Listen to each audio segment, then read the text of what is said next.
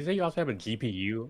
I have no idea, brother. I don't know Because anything we. about this shit. I Uh, literally just went to Best Buy. So when I got my mhm. hell, we should be streaming, by the way. Yippity doo dah. Oh, And let me refresh. it'll take a couple seconds probably for you to see it. Mm-hmm. When I got my checky wecky from Trumpy Wumpy during COVID, you remember the COVID check? Okay. I Yeah. I spent that shit. I spent like half of it on this laptop. I was like, you know what? Let me go. And it's a decent laptop, but I mean, like, it can handle like Adobe Premiere Pro decently well for a laptop. That's about all. Mm-hmm.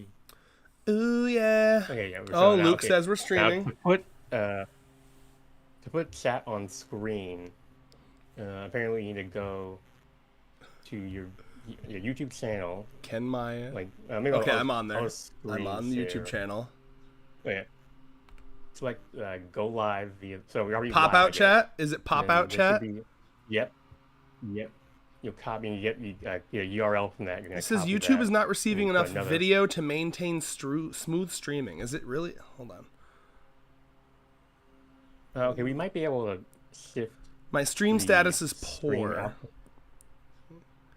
Yeah. Okay. We might be able to shift the stream like encoding to the GPU, so the CPU is free to like do whatever it needs to do. I mean, it's hopefully it just means they're a little behind. Let me know if. Oh Yeah. yeah, we're trying really hard. My laptop is attempting, Luke. Let me know if it's laggy or we're cutting out at all. But if everything sounds fine to you, I'm just gonna fucking ignore YouTube and cook. Um, are we still live? I'm scared. Oh yeah, I'm looking at it right now. Okay, I'm actually seeing the little warning. we could go low latency. Well, low latency is gonna cause it to be work even harder. Oh really? I thought that would. Okay. Yeah.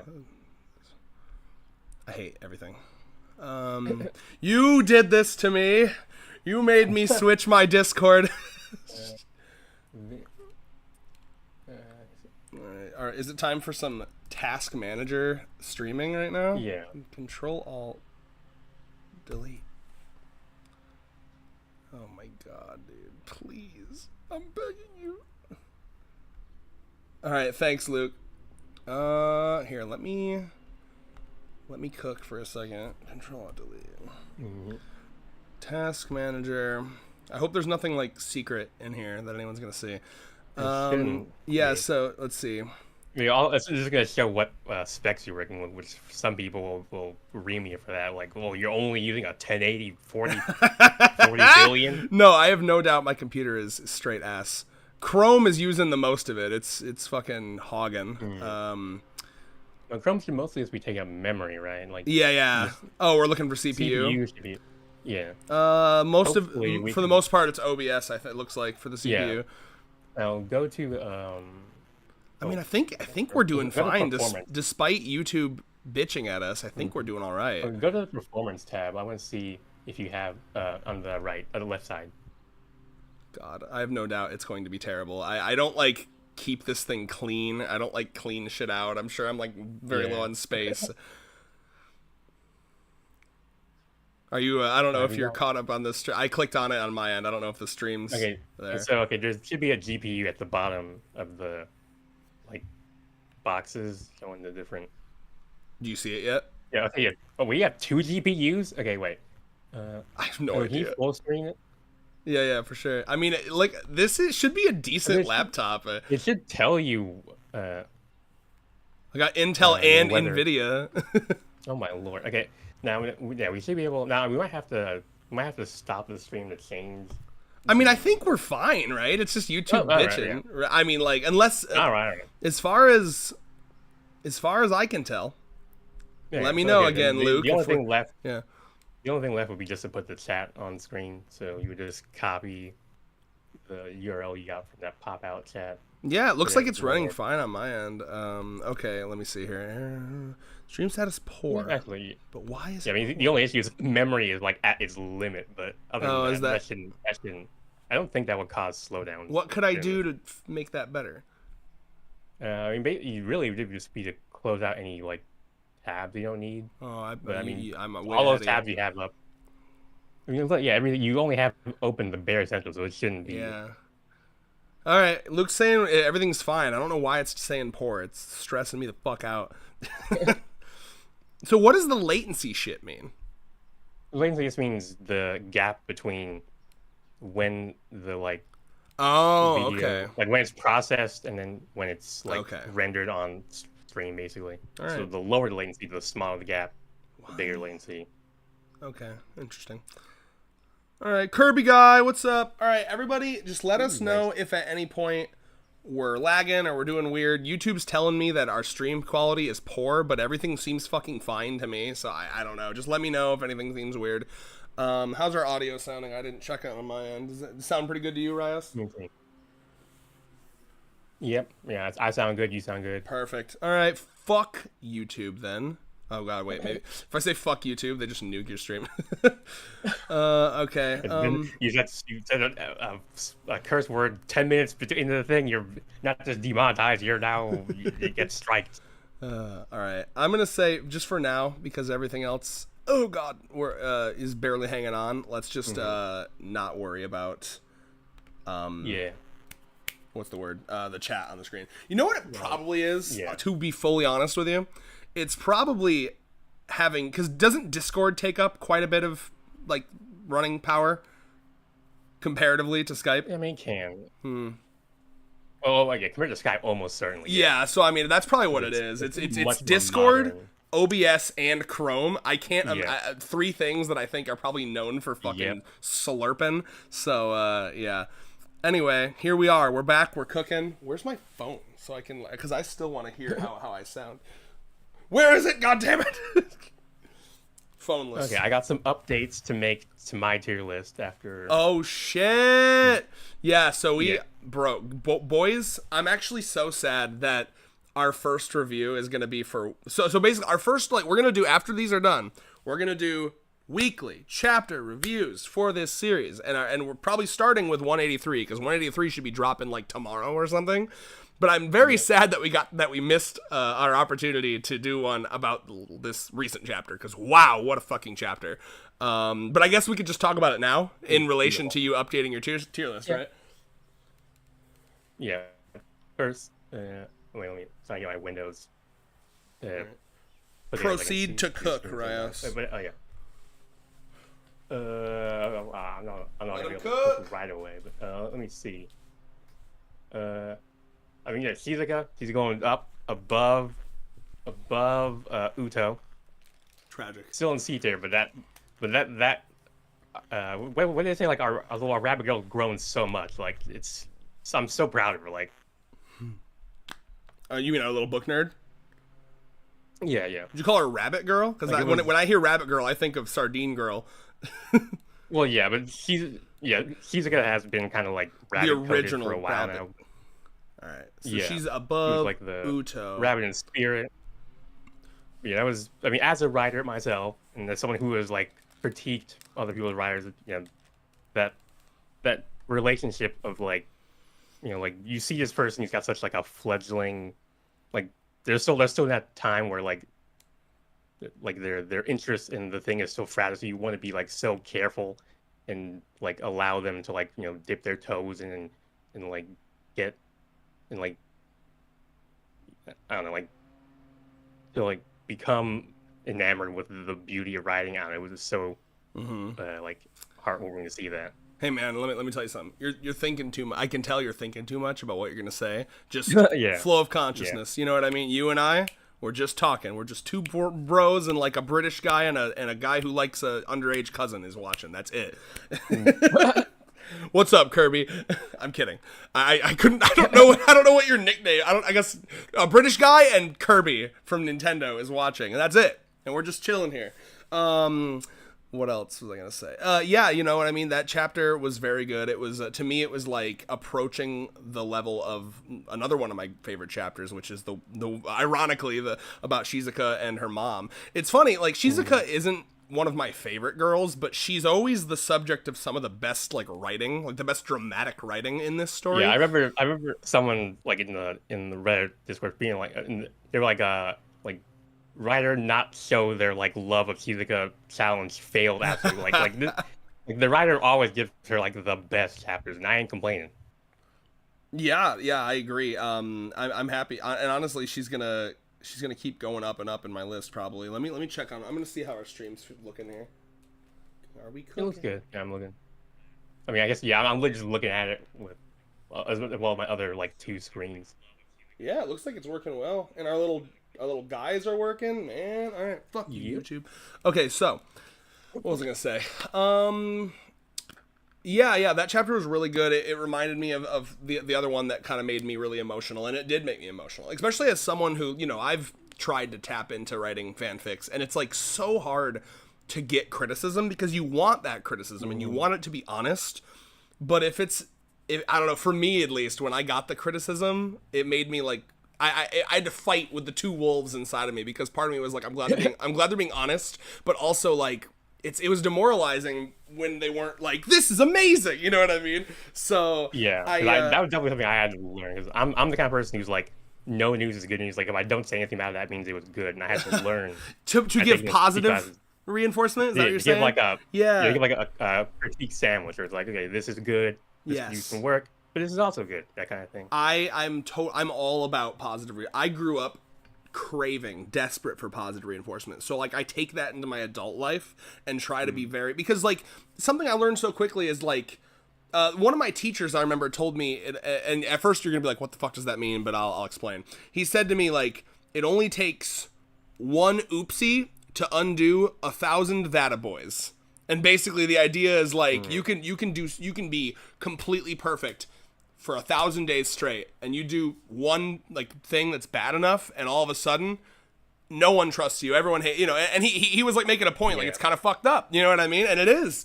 And like, so like I really am all about that positive reinforcement, and I really really really like how the author, because not only did Shizuka move up I think for both of our tier lists out of that chapter, but also the author girl.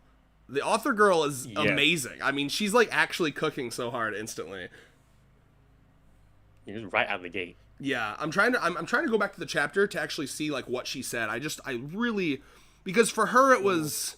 Yeah, well, yeah. Last year Luke brought up that the male review, the writer, he said that Shizuka's work saved her. Yes, that's incredible. Yeah, and it's even incredible because that's literally what Shizuka said to that author of her favorite book back in like 100 chapters ago. Well, I think that's like, if you're an author, I can't imagine a stronger piece of compliment to your work. Can you imagine? Like, I just it's hard. Like if someone told me, we've had people tell us how much they enjoy like listening to our videos and stuff, but I can't even imagine if someone came up and was like, man, I was going through a hard time, and I was really in a bad place, but like watching your videos, they cheered up my day. I mean, just hearing that, you don't even have to go to the like saved me, but like just that is like, wow. I'm gonna get up and close my window because there's a fucker mowing the lawn. You keep talking. Okay, what was I mean, yeah, I guess. Sorry, I'm starting to think again. Okay, just back to what I was saying about just being that. I don't know. You have such a responsibility when you're like appraising a fledgling artist who created work, and it's both kind of terrifying, but also very I don't know, I guess edifying to be able to be there and to kind of help that little chick out of the egg and I guess give it its first mother's milk or whatever. Yo. What did I come back to? Yeah, I bet. That's what Hahari wants them to do. Like, oh my god, yes. Shut up and kiss each other! Did Discord block that out? And I heard it. Okay, yeah, I'm so looking forward to seeing more of where Shizuka's writing journey goes. This is the great thing about having some of that story. We have so many character arcs in this story. It's so crazy, and not even this is what I'm gonna bring up during Himika's tier ranking, but not even just the main characters are getting arc. Even the side characters that show up for like one chapter and then come back like 100 chapters later, they get arcs too. And when we get to that, I'll gush over that because I was surprised by how much I like was so proud of that like Quali Tina chick when she came back. Can someone if someone wants to make a meme, get me that Oprah gif where she's like, you get a car, but make it you get a character arc and you get a character arc. And if you want to go extra hard, make like the faces of the audience all the different girls. Oh my lord. Okay. So yeah, I got a few more edits for the like tier list, and then we can start. So Momiji, I think I'm moving her up to B between Akari and Yamame. I just thought about, I guess, more over the weekend. I'm like, I like her. I'm trying to find her. Yeah, maybe not. Oh, there she is. Where do you want her? I'm gonna put it like between in the B rank between Hakari and Yamame. So between Hakari and and the tall girl. Oh yeah. Gotcha. So you like gropey massage girl, huh? Well, what was the thought process when you were like, you know what, I like her more than C tier? Actually, I forgot because I did it a couple days ago. But I think, she's just such a solid character. I mean, I don't know. I'm telling you, bro. She's so versatile. Nice lips you got there. She was cooking. Yeah. I've never. She's like a real good example of that. Like practicing like one swing 1,000 times, and she can just like deal with any eventuality because of that. Well, even beyond even beyond like her like character arc of like character quirk of like the massage stuff. Whenever you just see her like hanging out with them, you just kind of get the vibe for the type of person she would be like to hang out with. You know what I mean? And like those are the type of girls that I love, like the bros type of girls, and I get that vibe hardcore from her, that she would be down for anything. And full honesty, like, everyone is like open to be like uncomfortable with any type of joke, but I do really like girls who are like super cool with like stereotypical dude jokes. You know what I mean? Like I'm a big fan of girls who can kind of throw the punches with the guys, right? Like if we're like, I don't know, like or we're watching an anime where there's a bunch of fan service. Like I have a couple friends who are girls that I'm like, okay, I can't watch this anime with them. I can't watch it because they'll be really uncomfortable, and totally fair. But I love it when girls are like, instead of being uncomfortable, they're like, fuck yeah, that is a hot character, high five, and that's kind of the vibe I get from her. Definitely the vibe. I mean, she's definitely bisexual and she loves women's bodies and men's bodies, so like it's she's just a dude bro, she talks like a dude bro. And if you're sitting there watching, like, I don't know, Fire Force with her, and you get to the scene that everyone hates where, like, the girl's clothes is coming off, and you're like, uh-oh, I've only been on 3 dates with her. Is she going to be weirded out by this? And you look at her, and you look over to her, and she's over there like, I'd love to squeeze those titties. And you're like, me too! Hands all up. What's up? She got her hands all up in that groping pose. And that's peak. We love her for that. All right. Now, the beautiful girl, he's dropping down. Thank God. D tier, but still above Yaku, but still in D tier. I agree. Excellent. And the last one, probably not gonna like, but I do think Iku and Kyo, they're going to switch places. Wow, dude. It's not that anything's wrong with Iku. It's just that Kyo is like, I don't know. Hey man, I appreciate that you're being honest. You're not scared. You're not. It's not like this. We have an abusive relationship where you're worried I'm gonna fly over there and beat your ass. You think like a 4-hour drive to my location is like, I heard you were talking shit about my girl. Wait, hold on. Are you comfortable just telling me just the city you live in? Because I want to know like what the drive actually would be. I mean, we're pretty close to like St. Paul, Bloomington area, like. St. Paul, and what state is it again? Minnesota? Minnesota. Okay, yeah. I just want to see how long this drive actually would be. I was surprised mine was about like 4 hours away, because like where I moved from like Missouri to Minnesota, that was like a 6-hour drive. I did not, in my mind, I was thinking like Michigan and Minnesota were like way closer than they actually are. As a drive oh god, wait a minute. I don't think it's taking into account the fact that I need to drive around the fucking lake. Because you know how we have a big-ass lake over here in Michigan? Yeah. The line it's showing me is going right through the lake. Wait, is there like a new bridge? that I didn't know about? What I'm thinking is they want me to get on a. You can, if you're rich, not rich. If you're upper middle class, you can afford a ferry where you put your car, like you drive your car onto it, and then you take a nice little cruise across the lake, and then you get off in Wisconsin. So, I would not be able to do that. And that's 8 hours just going through the fucking lake. Let me actually see. Oh my lord. Yeah, that's quite a drive. I can get there in an hour and 40 minutes as a flight. You know what we should do? Unironically, find a middle point and meet. We could 4 hours each. Ooh, yeah. We should go to like a show in like Chicago or something. I bet that'd be kind of like a middle point for us. Yeah. No, it'd be longer for you. Anyway, I'm rambling. Anyway, what's happening? That should be it for the adjustments. Right. That should be it for the adjustments. We can like move on to continuing talking about the Brazilian girl. Yeah. As Trump so rudely interrupted by almost dying. Yeah, really. Bullshit. Anyway. The man's always so rude. He's always got to be the center of attention. Why can't we think of the women? Just because you were almost domed in the head by an assassin. Like, come on now, this is America. They're like 3 different shootings since. Like, you're not special. Yeah, that's kind of wild. Oh my lord. That was insane, dude. I can't believe y'all were here for that. That's really? Okay, Brassilian, as our newly christened B tier girl would say. Do you want me to cook for a bit, or you want to cook? I think I do have something. Okay, Rustles his 20 pages of notes. Oh my god! Stop it! Don't reveal to the chat. Now, okay. So as Kirby, I was saying in the last chat, like he's picking up the reverse flannerization that goes on in this story a lot about the character will start out with a really exaggerated quirk and then like get slowly refined to normal.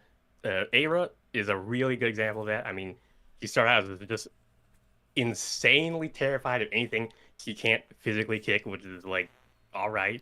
I mean, I love the gag she's always doing where she's rolling every like four stage pose, but rolling away every single time.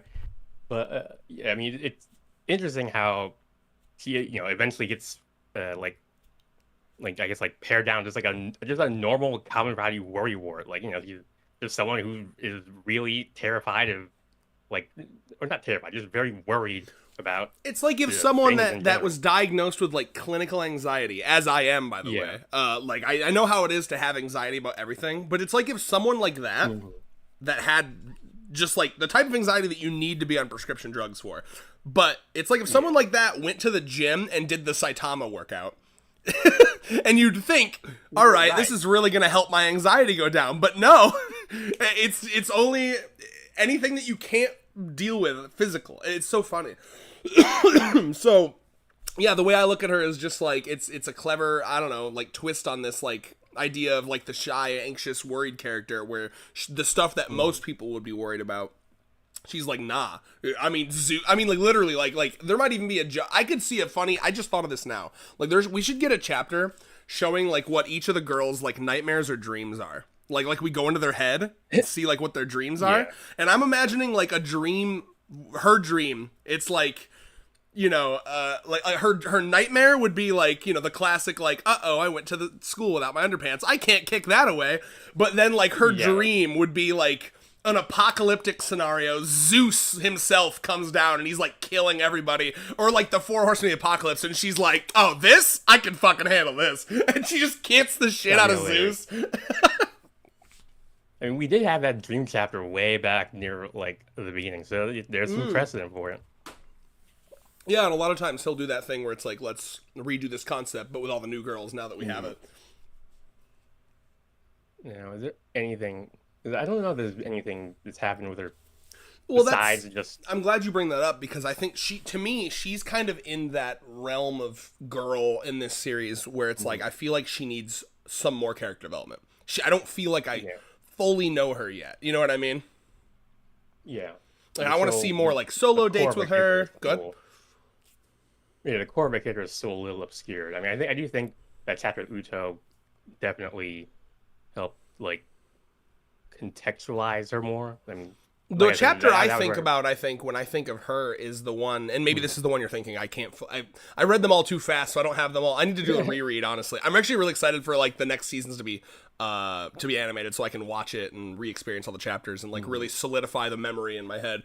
But the chapter I think about when I think of her is when they're trying to meet Rentaro somewhere and all those roads are closed. that's what I was talking about. Yeah. And you know, she's like, she just has this realization that she's getting like carted around by like a bunch of like middle schoolers. And she's that would be embarrassing. definitely, yeah. But then what did she do? She did something with her like physicality to like help them. What was it again? Do you remember? A dog of all things had gone a runaway like a tractor or whatever. And yeah, like you said, she kicked it and tipped it over, so the dog got tossed out and caught it.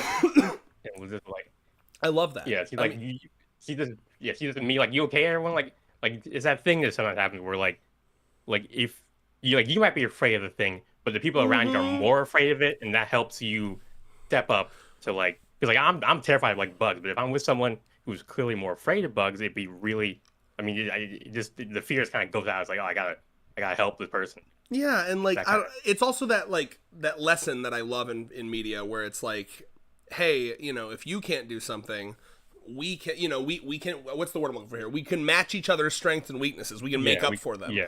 You know what I mean? Like that's a line in One Piece when Usopp is having a bunch of like self-doubt because he's kind of like weak physically. It's like, listen, man, like you know, me and Zoro, we can punch fucking mountains apart. But you can like strategize and plan and do stealth and make gadgets, you know, like we compensate for each other's deficiencies. And like, so I love that, like, yeah, you know, they're handling all the social interactions that she's scared of. They're handling like, I don't know, the runaway puppies that she's terrified of. And she's like, man, I'm useless. But if a car almost hits them, she's like their bodyguard. She's like they got like a fucking club bouncer, you know, just to like take care of any. I remember. Yeah, I remember during that like I think wedding chapter when they were like fantasizing with their future together. She was the one being like you Rentaro, you can take care of the magic attacks, and I'll take care of the physical attacks. I think that's where Dr. Strain Taro makes his appearance, which is wild. Yeah. And like you can imagine, it's just it's unironically like such a good role to have because like again, they're going to have so many girls at one point that they're gonna basically set up their own little society, I imagine, and they're gonna need some security. You know, anytime you have a little mini country or state, you're gonna need security. She could be the head of their army. He'll kick bullets away, and she could. I fully believe that she could do that. Mm-hmm. And it's good because, listen, man, I think if this hasn't happened already, it should. If she ever has another chapter where she's like worried about herself and like, oh, I'm so useless in this group, I need Rentaro to like tell her and be like, listen, you have no idea how worried I am every day that something will happen to one of you that I love so much. Like you guys are my lifeblood and everything. And if I constantly worry that something's gonna happen, but with you around, I worry so much less. Like, I think that'd be such a good line for her, like something for her to hear. I think that would be awesome for her. Yeah, that would be so, like, it's heartwarming, honestly. Because, I mean, we see how much Rentaro worries about the girls. Yeah, so exactly. To have something to take some of that load off. I mean, that's what relationships are all about, man. Mm-hmm. Facts. So, yeah, she's great. For me personally, she's good. Mm-hmm. I think she needs more. She's got the potential. She's got like A tier in her. The A tier is within her, but as of now, she's like lower B, upper C. I just think she needs more. That's me. I'd probably put her like between Momiji and between Rope Girl and Tall Girl. All right, yeah, that's a good place for her, I think. And it's nice. Also, something we didn't mention. It is nice to diversify the skin tone of his group finally. Yeah. Finally, the first non-totally, I guess Japanese person, but we have to like ease into it. So he's half Japanese, not full Brazilian. Yeah, he's got to start diversifying. He's got to start. He needs to start like reaching for girls in other countries. You know what I mean? Like, I wonder. I'm trying to think. Like, if they're ever gonna. I'm surprised this hasn't happened yet. They need to have like a trip abroad and meet someone. And then you know, I imagine the girl would just love him so much that she would just drop everything and move to Japan. I mean, next chapters will be vacation chapters. Oh so shit, that'd be interesting. So I'm not holding my breath. No, that's true, but like I do agree. I do think though that like we're at 30 right now. I do think that we should probably diversify. I guess they could just keep doing the like I'm half Japanese, half blank. Yeah. Yeah. I'm just saying we need to. It would be a little bit of a sussy wussy look if we get to the end of this series and like there's 100 girls and like 2 of them are not white. white. Obviously they're Asian, but you know what I mean. Yeah. Yeah. That'd be a little like this. You were so diverse, 100 girlfriends. Why did you betray me like this? Yeah. No, I believe in the this DEI girlfriend. Damn.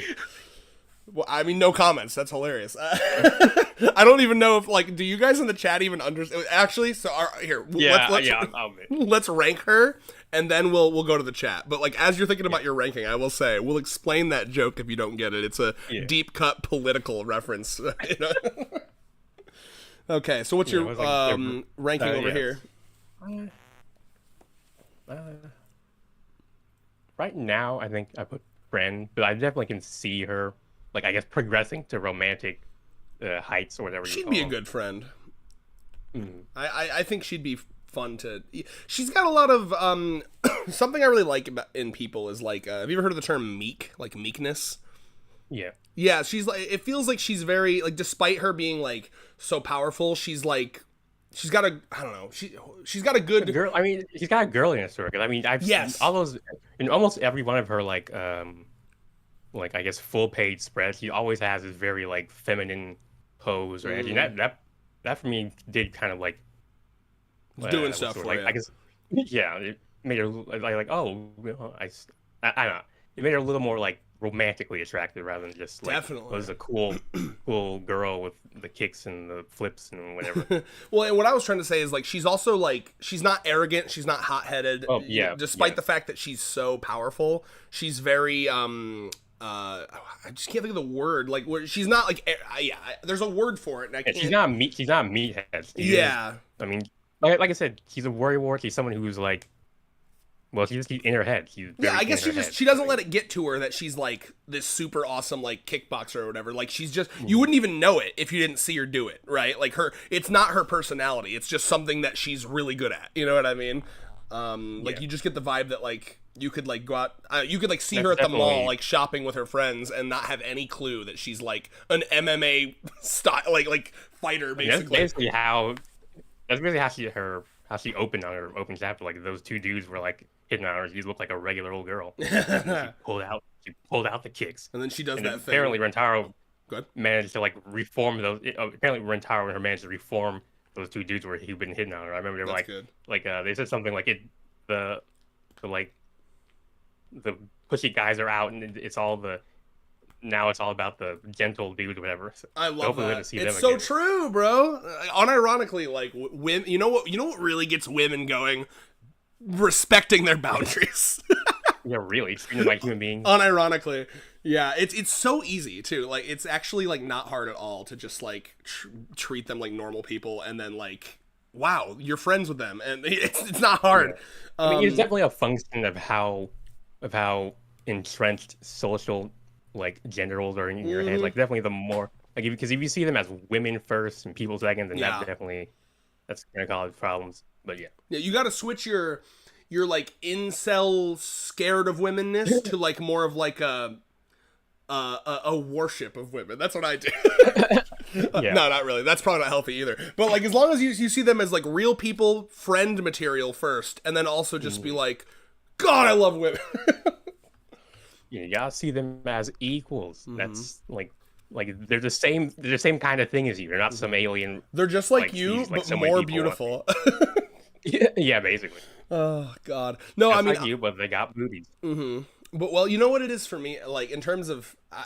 I'm trying to think how to put it. Like, obviously, most of my friends are guys because that's how you grow up. But the more I've, like, become friends with women, the more I'm like, man, I really do like hanging out with women, though. They're just, I don't know, they're so much more socially aware. You know what I'm saying? Like, I guess, if, like, your average guy, if you're trying to just, like, meet guys, a lot of guys are awful. Not all of them, by any means, but a lot of them are. Whereas, like, I think, like, your average girl is more likely to be, like, really emotionally understanding and, like, down to talk and about things that some guys wouldn't be. I really respect women for that, you know, and that has to do with how they're raised in society, obviously, but yeah. I've heard that's partially the American thing, because No doubt. When I've heard of women who date, like, well, I guess European men, they're often like, holy moly, you're so emotionally, like, aware and sensitive or whatever. And it's like the European guys feel like they're just shooting fish in bear. Like, well, I'm just acting like a decent person, and you're like falling over yourself to date me. Like, what is this? Like, how bad are the guys in America? But literally, I mean, it's just there's just this. I've told you about that YouTuber I like. He did like an hour and a half video on the concept of toxic masculinity, and that it really opened my eyes to like how we're raised here to just, you know, the classic like, oh, you got it, you're hurt, rub some dirt on it, and you know, don't cry. That's not, be a man, you know, that kind of stuff like stunts like boys' growths, you know what I mean, like emotional growth. And I mean, like, fuck, dude, if you don't know how to like properly vent emotions, it becomes abuse and like, you know, physical stuff. You have to come out somehow. Exactly, and like that's kind of why I'm, just to get a little personal, I'm super, super glad that I was a mama's boy. You know what I mean? Like, my dad was because my dad was that type of, like, emotionally abusive kind of guy, you know? Like, he was he wanted me to be into cars, and he wanted me to be into sports, and he was super disappointed when I wasn't. And I remember just, I don't know, my mom very much just took ownership of me, because my dad was the type that, like, if I got in trouble at school, he'd want to spank me, and she just, like, wouldn't allow him to. So, yeah, anyway, so I was basically raised by, like, a woman only, because after a certain point, my dad just, like, stopped being involved. He was just like, fuck it, that's your kid, I guess. It was yikesy, for sure. But, yeah, no, I'm a straight 100% mama's boy, and I'm very happy about that, because I think that helped me be emotionally aware enough to land an amazing girlfriend. Thanks, Mom. Yeah, it's interesting for me, because, like, I didn't really, my dad wasn't really, like, that, wasn't super, you know, like you gotta be a man. I mean, he was. I don't remember any. Like, he was usually pretty willing to allow me and my brother to, like, kind of do what we needed to do. I mean, he definitely had some, like, strictness. I mean, he was, like, born and raised in, like, the '60s, so he definitely had that, like, I'm the parents, so what I say goes. But he was generally pretty even-handed. Though, despite that, I still managed to, like, internalize a decent amount of, like masculine gender roles. Yeah, like, I remember as a kid realizing, because I mean, I've always been the type of person, like, if I get really emotional, like, my eyes just start, like, tearing up, like, immediately. And I remember I remember as a kid noticing that, like, that really, like, ruins your, like, credibility when you're supposed to be pissed at this person, then you start crying. I remember, like, eventually, like, I started to, like, I mean, I somehow I figured out how to sort of, like, suppress that, but like, obviously the result of that is that you don't really, like, feel much. Like, you cap your emotional level, like, across the board. And it's really only been, like, the past couple of years I realized that, like, you know, when your guys start wanting it, that's not, like, weakness. That's more just, like, that just shows how passionate you are about the thing that is causing the tears. Like, yeah, I'd rather have overwhelming emotion than no emotion at all. Nothing's worse than numbness, and I've felt numbness before, and it's a terrible, terrible feeling. Yeah, it's actually crazy how similar you and I are in that regard, because same thing. I was the crier. I don't know if I told you, my first grade teacher nicknamed me Worrywart, because I would constantly, I would literally be like, so I got diagnosed when I was like 9 years old with OCD and generalized anxiety disorder. And, you know, so they had me, and then they were swapping me around medications when I was super young, Zoloft, citalopram, which is off-brand of Celexa, you know, and yeah, same thing, man. I would cry all the time, I'd get bullied all the time, and but then again, part of me now looks back, and I'm glad that I was getting bullied and not on the side of the bullies. You know what I mean? Because I think if you go through school and you're too socially accepted and you're the cool ones, maybe you do kind of go down the path of being like an asshole sometimes, you know? Sometimes. I mean, obviously it's a coin flip. Some people react to being bullied and go in the opposite direction and be terrible. Yeah, they just decided, instead of wanting to get rid of, like, bullying, they just say, I want to be the one being the bully. But some people get bullied and decide they're going to go and shoot a presidential candidate, you know? Yeah. But this whole scheme is going to be pepper for that sort of thing. We don't monetize anything. Yeah. But maybe one day. Boys, would we launch a Patreon? You'll be the first to know. Okay. Yeah. So what was I gonna say though? Point being, I got really lucky because I had a lot of good friends. I think genuinely because I think if we look back, you and I both, and once we're done with this spiel, we will check the chat. Thanks for being patient, guys. You and I both, I think. Not just you and I both. Sorry, my brain's a little soup right now. I think a lot of guys, like young guys, have like a crossroad in their life where it's like you can kind of look back and be like, oh, right there is the moment that like, luckily I got steered in the right direction. Otherwise, I could have become like a gross conservative incel type. Yeah. I don't know if you can think of a moment like that for yourself, but Not a moment, but I did have a phase. a but general phase. Yeah. You want me to say mine first? Yeah. You really. Yeah. So, and sorry if you hear me. I don't know if Discord's cutting it out, but I keep clearing my throat, and it's because the pollen is super bad here today, and my allergies have been nuts. So, I apologize for that. So, for me, like, I just remember kind of almost making peace with the idea that, like, I'm never gonna have a girlfriend. I'm never gonna have sex. You know, I was super overweight. I was not very popular, but what I was lucky to have was, you know, a really loving mom, but also I had a couple friends. Like the nerd table really took me in. You know what I mean?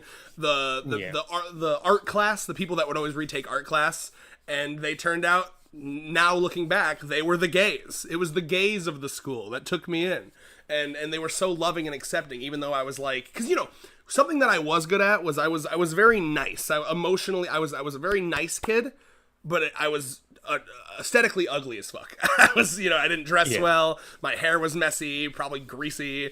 And this nerd table just took me in, let me sit with them at any point. It was just, and honestly, and they were the ones, and they were all girls, not all of them. Like 90% were girls, and the guys were there were definitely gay. I look back and I'm like, oh yeah, they were gay. They had the voice and the, but you know, and it's like, and just later in my life when I lost all that weight and I kind of was able to, I don't know, socialize normally, I kind of look back and I'm like, man, I'm really happy that I guess I just realized the people that were on my side and that were willing to be nice to me, even though, and it was mostly women in my childhood, you know, like not women that wanted to date me or anything, but I was like, oh, they were just being friendly, and that helped kind of steer me, I think. Yeah, I was really lucky, I guess very lucky, because like I do remember when I was like a first grader, the teacher like when like, did a parent comment with my mother talking about how like they're like, what's the word, like they could tell I was kind of like developmentally behind at that age. I was like 6 or 7. I was definitely not ready for first grade. I remember them like, you know, suggesting that I take some, you know, whatever the medications for like say autism or whatever it was. But my mom, for whatever reason, was very against it. But what she did do was they ended up sending me back a grade to kindergarten. That was definitely like the best decision that they could make. Once really again, you and I super similar. Same thing happened to me. 100%. It was actually between preschool and kindergarten. They sent me to like this transitionary in between grade. So I actually would have graduated in 2012, but I ended up graduating in 2013 because I got held back a year back then. Yeah, but yeah, it definitely like helped my like development, whatever you want to call it. I totally agree. I had the same experience. Go ahead. Yeah, I can only imagine where my life would have gone had I actually had to, because I was definitely not like ready. Yeah. Well, for me too, I felt like there was a couple years there where, because of that, like holding me back a little bit, where I felt like I was actually kind of ahead of my classmates. Like they were telling me that I had in first grade, they were telling me I had like a 5th or 6th grade reading level and stuff.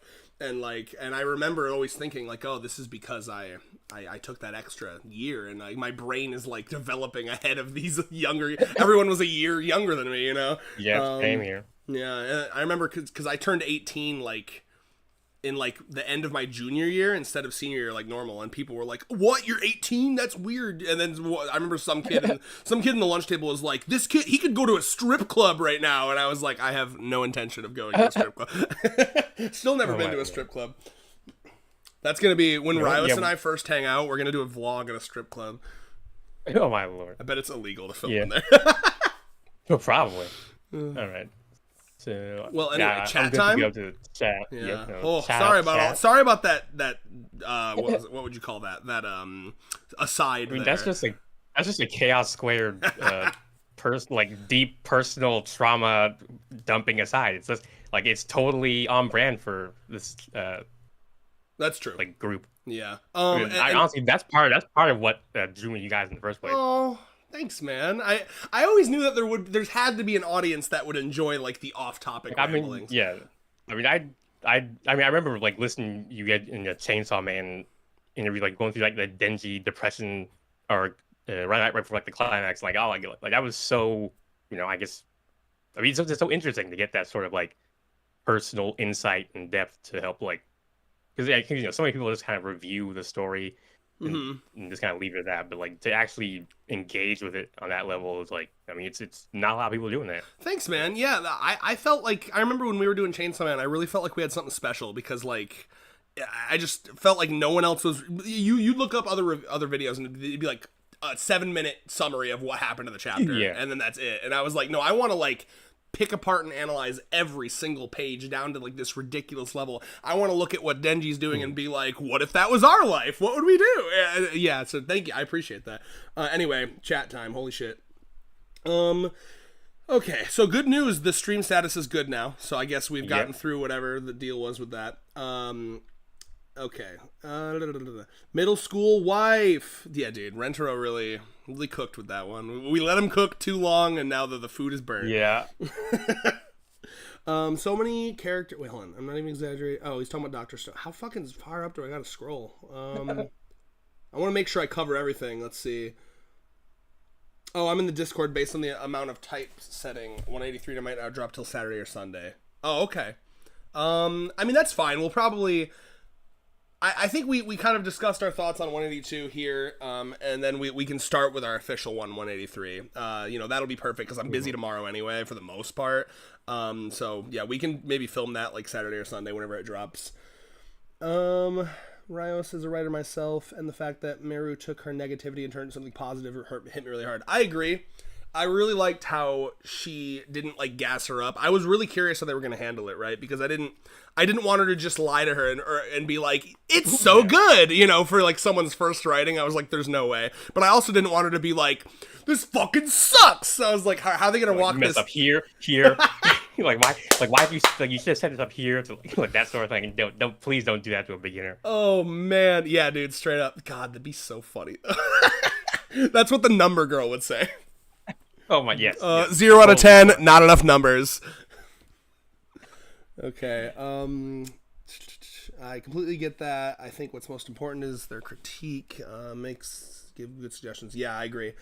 I loved when Meru said that despite her story, it's amateurish. Yeah, because like she said something like, it's really interesting how he tied that in because he's like, the author rather, not the girl, but it's like, now that I've like experienced love, like all my fairy tales feel dull and bleak, but like, you've reminded me that like it's not about comparing. I did like that, right? Because too many people do want to compare, like, well, this story's a 10 out of 10 and this one's an 8 out of 10 and now I can never enjoy a story like this because this story's so good. It's like, no, dude, every story's got its own good merit. Taste on.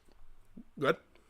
Yeah, you're like, I have good taste, so that means I can't enjoy anything that is like I can't have my own personal taste. I gotta, that kind of thing. Dude, I had an arc like that. I remember where I was like, well, I've found Hunter x Hunter and it's the best anime of all time, so I guess I can't watch anime anymore. It's like, it's ridiculous. It's like, just because you have a filet mignon steak one day doesn't mean you're never gonna go to McDonald's ever again. You know what I mean? They're all enjoyable in their own way. I love reading a good shitty fanfic from time to time. It's fucking fun. Hello, my friends of the other side. What's up, Ann Arbor? How you doing, man?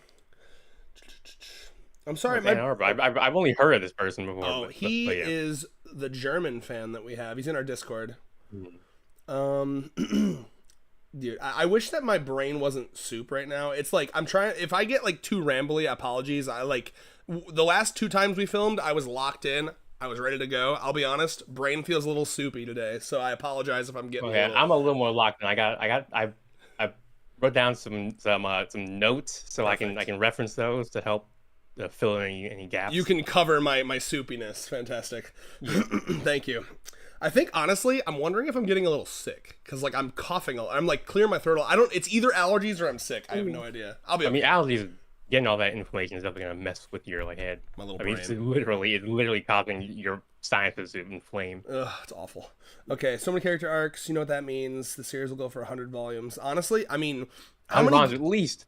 How many girls do we get per volume? Is it? It's usually like 2, right? Like it's like about 2, yeah. So I mean, it minimum 50 volumes, probably longer. I mean, I think we're looking at like a Naruto Bleach length series, right? Like Naruto went like That'd what? Be so cool. Oh yeah, I'm almost positive, unless it gets canceled or something. I can't even, which it won't. Like Bleach has 74 volumes. How many volumes did Naruto have? Does anyone remember? Let's see, like 72. Yes, I feel like it's gonna be like in that realm. I do. And that's awesome. I mean, and by the way, someone needs to do the math. Like, what year would that be when it ends? I mean, God, how many volumes come out a year? I mean, they started in 2020 or 2019, right? So, well, it's usually about 40 chapters. If you're doing weekly, it's like 40 chapters a year. And we're, oh God, I'm not in the headspace to do math right now. Someone in chat tell me what year it would end if it ends at like volume 60 or 70. Yup, that's another thing I love. It feels like it never gets boring because there's so many characters. And yes, I agree. It reminds me, to me, there's something so fun about like going into a show with a lot of characters and like picking your favorite characters. It feels like, you know what I mean? Like, you know, that like unbridled childlike joy when like your teacher in first grade's like, what's your favorite color? Like, you know, it's like, I get to distinguish myself as an individual right now. It feels super fun to like, that's why I love tier lists. That's why I love having opinions about, there's so many different characters and you get to like have your favorites and your not favorites. And I'm obsessed with like a show that gives me this much choice to like who to love, who to not love, who to love the most, you know, stuff like that. Did you have something to say? I mean, I don't know, it's kind of like choice in video games, but now they're putting choice in manga. But yeah, yeah, you know, it's like in One Piece, like there's so many characters. There's something so satisfying about like when your favorite character shows up again after like a long time. You know that feeling like when you're reading something and it's like, this is my it's like meeting an old friend again or something. Yeah, well, so like Allie, one of the things I like about Allie so much is that she is notorious for like if we're watching a show, she'll always like pick like a random background obscure character and she loves that character. She'll just like she's not even doing it intentional. She just does that. She's like, oh, I love that guy, and then meanwhile that guy dies in like 2 scenes, and I'm like, but yeah, you know, so like that's what's so fun about this series is there's so many and you can pick your favorite, and then like you get that joy when it's like, ooh, you know, like if Iku or the violence girl or Uto's my favorite, like when the next chapter is like it's an Uto focused one, I get to be like, yeah, that's my girl. And same with you if you get a Nano chapter, or I gotta look at your tier list again. Who else is your favorites? A Rin chapter? Well, we both be like, oh yeah, when violence girl comes out for her fucking focus chapter, like we're gonna be we're like, whoa, we're all sitting in the chair, couch. Oh, dude, fucking Chio focus chapter. They're just sitting there boring. Or I guess who we both. If only I knew the fucking name of the beautiful girl. Like the beautiful girl chapter is we're all bored. Me. Yeah, me. We're all just like whatever. And then fucking violence girl. Like, oh my lord. Okay, let's see here. Okay, now we're catching up to middle school wife. To be fair, that stream was 5 hours long anyway. Area's B tier and friend zone for me. Yeah, I agree with that. You know what she would be scared of? Ghost stories. Yeah, dude. I mean, because she can't kick a ghost or a story. I mean, yeah, isn't that how her dad injected that fear of anything she can't kick into her? Like he showed up as a ghost that one night in like the volume extra, and like he basically traumatized her. Because he did that because she was getting a little too full of herself, right? Yeah, she was getting too powerful. He had to nerf her. He nerfed her a little too much. Well, she was probably, unironically, she was probably about to like start like if her teacher gave her too much homework and then she was mad about it, she probably would have just like beat her ass. No, I mean, I have a feeling that she would have been like started like, oh, someone bullies her, KO. The teacher's like, you get a B on this report card, KO. The fuck, I'm trying to think come in, KO. Yeah. Like she'd be unstoppable. You had to nerf her. Yeah, that's what he. Yeah, it's not that she was in danger. Everyone else was the one who was in danger. Exactly. He's created a monster. They still haven't used that travel voucher from the sports festival. I forgot about that. Oh my god, yeah, That's gonna come back. So many little. The writer definitely remembers that because he pulled shit back from like chapter 10, specifically like 10. The thing recently where it was like, don't you remember? I told you this is how we greet each other in my house or whatever. And that was a thing that Hakari made up all the way back in like chapter 1, and apparently it was true. The whole time. Ew, dude, I hate it. Oh, it's so gross. I keep thinking of the mom and what she does with these little babies. Yeah, criminal in every sense of the word. The mom was actually a card-carrying member of Epstein's Island. Oh my, he's got the money. She sent the assassin actually that ended him. No, she sent in is it May the maid? Oh my, yes, totally. Yes. Is that her name, May? Yeah, May. Yeah. Like Harry sends her regards. Like, I mean, yeah, that May can get scary. Those faces she makes. Are May, like, yeah, I think May probably could have done that. Taken out the camera, fucking like bribed the two like guards that were supposed to be there to like go on lunch early. Oh man, hey, I'm just here to clean his cell. Yeah, there's some trash in his cell. It needs to be taken out. Okay, 70 more girls. I get why they don't do it yet. Probably needs to be spread out. What, the travel voucher? Or, I don't know what you're referring to. Yeah, probably the previous. Yeah. Gotcha. Diversity. Yeah, something like that. It's like, basically it's just Republicans' replacement word for the N-word. It's so crazy how they have continually come with new... like it was woke. First it was critical race theory. Mekinde was like political correctness. Like they really are just the euphemism treadmill is strong in these ones. It's their I mean they're just mad that like they have this perception that like if they walk into a Walmart and there's like a black person working there, it must be because the government gave them that job just to be diverse, and it's like ridiculous. I mean, genuinely, like I hear this from my father where like every time, you know how like.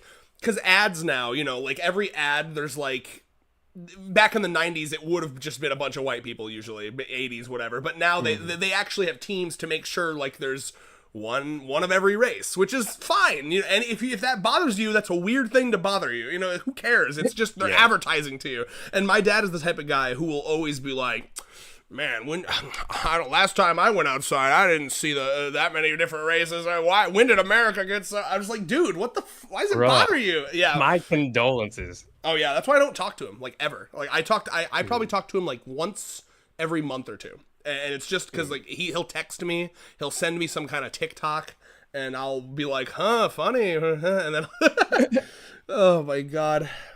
Basically, I just hang out with my mom and we talk. And the thing with my dad is like he's one of those guys where if you don't bring up politics, you can have a decent conversation with him. He's not just like a full asshole. Like you can have an enjoyable conversation with him, but then once politics comes up, it's like, oh, here we go. You know what I mean? Like, you know how it is.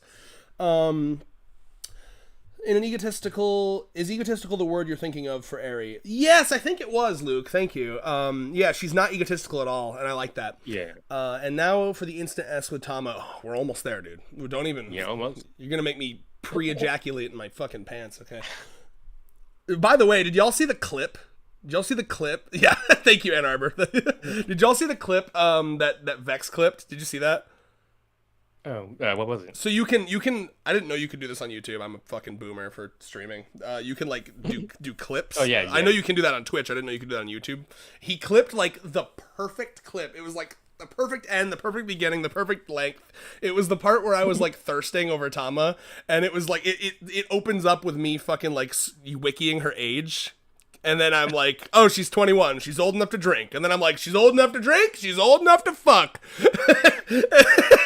And then the clip ends with me like zooming in and out of her. Like, I want it right now. I want it so bad. It was like the best clip I've ever seen.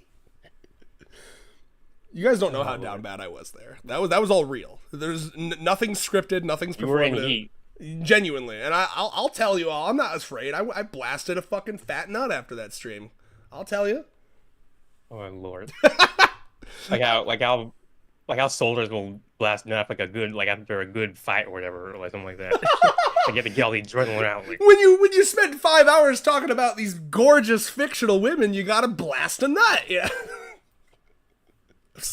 I don't make the rules, man. I just follow 'em. I was just looking for a place to blast out a nut. Okay. I'm gonna pass out. Okay, let me keep reading. I had no idea it was so strange to be empathetic and caring as a man. I've had older women tell me they were surprised because they didn't expect me to care about women's feelings towards my actions. Yeah, dude.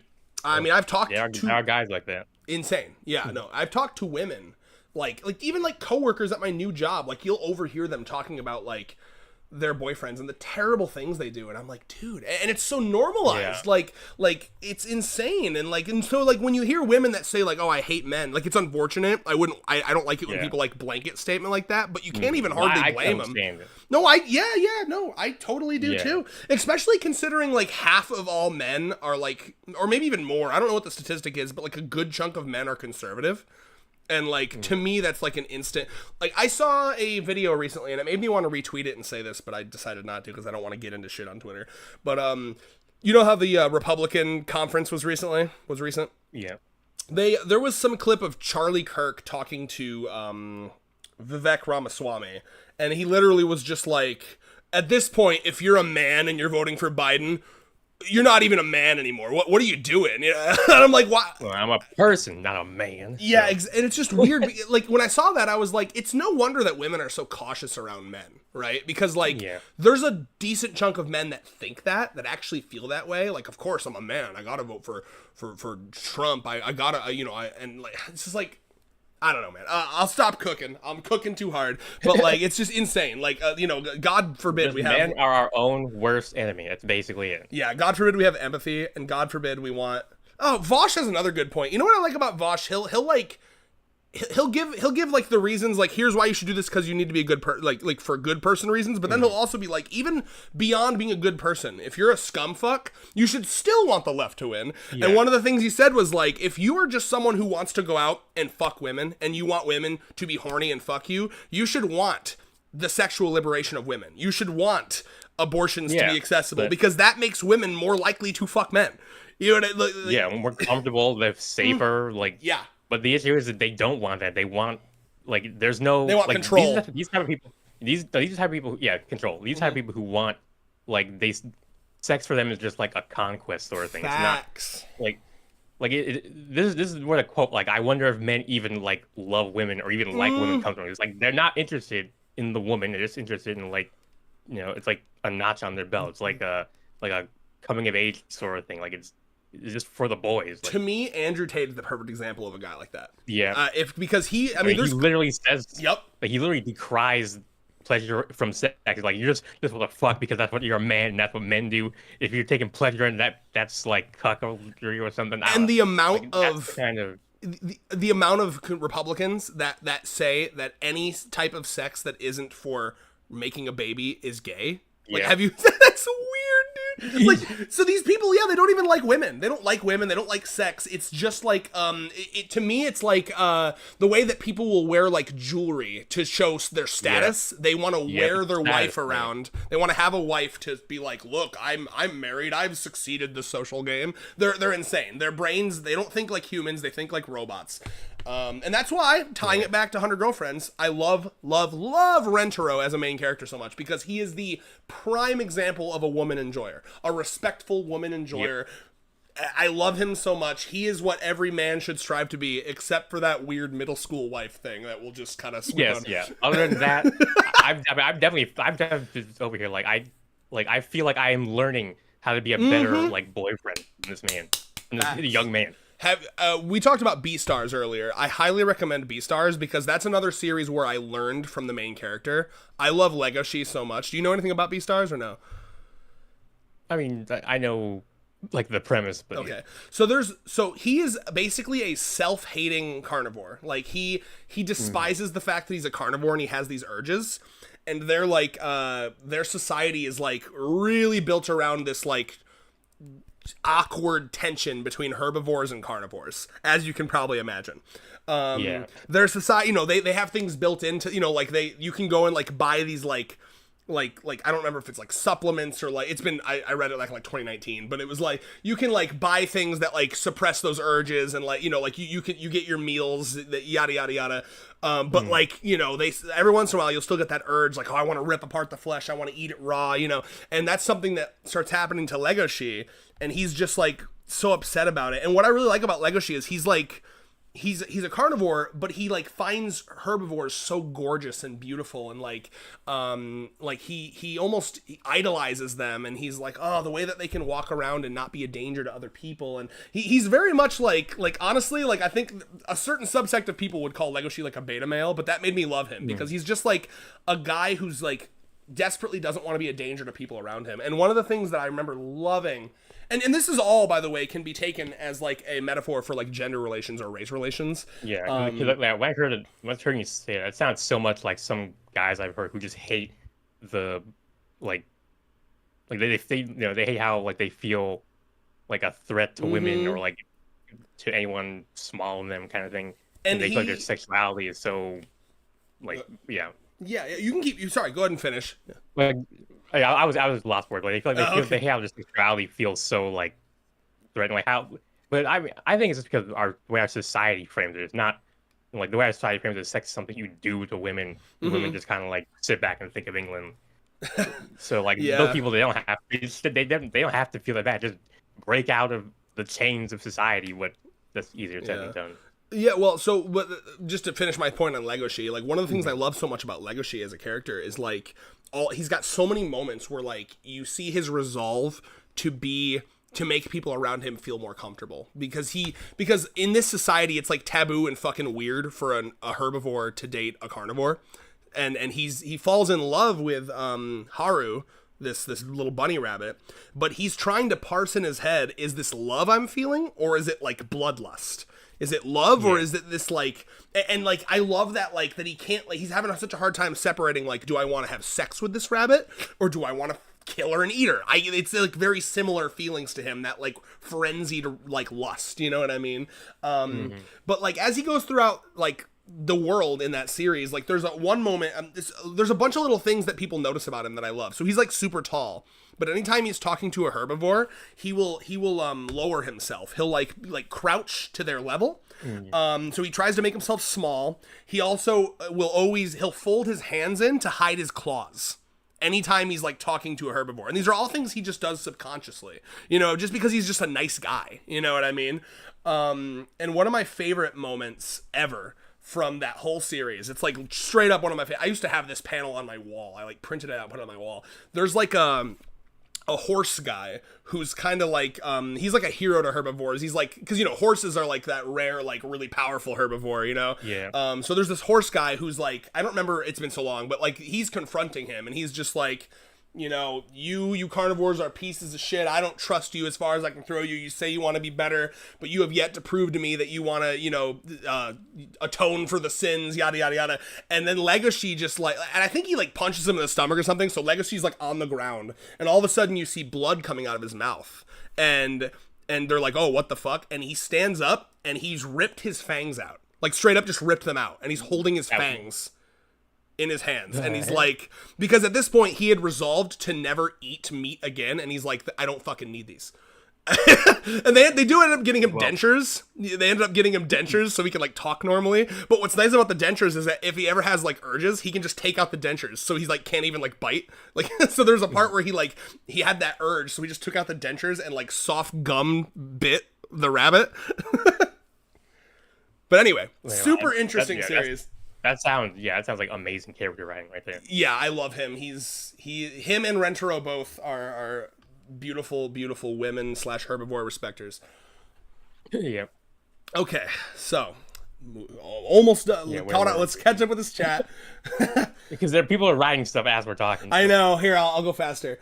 Told him it was just common decency. They said many people, especially older men, don't care. I can't fathom. Yeah, not only can I not fathom living like that, but like it's what's sad is that they don't realize the joy that strips from them as well. Like they're never gonna live as fulfilling or happy lives not being able to have relations with women. Like especially like to me, it's so sad, this idea that like you can only have like a wife or a girlfriend and then you can't have any friends as women. That's so sad. Yeah. Like my friend base at this point is like 50-50 men and women because I'm friends with all of my best friends. I'm friends with their wives / significant others. I also have my very first crush, Deanna, that she was my crush back in like middle school, and she. And it was funny. She actually ended up because I was always like, okay, I'll play the long game. I'll be friends with her for a while, and then maybe one day. And then finally, when I confessed to her, guess what? She's a lesbian. It's like, dude, I attracted the gays. That's all I had around me were the gays.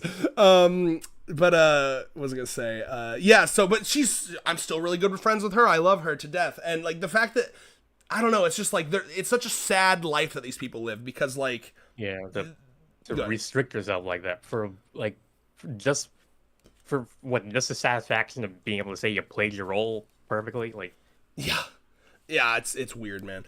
Rentaro truly is a role model. That's you. I think the general phase for me was when I had that positive change. I was accepting that I had autism.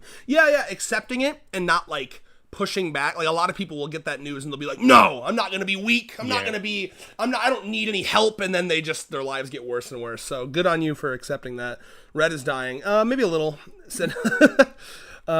Used to be 2 girls per volume, now 1. Oh, he's kind of like lengthened it. Wow. Okay, so we're definitely getting like 70, 75, 80 volumes. December 2019. Wow, right before the harbinger of COVID. Yeah, oh my god. Crazy. Wow, that's crazy, man. The series will go for 20 till 2035. Yeah, I could see that. Let me think. 2035. How old will I be? This is going to fuck me up thinking about this. Oh, so that's like 10 years away. About 11 years from now. 11. Yeah. So I'd be... Yeah. That'll be my 40th birthday present will be the 100th girl. Okay, people... Oh, we're almost caught up, I think. Oh, god damn it. Ann Arbor, dude. Yeah. I just saw Ann Arbor. Okay, for you, maybe for you in your country, it's 14. That dude, I didn't even. You're talking a little too loud. It's causing your. Sorry, they're probably hearing me because but maybe not you. I apologize. So Ann Arbor because he's from Germany, old enough to drink. That's 14. And that's just really funny because it changes the whole vibe and dynamic of what I said earlier. Old enough to drink, old enough to fuck. Yeah. In America. All right. People have done the math on Reddit. 15 years. Wow. So maybe even 15 years from now. Can you hear me still? Yeah, I can hear you. All right, cool. As long as we keep going on the same pace. That's true. For all we know, they could introduce like 5 girls at once. I've been waiting for the twins. Twins is a dynamic we need. Can we talk about that for a second? Can you imagine? Have you thought about this, Rios? That'd be interesting. Oh, well, I think what would be really interesting if only one of the twins was a girlfriend and the other one was just like a friend. That would be super interesting because then you'd have to have the moment where it's like, wait. Well, Rentaro would never mix them up, but I could see the other girls mixing them up. He'd be a guy. He's like my girlfriend. Like her eye is like a little lazy by like one like 1 degree. She's got a tiny mole behind her ear that I noticed. That kind of thing. Yeah. Either way they want to do the twins thing would be immaculate if both of them are in love. And the cool thing is like if this author did the twins thing, he would make them very different people. Like he wouldn't make them just be carbon copies of themselves. There'd be like I could see them having the have you ever watched Orin High School Host Club? Yeah, I know who you're talking about. Two twin boys. There's that arc where they really want to differentiate themselves and they dye their hair and shit. And like Hahari actually like knows them. Like oh no, like you're like this and you're like this. I could see that arc playing out. Hahari is Epstein. The Epstein we know is just the body double. I'm convinced at this point. Wow. Well, wouldn't that mean she's been assassinated? Well, I guess. No. The one that was assassinated was fake. Yeah. Usually we get 40 to 45 chapters per year, but we have breaks. That's why I usually round down to 40, Luke. Like One Piece, holiday breaks, we're up to volume 19, so at least 10 more years. Yeah, 10, 15, I'm down. I was referring to foreign girlfriends when I talked about how there were 70 girls to go. Oh, I see. Gotcha. Old enough to drink, that's 14. Oh yeah, we already got that. Red had the urge to blast out a piss when it came to Tama. No, I'm not peeing on her. I don't pee on... That's a fetish I do not have. I don't have the pee fetish. That's actually reserved for Water our sports former is, president. Do you remember that whole story? I know it's been a while since anyone's talked about that. Saga. I believe it. That's why his skin is so orange, though the memory. piss has permanently dyed it. He got stained. His sins have stained him. Okay, we're almost there, I think. It keeps scrolling me up. I've lost it. Okay, here we go. I hear women constantly say stuff like, yeah, oh, my boyfriend absolutely hates me, yeah, dude, I agree. It's like, what the fuck? So sad. I totally agree. I remember, so like, at my last job, I worked with a lot of, I say boomers, but not really, like the one under boomers, like, you know, like 40, 50, 60-year-old, yeah. People. Mm-hmm. And like constantly you'd get the, oh, I don't want to go home because I have to be with my wife. I don't want to, you know, and then like the classic, like getting mad at them because they didn't make them dinner last night. And I work all this hard and I should come home to a meal. And I'm just like, and I tried so hard to be like, hey, have you maybe just like talk to her and like communicate that and like work it out with them and come to like a cool agreement where maybe like you make dinner one night, she makes dinner another. And they're like, no, I work this physical job. Like what? It's like, I'm not gay. Like, yeah, like that kind of thing. They think it's insane to like. There's a TikTok audio going around. I don't know what the context is, but it starts with a guy saying, "Y'all cool with your girl making more money than you?" And it's like insane that people have that like. Oh my lord. Because full honesty, now that I lost my job and I got a new one, I took a massive pay cut. I went from 17 an hour to 15 an hour. So now Allie's the breadwinner of our house, and that causes me no discomfort whatsoever. You know, there's no power dynamic shift. There's no, and I think the only way that would be a problem is if your entire relationship was built on the girl being there simply because you provide, and not for the fact that you just love each other. Yeah. You know. Anyway, moving on. Definitely a lot of relationships in the past were definitely not built on like mutual feelings of love and respect. It was just like make a family, have out on babies. Be fruitful, multiply, kind of thing. Women couldn't open their own independent bank account without a man attached in America until the 80s. Yeah, Did you know that? I mean, yeah, like the whole society was built on this notion that women are men's property. That's why Republicans want to take it back to you can't have abortions because it's another way to lock a woman. They want to get rid of no fault divorce. Like great. At least they're being honest about their intentions. But the issue is that a lot of people have the same desires. So it's like straight up. And like honestly, if Republicans win, I'm not even gonna marry Allie. Like if they take away no fault divorce, because I wouldn't I wouldn't worry about that ever happening to us. But I don't want to ever feel like I don't want her to ever feel like she's locked in. You know what I mean? Yeah. Like that's a terrible. And also, anyway, sorry, we're rambling. Moving on. Let's see. I definitely feel sad when women say stuff like they hate all men, but even then, you can't blame them. It surprises me how cruel men can be. Thanks, Kirby guy. You've impressed me. You've got your woke card. I'm bequeathing it to you. I'll be honest. When you were all about the cousin, I was like thinking, do we got a Nux Taku on our hands? But I think we're good. I think you've passed the vibes test fully. Do you know who Nux Taku is? Yeah. I'm so glad. I used to watch him, bro. I'm sorry if that was too loud. I used to watch him like all the time, and then I slowly started. Oh, wait a minute, this guy is kind of sus. And then recently with the Trump thing, he tweeted out the picture of Trump bleeding, and he was like, "This picture goes hard as fuck," and I was like, "Oh no." For me, it was kind of like, like for me, I remember like years ago, like when I first saw him, he was a little too edgy for me, so I was kind of like, I'll just leave him in the thumbnails. But then like around 20. I guess if you know about VTubers before the whole VShojo debacle, he was he seemed like a cool dude, but recently, I've been starting he's unmasking. Yeah, it seems more like he was unmasked like back in before 2020, and then he masked up in the VTuber boom. I guess when he got his own VTuber. Yeah. But now he's slowly starting to, show which is, being honest is not bad, but it's not bad because it means I can make a decision about whether I want to associate with you or not. No, yeah, it's better to, for sure. If you have nasty beliefs, sure, be honest about it so I can so everyone knows who you are. But anyway, No, I mean, yeah, the Nux thing. I just liked him because he did like cool, like I liked him back when he did those cool like analysis videos on like character motivations. Do you remember that? Like the you don't understand blank. Yeah, and he's actually good. Yeah, because I think I remember like not watching his voice. The voice he had was so annoying back in like the before VTuber arc. Yeah, but yeah, no, you're totally right. I watched him for a bit and then I was like, I can't handle this guy anymore. You want to know what's crazy about abortion over here, Red? There's a Tory MP who said he's against abortion even for rape and incest. You can type. I don't think it would block you from typing that. You're a mod. Cases because of Christian views. Yeah, even the Tories hated that. Yeah, I mean, that's basically, so what you're saying there is basically like the average Republican over in America. Yeah. That's not extreme over here anymore, unfortunately. Other boys grew up with Andrew Tate. I grew up with Rentaro, and he's genuinely helped me become a better person and a better man, straight up.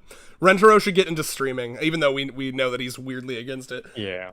I would, dude, honestly, Rentaro should do like a self-help channel. Like Rentaro cures the incels. That'd be such a cool little arc. He's like what's the word? Like inspired so many young men around the area. They start like making a guru out of him, and he becomes even more cult-like.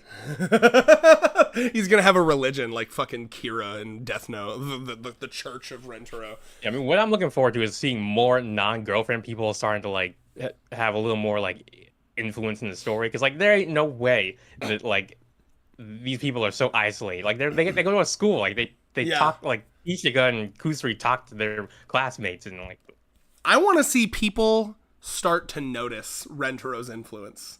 I want to. There's got to be a point where it's like, you know, there has been a group of 30 plus girls going to the roof every morning. What's that all about? And then like people are kind of like looking into it, and they're like, is it for that one boy? I just need I want people to start recognizing it and being like, what the fuck is going on? Are you still there? Yeah. Oh, okay. I thought you cut out. Yeah, I was just like agreeing. Well, I guess silently agreeing. Thank you for nodding. I can sense it telepathically.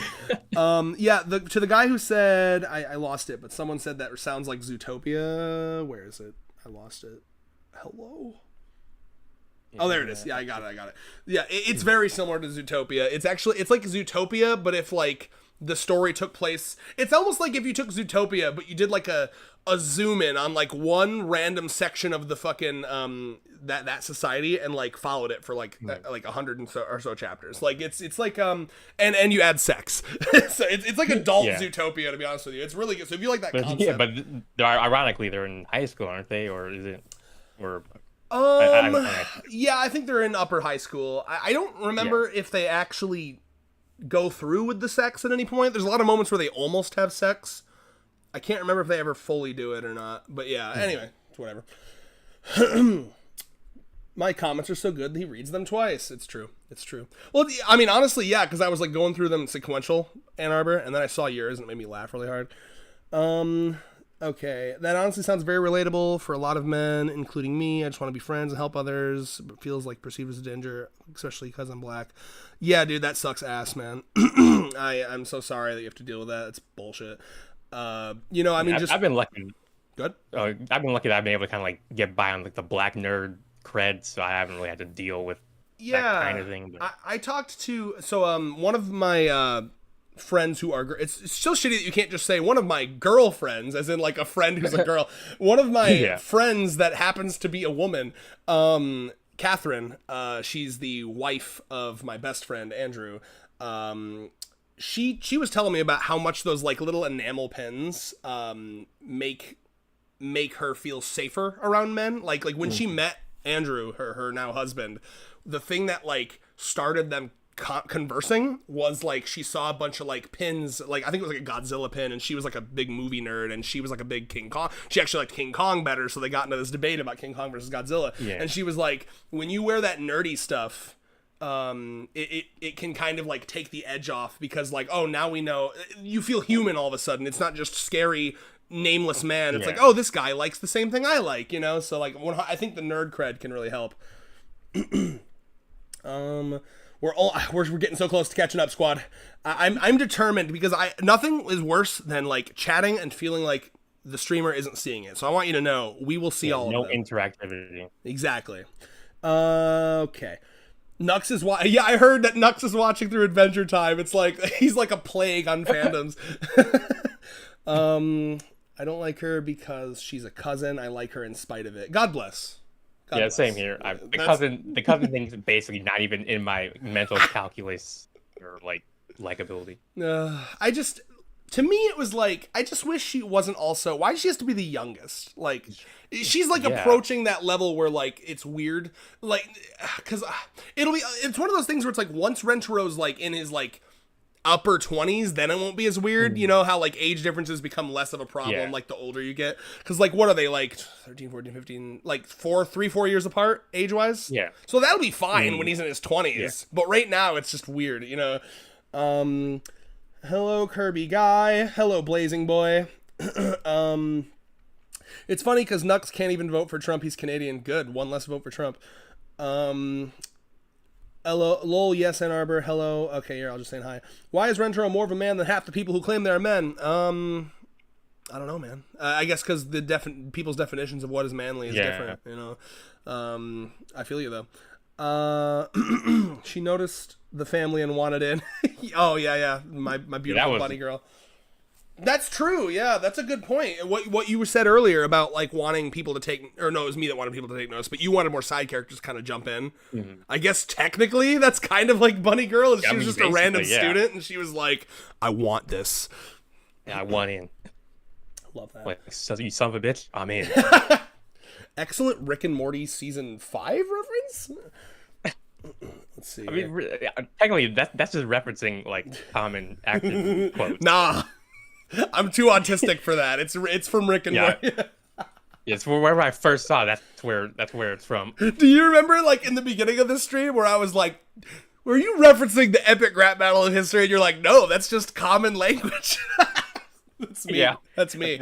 Practice versus theory. Like it's a basic philosophical. Okay, we're so close. Okay, whew. Imagine if the VP of the school noticed about Rentro's family. No, dude, you cannot ever put the vice principal in. And I understand. Actually be that'd be too far. Like, yeah. Go ahead and say. I'm sorry, I was cutting you off. Oh yeah, like that would actually be like, should I drop the series or not? Yeah, because once it becomes like shark, you don't want it to be shark jumpy. You know what I mean? Yeah. Which is why, despite all my calls for like an alien girlfriend or a robot girlfriend, it's like if you're gonna do that, it should be the last like 10. Like once you're in the finishing stretch, all right, go hard, do your crazy shit. But wait, hold off. I'm not. Interesting idea about all the makeup blasts off and she's actually gorgeous underneath. On some like Comey shit. You ever watch Comey? Remember the Gyaru girl that like put way too much makeup on and she was actually like hideously ugly with all of it on, but then like without makeup she was actually gorgeous. I never got that far into it, so I mean I'll take your word for it. But yeah, so she I mean her makeup was like ridiculous. Here, I'm gonna bring it up on stream. Yeah, like it was gross. Like two like Gangro Gyaru types. Yeah. I wonder, I can't remember if it was like approaching blackfaced here or not. Let me see. Yeah, sometimes that is kind of an interesting little accidental coincidence. Gyaru Comey. Yeah, with like the Gangro. Oh, there. Like, yeah. It's gross, dude. Hold on. Let me. Once it lets me click it. Okay, I've clicked it. I'm not sure when it'll show up on your end. Oh, it's all zoomed out. You can kind of see it. Her nasty fucking makeup. You type it in. Oh, just look. No, wait for the. No, you're seeing her without the makeup. Oh my god. Yeah, that's like some like National Geographic tribal like people's looking stuff. She's on her way to the minstrel show. Yeah. So the thing about so the deal with that was they basically she was just under the impression that she looked better like that, and then like they were like, hey, no, you look gorgeous without that, and then. Thank God she stopped. But like, yeah. Anyway, that's the vice principal, I guess. That's what she's up to. That's what she's doing. There's like Gyaru Comey over there in the. I saw that. I mean, she's like naked, so no, I guess we probably shouldn't. As long as listen, as far as I'm concerned, as long as titty nipple ain't showing and pussy flaps ain't showing, you're probably fine. Yeah.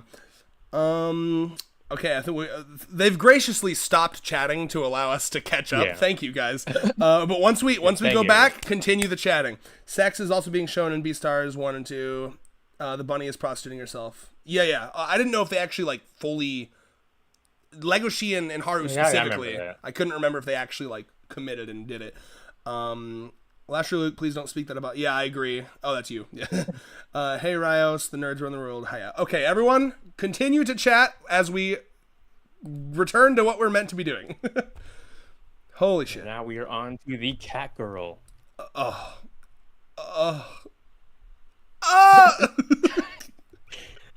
Rez over here having a out of body experience. All right, I'm just gonna do it right away. Okay, she's an S tier.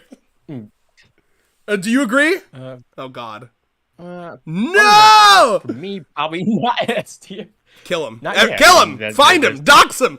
There's a lot of time for her to to be like Shizuka and climb them ranks. Wow. Okay. All right. Do you want me to cook first or you? You can cook first. Yeah. Okay. All right. So, listen. It's not. I'm not over here being a simpleton. Okay. It's not just because. It's not just because she's a cat girl, all right? That's not enough, okay? I like cat. That's the appeal for me. No, but that's the appeal. I'm not saying. Hold on, wait. I don't want you to besmirch my words here, okay? I like cat girls, but if that was her whole character, that would be not enough. She'd be like a B tier or a C tier. You know what I mean? It's the crippling anxiety for like, and like, I don't know, because listen, she went through the same shit I went through when I learned I had to get a job and like exist in adult life. I was like, oh, is this what life is? I don't know if that's worth it. I don't know if I want to do that. You know what I mean? And like this, like just depressing reality that you learn, like, oh wow, I have to go to a place that I don't want to go to for 8 hours a day, come home fucking exhausted, use the little free time I have to fucking sleep, and then come back and do it all again. And if I'm lucky, I get the weekend off. You know what I mean? Ooh, Lord. I'll be honest. When I first it was hard, and I had a very similar reaction to her. I didn't like stand above a train and consider killing myself, but I definitely was like, do I wanna? I mean, like there's got to be some way around this, you know. And I will say there is a level of hours per week that, if forced to work, I think I would kill myself. I'm just gonna be straight with you, because there's like if there's nothing good to life at all, if there's nothing good in your life, why would you still be here? You know what I mean? If you're like, think about. I'm a big proponent. Yeah, I'm a big proponent of the idea that people need a reason to live. Like, it's not enough to say. I mean, I appreciate the call to not, to consider or try out everything before you take your life, but like, absolutely, I'm not. If you don't have a reason, suicide. Yeah. It's like if you don't have a reason to live, and living is just torture. But yeah. It would have to be. It would have to be very bad. I'm saying like all I'm saying is like for example, like people that were like slaves back in the day.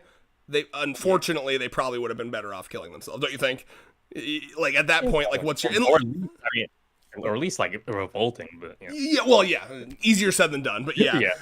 You know what I mean? Like there's a point. I'm just trying to be practical here. There's a point where your life, if there's like literally nothing good in it, like no friends, no family, no hobbies, your entire life is like working, and like if you find yourself in the cycle where it's like you're working, you make just enough money to buy food so you don't starve, and then you go back to work, and you're not moving anywhere. You're not like buying things that bring you joy. It's like you got to fix something. Is all I'm saying. You know what I mean?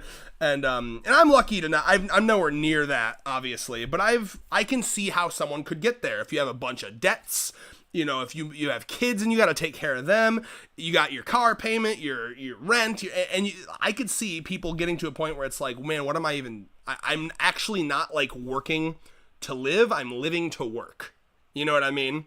Yeah. And like, I hope I'm not being too depressing here. I'm just trying to be real as fuck. Hell no. I don't care about. I'm the kind of person who, I don't mind at all digging into those dark places. I appreciate it. Yeah, because I'm gonna be fully honest, man. Like, I'm just gonna come out and say it. I fucking hate work so goddamn much. I hate it. I despise it, and that's something that people don't want to say because like you're kind of seen as like lazy or immature if you say that. But like, I fucking hate it. And I understand. I'm not over here like I don't want to work at all. Like obviously, like you got to work a little because like if you're just laying around, that's no life either. My ideal, and luckily I've been able to kind of do this by doing a lot of budgeting and like moving stuff around.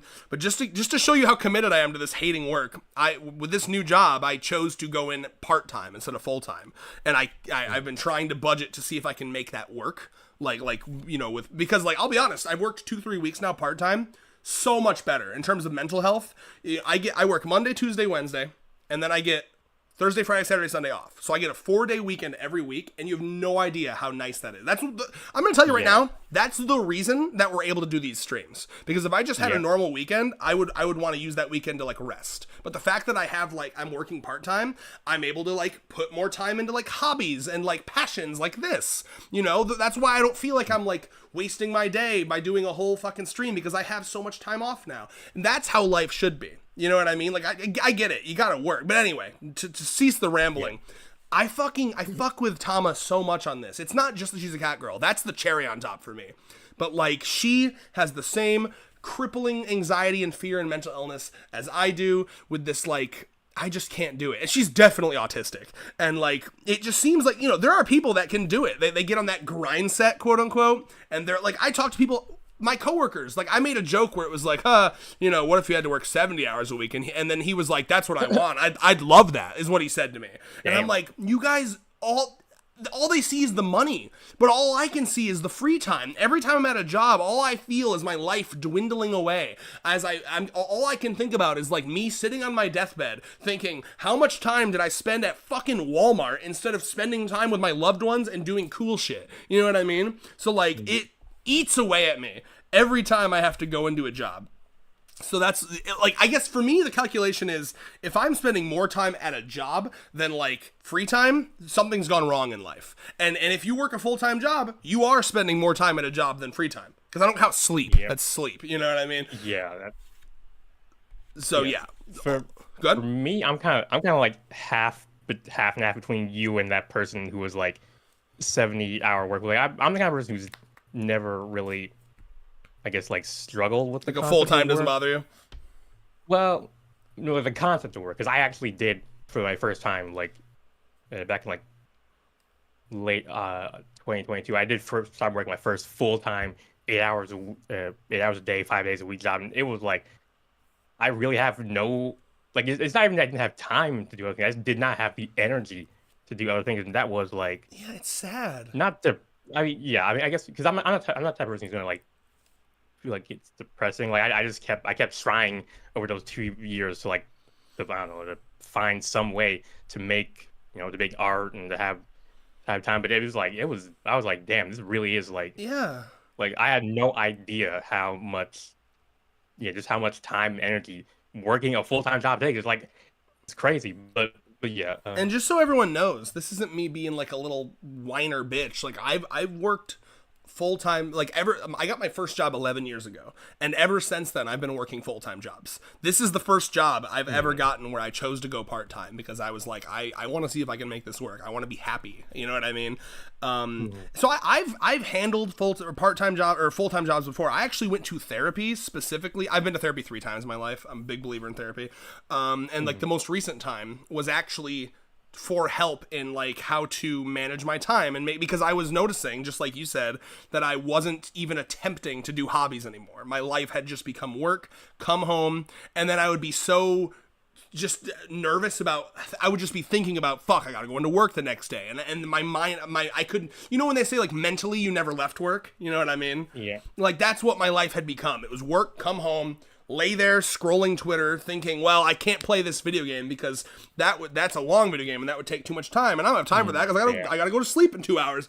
So I guess some people can manage their time really well, and those people, I guess, God bless them. But yeah, but point being, rambling aside, I really, really, really related with Tama on like a spiritual level on that one.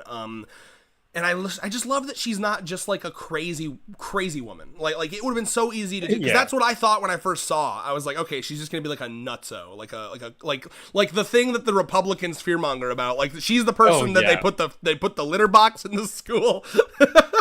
I'm an otherkin, and I like. Yeah, and I was worried. I was like, okay, and it should still be a funny character if that was the case, but the way that he made it deep was so good. It's like, okay, she genuinely had like a mental snap, like a mental break. She was, and I love all the scenes where she's like on the phone with her mom, and like her mom is like super supportive. I love how realistic her mom wasn't like, you lazy fuck. Like her mom, exactly like my mom. I'm not even shitting you. Like that conversation we had with her mom where her mom's just like, I totally understand, honey. It's rough. It's hard. But what are you gonna? You gotta do it. You gotta make money, and that's I've had that same conversation with my mom like 6 times in the past like year. You know what I mean? Like we're super understanding, but like you gotta do it. That's just how life is. Like, and the fact that she was willing to, and this is where she takes it further than me in terms of mental illness. She was so depressed about it that she's like, I'm gonna kill myself. And like that is just wow to me. That really hit me. I'll be honest. And like the thing that saved her was like, no, you know what? I'm gonna be a cat. And I love how she says it where she's like, because at first she's like, if I kill myself, maybe I'll be reborn as a cat. But she's like, no, wait, my luck? My shit ass luck? I won't be. So instead, I'm gonna use this life I have now to be a cat, which I think is a great message also, that she didn't kill herself, but she live said, your best life, girl. And I like that. And I like that she's willing to, I think more people should be like this, like willing to, as far as they can at least, but like, I guess realize that money isn't the most important thing and your happiness is. You know what I mean?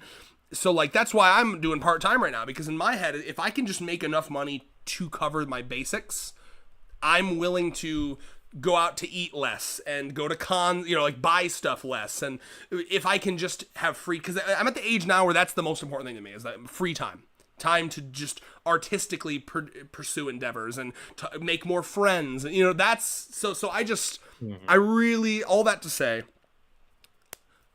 I just really connected with her on a character level. She is genuinely S tier, top 3 girls, one of my favorite. It'd probably, honestly, if I was to top 3 my girls right now, it would probably be Violence Girl, Iku, and the Cat Girl. And then I think 4 and 5 would, like 4 would be probably the foodie. I'd have to look at my actual chart, but like she's definitely top 3. And I just, yeah, and then beyond that's all just the character stuff. Then we get to the design. Cat Girl, peak, obviously. She's 21, so you don't gotta, like you said, the mental gymnastics every time. We don't gotta fucking de-age ourselves to a hypothetical high schooler to enjoy this. But then, on top of all of that, her body is excellent. She's a short stack, which is exactly what I'm into. Oh, yeah. And she's got the biggest boobs in the entire fucking group, which is insane. I can't believe they're bigger than fucking Haharis and Hikaris and Meimeis. They're the biggest boobs in the whole group. Excellent ass. We saw that panel I was going over last time. I mean, she's actually just the perfect package. And one last thing, because this author is excellent at making characters likable. Like, that's like their thing. And like, so the one thing you're thinking is like, okay, I fuck with you on this, Tama. I totally get it. But you are still gonna have to be a mooch, right? So there's that arc where you know, obviously Hahari's like, are you kidding me? A fucking like a cat girl that I could just like pet and do whatever I want with? You can live with me for free, and which is like such an excellent deal. So you're like, I'm thinking in my head like, fuck, dude, like, I mean, you just hit the goddamn jackpot. You could just, but the guilt gets to her, and like it is true that like, well, working too much is a stressor. Also, lying around and doing nothing is not good for your mental health either. I can attest to that, being unemployed for 8 months, you know, up until recently. So like, I love that they found that middle zone where it's like she went and got a part-time job. I mean, literally, like, I'm living the same life she is, except for the cat thing. And like, so she's like, she gets a part-time job, and of course Hahari kind of like pulls some strings, because she's like, yeah, just give her the job. Like, but like, I don't take that as like nepotism type shit. I don't take that as like, I still feel like she's trying her best and doing good, but it's like one of those like, listen, if she's a little slow to learn it, just give her a break, help her out. I know her personally. I love that. That's super nice. And like, she wanted to feel good about herself, so she's making a little money, so she doesn't feel like she has to be, you know, taking money from the group here. It's just super, and then she gets to be like the pet of the group, you know. And I love like what she came to, where she's like, okay, I want to be a cat all the time, but you know what? I can be a human for a part-time job for you. I'll be a human, but then right when I come back, that's how she unwinds. Like, we come home, we take off our fucking clothes and we get in our jammy pants. She comes home and she dons the tail and the ears, and that's how she unwinds. And I think that's just so cute. So she's a 10 out of 10 peak for me. That was my TED talk on Tama. Thank you. I don't know. For me, Tom is interesting, precisely because he's not very relatable to me. Because I mean, like I said multiple times, I'm very nano coded. Yeah. I was like, I remember vividly having these conversations in my head whenever my fellow students would be like, "Why are we gonna learn this stuff? Like, when are we ever gonna learn use this in our adult lives?" Not just be like, does it even matter? Like just treat it like hoops that society's making you jump through. That's such an You get interesting fed. way to put that. And so in your head, you Yeah. were you because at first I thought you were gonna be like, oh, I was good at two shoes. I was like, no, guys, it's important to learn. But actually, No. you were just like, guys, I'm just running the numbers to do the test and then to get to the end of the day. Yeah. That's super. Just Yeah, so you know, by the yeah. way, you and I, like brain wise, total opposites. That because Definitely, because I would consider that that's like right brain, right? Like numbers, math, analytical. Would that be like a right brain thing? Yeah. Normally called left brain is more like analytical. Oh, I right always brain mix is that more up. My creative. bad. Though of course that's pseudoscience. Is like Oh, is it not real? The right and left brain. Yeah, the right and left brain. They do different things, but it's just not those. Oh, okay. It's not that It's not that simple. Well, either way, I've always been more on like the how do I put this? Like the whatever the opposite side of math is. You know what I'm Oh, yeah. I'm very much like similar. It's funny because I am a very like artistic person, but I'm also a very practical, pragmatic kind of person. So it's a very weird combination. Like I'm basically like Nano if you got into art really early, sort of thing. yeah. Well, so for me, it's like I'm very how do I want to word this? I guess like I've just never been. I get the vibe that you're because you're about efficiency. You're probably like speed. You know, I want to do this quick. The reason I want to get it quick was so because if you do that, you can get back to the things you actually care about. Makes total if you sense. finish your homework on time, you can start reading that book you like or playing that video game you like. So it's like, why bother? Just do the thing, get out of the way, and then do what you want. And that was basically where I was just absolutely. Yeah, and then you want to know what I did? I procrastinated endlessly. I would do every homework assignment an hour before it was due, and it would cause me so much stress, but I never learned. You know what I mean? That's me. Yeah, I mean, as long as it wasn't yeah, I was able to maintain that sort of strategy for like regular homework and assignments, but once it became to like class projects, and yes, I mean, usually I would try to like pick away at it over the course of the time allotted, but yeah, usually I'd be like, not front loaded, but like back load it to get everything done. Yeah, I basically get everything done like the day it's due, but it'd be everything's put together, so it looks like I planned the whole thing out, kind of thing. Wow. But yeah, that's really interesting. Our differences there, you know, it's honestly the type of brain you have. I feel like that's the type of brain that actually like most employers like want and like very analytical, very it actually reminds me because when I was working that full-time job, there were actually moments where I'd be like I'm getting too into the job. I need to save. I need to not put so much energy in it, or I won't have anything left over for like not that's work. So it's like interesting. My brain literally that I slips in that groove of like this monotonous repetition procedure type thing. It's like I want to save that energy for the things that actually matter to me. Stop getting. Yeah, it was very, very interesting to have that happen. This is another good example of why I like this series and series like it is because I'm fascinated by like the differences in brains, like how different people can be, like the spectrum of like brain types and personalities and learning types. I find that so fascinating. And like, again, like I can't even tell you how different we are on that realm because to me, I actually have to like really attempt I have to like force myself to put an effort towards something if I don't like it. Like I, you know what I mean? Like, because I've worked with people before, and then after this, I'll shut up and let you talk about Tama. But I've worked with people before that are the type of people, and I never understood it, but like the type of people where like if something's going slow at a job, like okay, I'll give you an example. Okay, we at my first job with this like PL Slayton, like the moving boxes job, the job I had the most recent. That isn't Walmart. I don't know how to word that. Sorry. The previous job that I had, Jesus Christ, my brain is soup right now. We would throw boxes onto pallets, organize them, wrap them up in a big rubber band, and then a high-low driver would come and get the pallet. So we weren't responsible for the pallets. We were just sitting in the truck, and we'd throw the boxes on the pallet, and then the high-low driver would get the pallet and then bring us a new one, right? I worked with so many people that like if the high-low driver was taking too long, they would get impatient, frustrated, and then walk out there and drag a pallet in themselves. And like I was Yeah, the type. yeah, that'd probably be me. Exactly. I got that vibe from you. Yeah. But see, I'll tell you the type of person I am, okay? Because as long as I know it's not my responsibility and I'm not going to get in trouble, every moment where where things were going slow, I took that as like perfect. I'm getting paid for doing nothing. Any moment that I was getting paid to do nothing, I felt like it was like a little mini victory over the stupid corporation that hired me. So like, I'll be honest, I was the type that like, if they were taking too long to bring that second pallet, I would just sit down on one of the boxes, pull out my phone, and start scrolling through Twitter. And I mean, I would do that sometimes. I mean, there was one guy that went to lunch. And I was like, okay, cool. And I sat there and waited a half hour for him because I was still getting paid.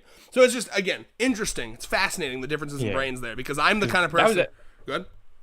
Yeah, because that's actually something I had to like reckon with. Because like like in school, if you finish all the work, you can just do whatever you want. But there is no in work. There is no end to the work. So I had to like keep myself in check and be like, okay, don't do more work than is literally required from you. That's like, so interesting. Some brains are like coded for efficiency. Like you are, and I've tons of people like this, coded for efficiency. Whereas me, I'm just kind of like a walk slowly and smell the roses kind of guy. And I can ramp it up. I don't want to get fired. I'm not going to be an asshole and go slow on purpose. Like I'll be like, okay, I got to go fast now. But I have to like get myself in the zone to go fast. But for you, that's like your natural state.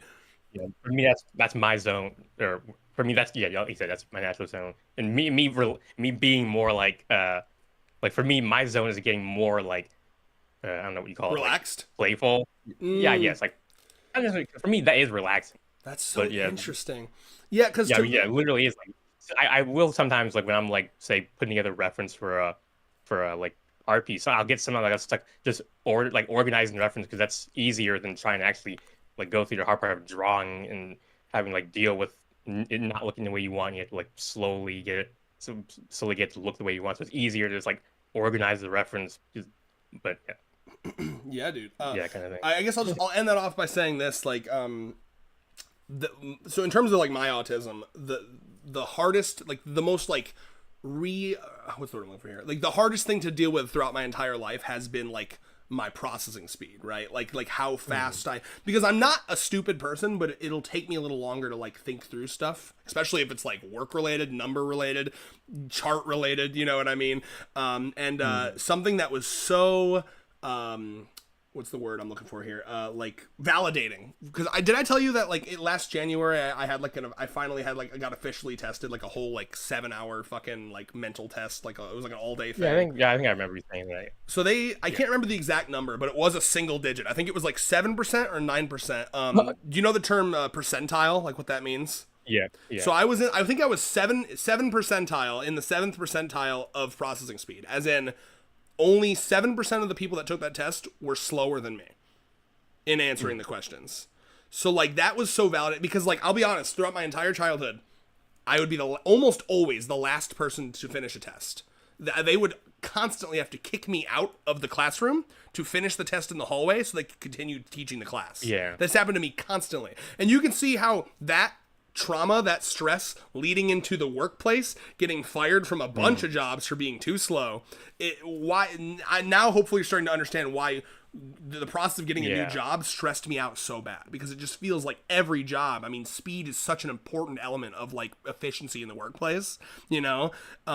So yeah, point being, that's why I'm working at Walmart, because like my job coach was like, Walmart is actually like pretty good at like working with people's disabilities. So, and they have been so far, actually. It's been pretty chill. So, but yeah, so anyway, good ramble.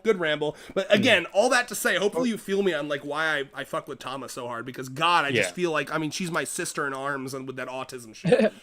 It's so interesting. You said, you always had slow processing because as soon as you said, I was like, yeah, that's totally me. But then you said, like it was specifically for like work related stuff. Like, oh no, I'm totally for work related stuff. I'm super fast. But then when it's like social, emotional stuff, that's where I'm slow. Oh. And like I literally would be like when we trained for things at work, I would literally be like for my perspective, I was doing it at a normal speed. Everyone would be like, man, you're a speed demon, dude. Like you're going faster. And like I'd be the person like I would finish the test. Interesting. Before anyone else would finish it, I'd be like, maybe I did something wrong. I'm gonna go back through your test and make sure I didn't like miss anything or like any oversights.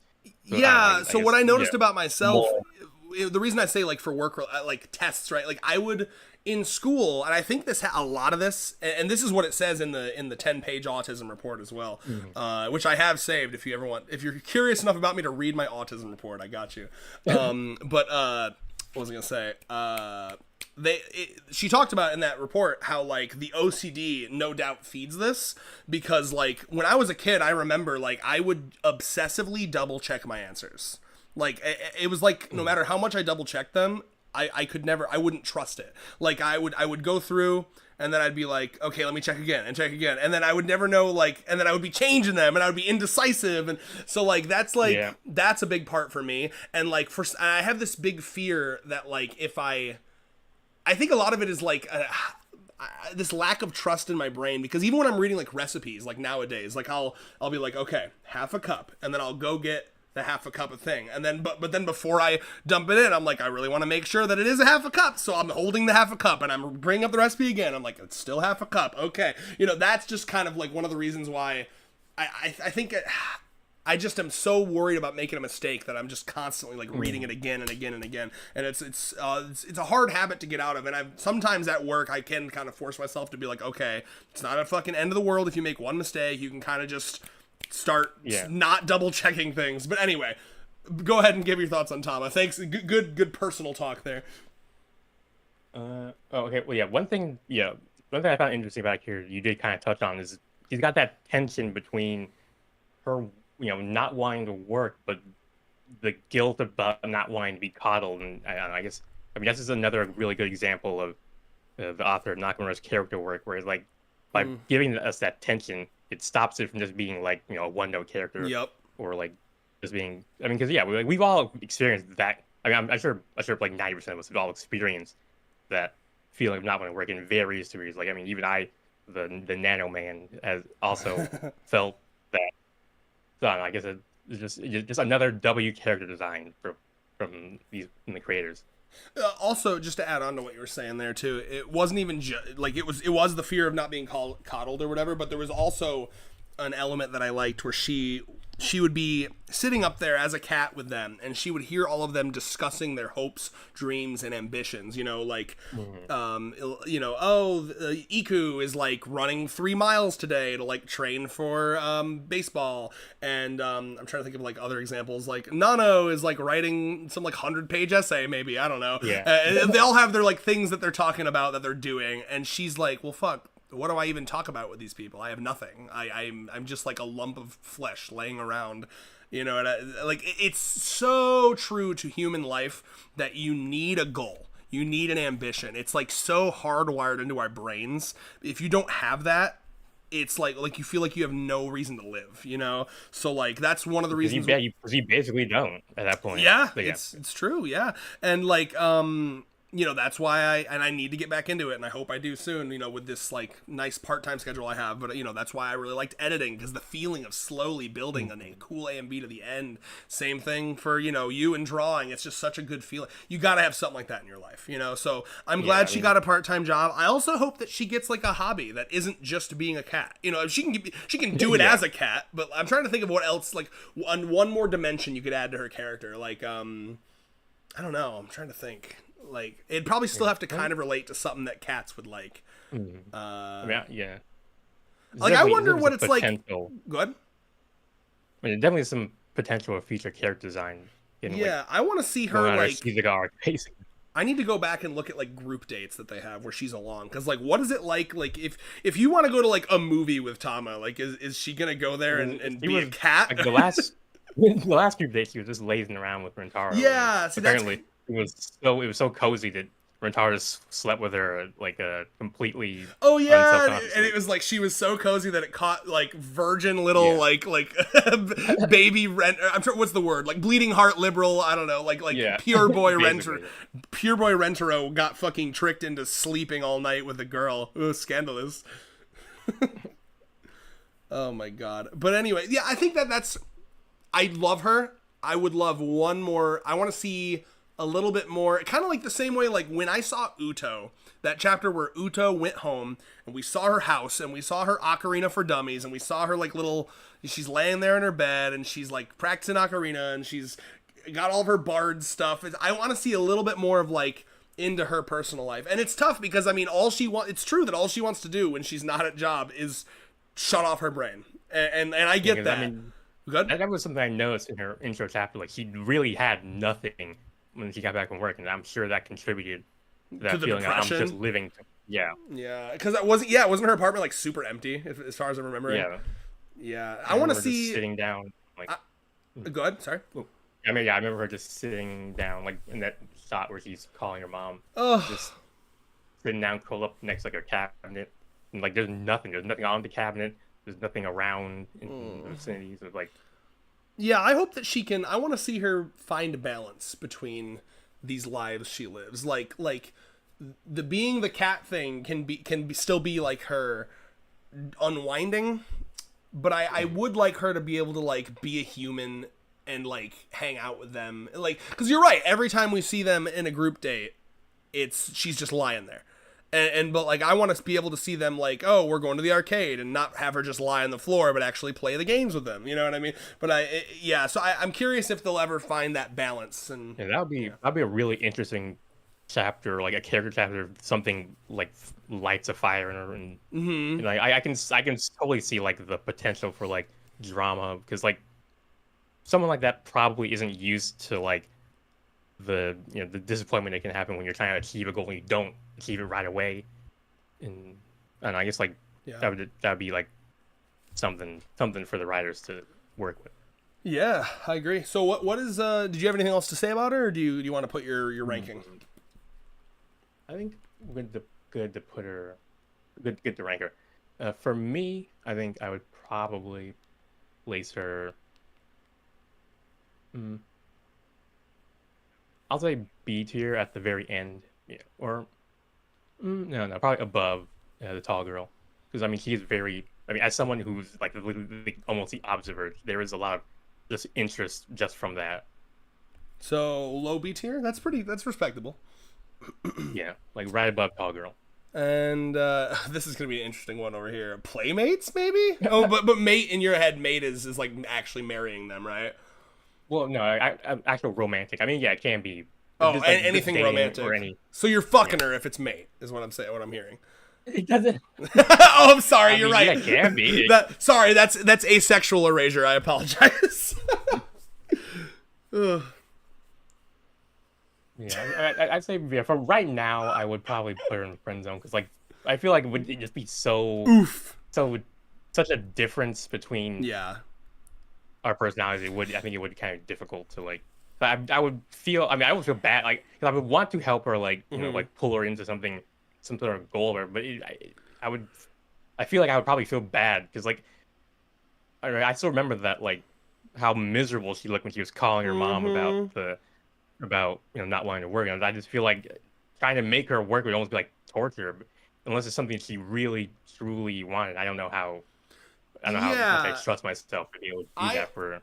I also, despite like she is S tier for me, but I totally agree that I don't know if I would ever want her to be in like a mate category. Cause like I'm gonna be honest, she reminds me too much of myself. And I think you probably will understand this. You don't want to date someone who's exactly like you. You know what I mean? Like the exact same autism, the exact same weaknesses. You kind of want like a good mix and match. It starts to feel like psychological incest almost. That's such a good term. Did you come up with that? I don't think so. I think I've heard of like, I mean, I think psychological incest, I came up with that, but I've heard of people use like emotional incest and like other types of incest. So I think I just took an already existing term, kind of like. That's excellent. Well, but yeah, no, I mean, it's also just, I don't know. I think people tend to find attractive what they wish they were, like what they want to be. Mm-hmm. You know what I'm saying? Do you feel me on that? Like, like if you have part of that. Good. Part of that opposites attract concept. Yeah, I mean, if some people take too far, but true. Yeah, some people do. But if you have problems, say with like confidence, you're gonna find someone who's got a lot of confidence super attractive. If you have problems with your weight and you feel like you're too fat, you're probably really attracted to skinny people. If you're anorexic, you're probably attracted to thicker people. You know what I mean? Not always, but I've noticed that. And I think for me, like, I love her. I relate to her as a character. And she would be an excellent fuck buddy / one night stand, no doubt. But I do think, Unless you see sex as work, then it will be kind of like. But yeah, go on. it's a great point. Yeah, wow. I mean, sex work is work, you know. That's interesting. Yeah, yep. I never thought about that. Listen, Tom, if you want to bottom, that's fine. Like, I can do all the work if you just want me to like kind of use your body as like a fleshlight. Like, I'm chill with that. Listen, I wouldn't be chill with that if it was my partner. That'd get boring. But as like a one night stand situation, if you just want to lie there and let me cook, I'll the one time starfishing is like acceptable. Yeah, for sure. But anyway, I forgot what I was going. You derailed the shit out of me, but I'm not upset about it. It was funny. Yeah. God damn it, what was I saying? Yeah, I just think she's like for example, something that I find really attractive about Allie is that she's actually like a really, really hard worker and really good at what she does. And like I'm not a hard worker. Like I will never let my problems with work bleed into her finances. I'm never gonna, like, I even told her, like, listen, I'm struggling with this work thing, but I'm never gonna let it affect you. Like, if it ever gets to a point where our finances are bad, I'll go work at fucking McDonald's if I have to. You know, this is back when I couldn't find a goddamn job. So like, but you know, so I can work. But like she kind of, I think her brain's more similar to you, where she just goes in there and she cooks and she gets frustrated when people are like being too slow, and I'm like, and I look at that and I'm like, wow, like it's almost like attractive in a way, because I'm like, man, like you got such an amazing brain up in there that I just couldn't possibly comprehend. And then, you know, the things that she'll say about me that she finds attractive is like how in detail I go into things, you know, when I'm explaining them. I mean, I'm over here being, you know, just impressed by how, I mean, you can yap without yapping, I guess is how I would say it. Thank you. Yeah, you can probably see why, but my favorite class in Grand Rapids Comic-Con, Jesus Christ, I always mix that. So real quick, yeah, I was like, the college I went to was Grand Rapids Community College. It has the exact same acronym as the con I go to, Grand Rapids Comic-Con, GRCC. So my brain always crosses those wires. It's really, and by the way, that might be another interesting thing about my brain, because like I have two friends. One of them is named Andrew. One of them is named Andy. I know they look very different. They don't look anything alike. But if they're in the same room, I will constantly call one Andrew, one Andy, one Andy, one Andrew. I don't know if that's weird or not, but like I feel like my brain definitely have similar. Yeah. Anytime there's like two, like what's the word? Two sets of things. Two options for your brain to reach. Yeah, like I remember at my old house, we had the front door had two locks, and they both opposite direction. You had to turn the key, and it took me forever to get the right. I always put in I would turn the wrong way, and I'd be like, okay, turn the other way, and then it would be wrong that time, and I'd turn the first way, and that one worked, and it's like, yeah, that kind of thing. Yeah. Well, anyway, can you help me backtrack to what my point was? What was I saying? Maybe I can just go back to the stream, but it was you're talking about opposites attracting. Oh yeah, that's enough. That's enough. I got it. Yeah. So like, same thing. Honestly, like, can I glaze you for a second, Rios? Oh, I really do some tricks on it. I like talking to you. You know what I mean? Like, you remind me a lot of Allie, actually. Like how your brain works, and in another world, in another time. I'm just saying. No, I mean that with full compliments. Like, you're the type of person that I actually like really enjoy. Like, I could tell from the moment we started talking on Discord, like, this is the kind of person I love talking to. Like straight up. Like so. Oh, thank you. Yeah, because I haven't really known anyone in my personal life who's like is into this stuff as I am. So I just haven't. Yeah. I don't have much experience talking with people about stuff that I'm into. Yeah, I'm used to having conversations in my head, basically. Yeah. So it just reminds me. It reminds me of this different brain thing. That's kind of why I brought it up. It's like, it's fascinating, and I find, and it all comes back to why I love this series so much. It's just like, these are such different people, but they're able to like meld and mesh so well, and I find that concept adorable. But yeah, so that's, I don't remember why I started talking. Oh, why she wouldn't be a mate. Jesus, I got so off topic there. Yeah, so like, I just think she's too similar to me. I think full honesty, I've met people like me before that are a little too autistic, and like I feel so guilty, but it's true that like I have a hard time handling those people, and I think it's because deep down there's parts of myself that I really don't like. You know how that goes. If you meet someone that's like just like you, and you kind of get frustrated, and you know what I mean, because then there's like some projection happening there. Yeah, so I get the vibe as much as I love her as a character, that if I was living with her, she would frustrate me. I would probably want her to be more human. When I'd want to be able to like go on dates with her and like have her meet my family, but she'd insist on being a damn cat. Yeah, be like the memes about, you know, people walking their partner out like on a leash and shit. Like she'd be down as fuck with that. She'd be down as fuck. And see, like, that's why, like, to me, she's, like, perfect, like, I don't know what zone you'd put, like, fuck buddy. I guess that'd be, like, a playmate, right? Because there's, like, romance in a fuck buddy. You love them, and you just don't want to commit to, like, a monogamous thing with them. Yeah, like I would really enjoy, like, here's the thing. You know how you go, like, you like, pet sit for your friends? Like, oh, I'll take care of your cat. I'll pet sit once a month. I'll head over, and I'll feed her treats, and I'll stimulate her, and I'll play with her little thing, and I'll doggy style her, kitty style, I guess, for her, and I'll take her on a walk with the cum still leaking. You know, classic hentai trope. Oh, damn. Oh, yeah. Kinky over here. And then I'll take her home, and I'll wash her, and I'll bathe her, and I'll tuck her in, and I'll go home. And that'll be a monthly thing. That's what I'm going to do with Tama. As long as she loves it, you know, obviously this is all hinging on her being down with as well. Yeah, of course. But yeah, so that's that's me. Chat time? I guess, yeah, ready to go. Which does mean cat in French, so I guess topical, yeah. Oh, I'm sorry, what? Well, cat. I mean, it means cat in French, so I guess that's kind of topical. You know, coincidentally topical. I didn't know that. Okay. I don't think they pronounce it like, but whatever. Yeah. No, dude, give me those autistic facts. Yeah, I was just saying, like, I don't remember how the French pronounce it. I don't think. I mean, I think it's just cat or something like that. But yeah. So anyway, what are they saying over there? I'm just getting to it now. I'm just making sure our stream's still going good. All right. It looks like they kind of held off this time, so we're not going to be reading. You guys don't gotta hold off. It's fine. Okay. Sex is okay. Tama time. S tier right now. Luke knows. Luke and I agree on the Tama greatness. I stand by my point that Tama would love working in a pet shop. I think I agree with that. Yeah. I think I think that a cat whisperer. Any kind of I bet she could. Have we seen any moments where she's like surrounded by like actual cats? I mean, I think the only time is with Hahari and those. Oh yeah. It looked so like concerned when he brought the human shaped cat to them. Like the faces that dog makes is so funny. But yeah. Chatting. Let's go chatting. Tama time S tier again. I still stand by. Yeah. Okay. Tama's mother.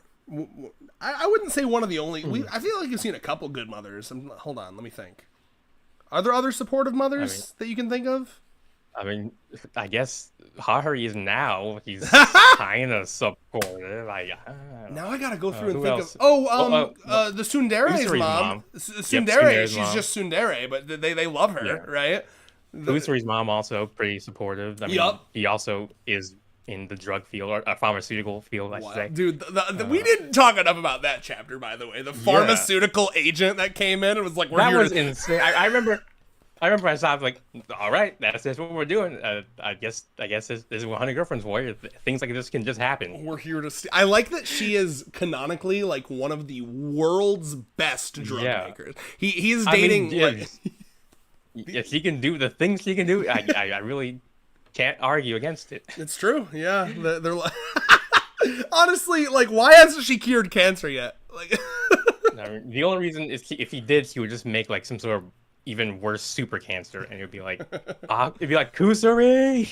I like the idea that. Do you remember in the very beginning where she was about to send off one of her drugs to like a fancy, I don't know if it was like a college or something, to get like approval and funding or something, and then instead she used it to help him with the infrared laser eyes thing. I like to imagine that like basically they've just taken Kusari away from the medical field to join this fucking harem, and in the alternate universe where they don't do that, she's like curing cancer and shit, but now she's too busy. Yeah, it's like that meme about the flying cars and the, and the like Kusari. white buildings. if he never became a girlfriend. Yeah, Kusuri when she actually like goes to college and like fucking gets a little handle on her psychotic personality. Mm-hmm. Just send Kusuri to a little bit of college and a little bit of therapy, and she'd be so much better.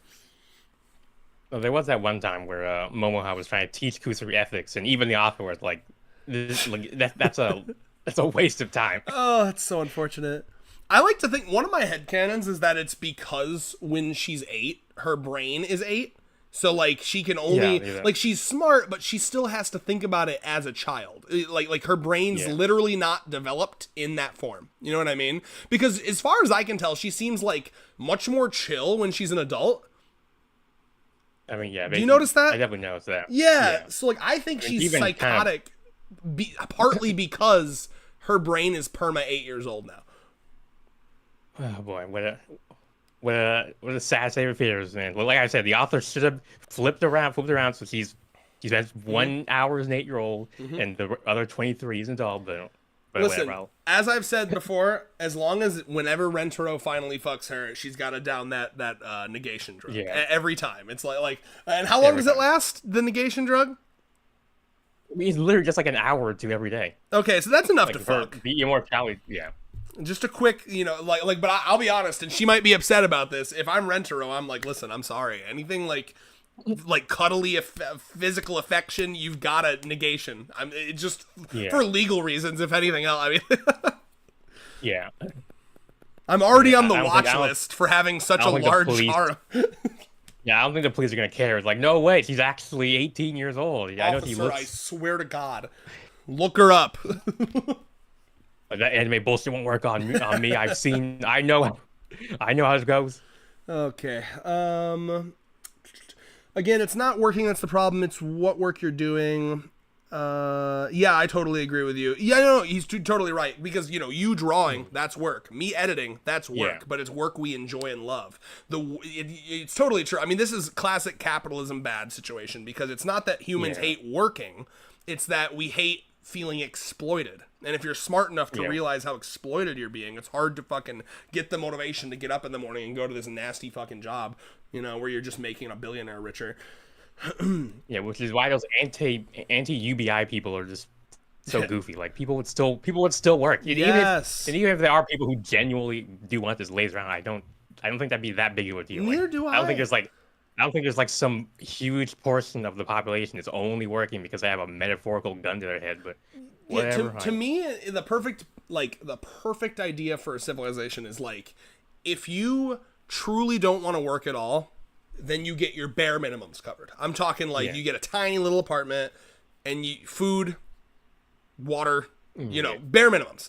If you work like a part-time job, you can live a decently comfortable life. You can get some good stuff, get some cool stuff. And if you want to be fucking rich, go out and work your full-time, work your overtime. That's what, in my mind, overtime and full-time should never be for like making ends meet. It should be the people that work like 60 hours a week should be fucking loaded in a world that made sense. Really? Yeah. And you would have people that do that because there are people that are obsessed with like that grind set, get that bag, get that money. I know them. So you'd have your people to exploit because you have people that have weird fucking brains that want to do that for some reason. I don't know. To me, the people that are like that, it's like I feel like they value like their worth in life is like if they have a nice car. It's like very weird. It's like I don't know. It's a sad. I don't know. I mean, as long as it's coming from a healthy place, like they're not trying to fill some void. That's true. Thing. If it's just something you want, that's fine. But I do know people that are like weird about like I got to get this fancy car, and it's like they see it as another status thing, about By the way, if I never want you to think that when I go while you're talking, it's not me like trying to interrupt you. You can just keep talking. Yeah. Sometimes it feels like I say something and then you stop talking. I'm not trying to like interrupt you or anything. Mm-hmm.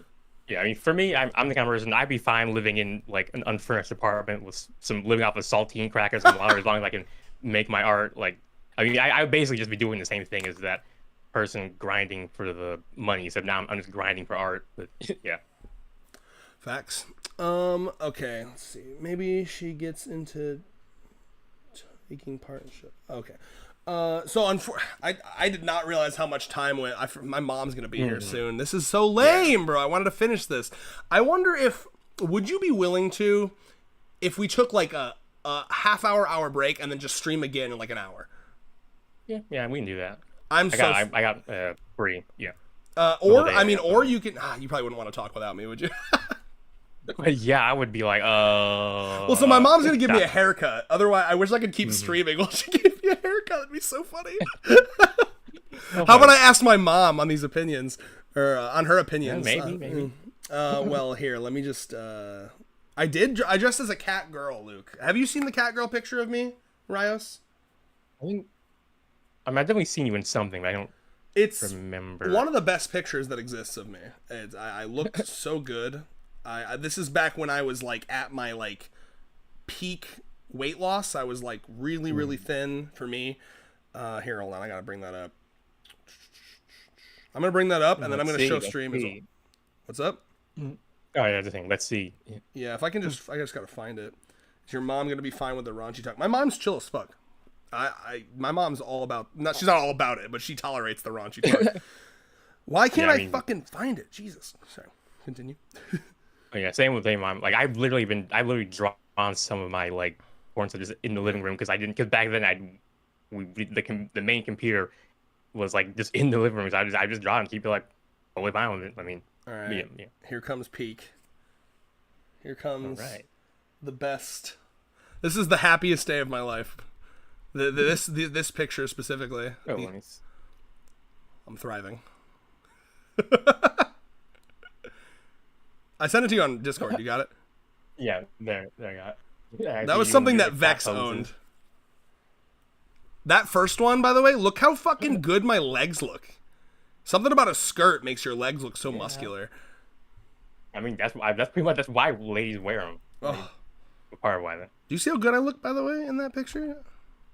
Oh yeah. Yeah, I'm just gonna find it because like I like the exact opposite like weight journey because I put on weight in college. I was working out, and then once COVID hit, I couldn't work out anymore. So I actually lost like 10 pounds over the course of these last 3 years. I'm like, God damn it!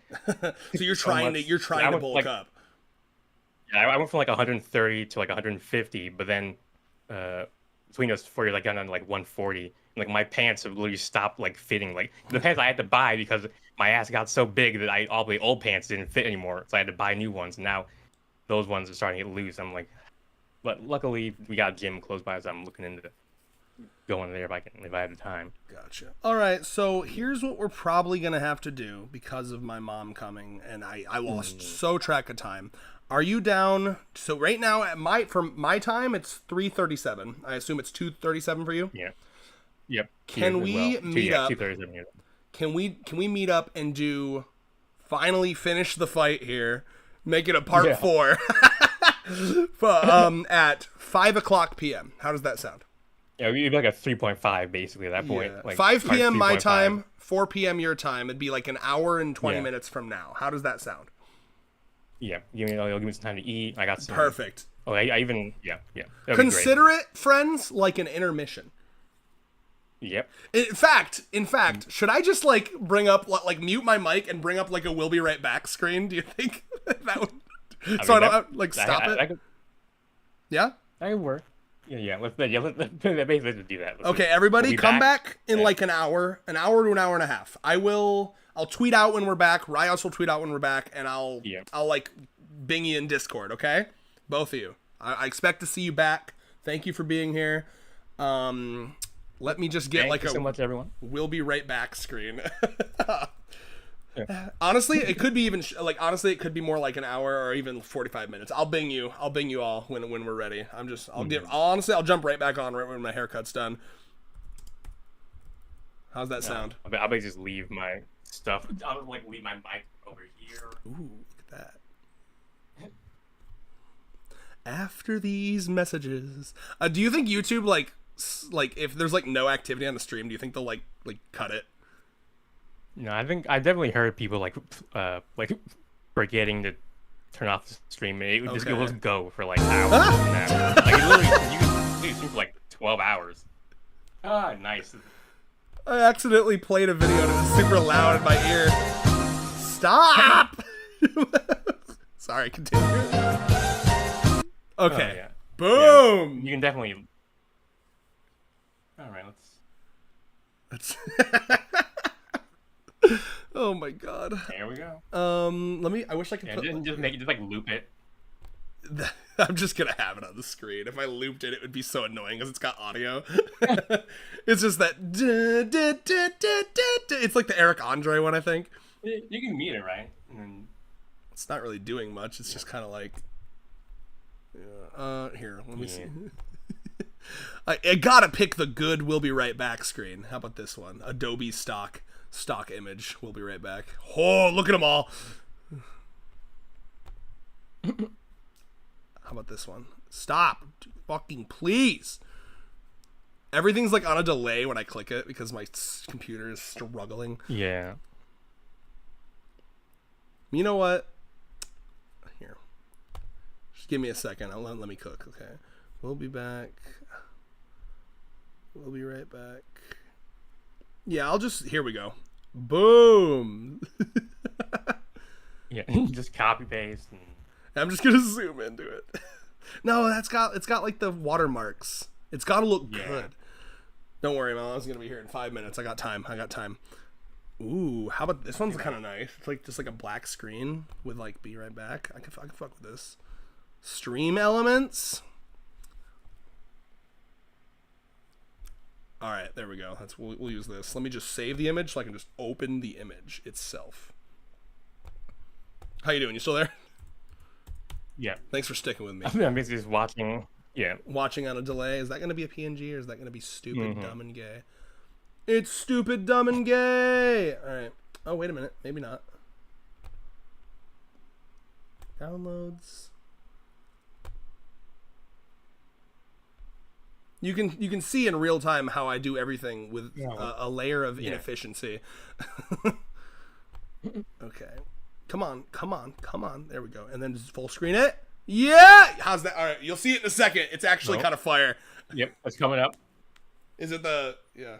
Oh, it looks good. Yeah, I just saw you close after saving it. And... All right. Yeah, the delay is wild on this. I think that's probably pretty normal for a stream, unless you choose like ultra low latency. Like, all right, we'll be right back after these commercial messages. Yeah. All right, squad, we'll be back. Thanks for sticking around. Get like an hour or less, honestly. Yeah. I'll ping you. I'll ping everybody. And I'll see everyone in an hour to 2 hours. Oh, definitely not 2 hours. Probably like an hour and a half. An hour. Yeah. All right. Just let me know. All right, perfect. You're ready. All right, see you then. See ya, everyone.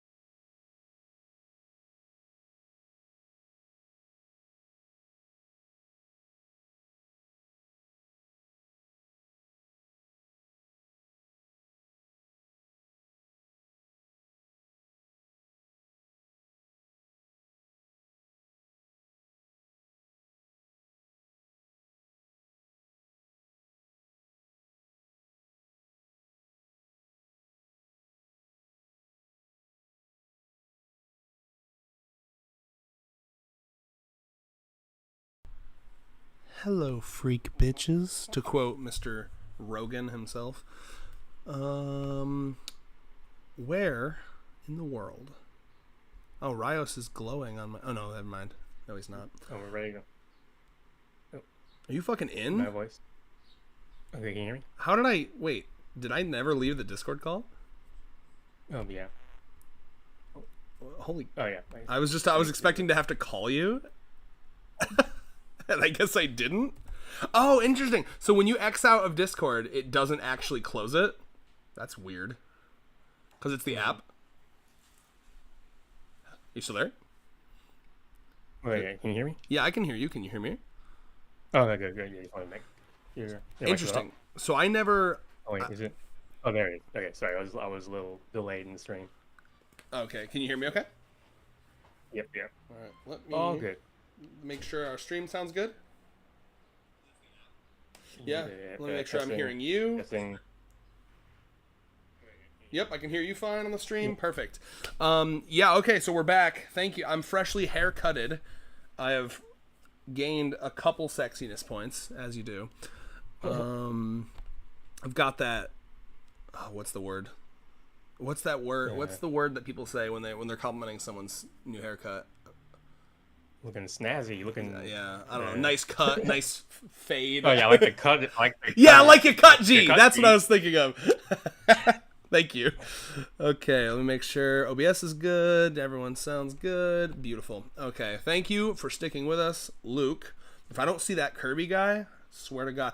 By the way, Luke, is the Kirby Fake guy... fan. What's up? No, I was just joking. Like, Oh, fake fan? No, facts, yeah. I found them on Twitter, but I don't know if they have a Discord. So, Luke, if you know of them, go ahead and tag them. If not, no biggie. All right. Bingle, bongle, dingle, dangle. Let's return. Who were we talking about?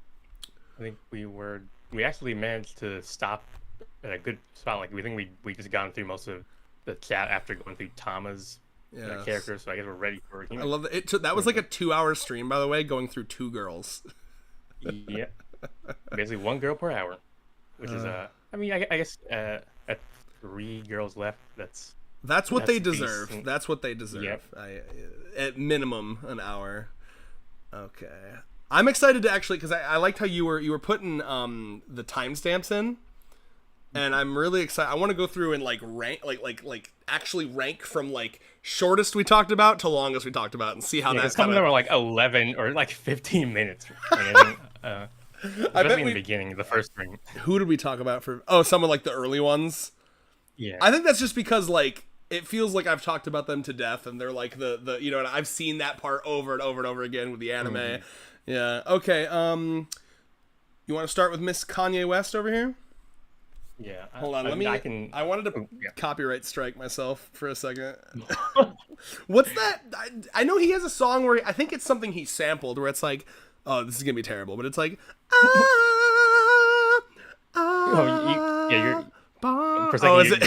your song, yeah. It's like Discord's copyright. Like, no, you can't sing it too good. You're getting copyright. Something in love. You know what I'm talking about? Did any of that go through? I've heard of that. Yeah. I wanted to introduce her by playing one of Kanye's songs for like 3 seconds. So the reason I call her Kanye West for the uninformed is because she's literally Kanye West. No,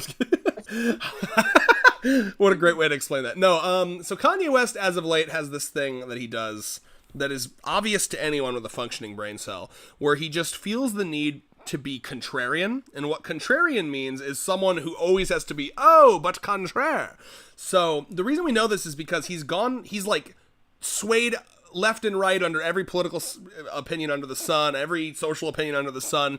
There's clips of him being like based and like leftist and anti-war and anti-George Bush or in the early days. And now he's like classic George Bush hates black people line.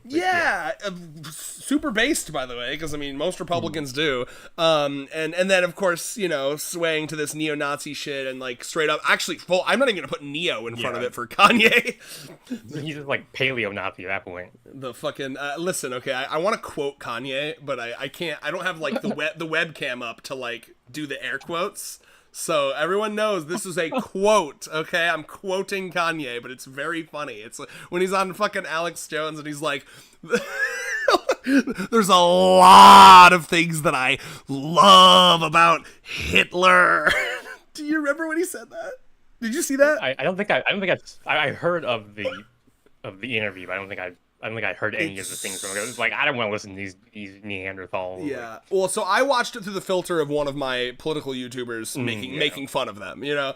But it's so funny because in that conversation, for some reason, somehow, Alex Jones is like the measured normal one. Oh yeah, I remember. Yeah, he was like, whoa, let's. He's like, well, you're not saying you love Hitler, and he's like, no, motherfucker, I love it. Yeah, when the crazy person gets out crazy is always it's nuts. In fact, I want to see that happen. I guess we've seen that happen a little bit to Popstar here, but anyway, point being, I'll just say this: very similar vibes because her whole thing is, you know, no beliefs, no. I mean, I'm sure deep down she does, but like, you know, like her big, like the actions she takes are not driven by like a belief system or like a goal. It's literally just, I want to stand out and be weird and crazy because that's where all the popular stars do. And that's going to make me the most popular, which, I mean, she's not fully wrong, you know. I mean, like, remember when Lady Gaga wore the meat suit, you know what I mean? Yeah. Like, that shit gets attention. So she's on to something to an extent, but I mean, she's essentially is doing the Kanye West thing. And with how strongly she believes in this, like, we gotta be weird, we gotta be eccentric, I can totally see her being the type of person, not even knowing what it means to, like, I don't know, like, go to, like, the Republican National Convention and, like... Oh, no.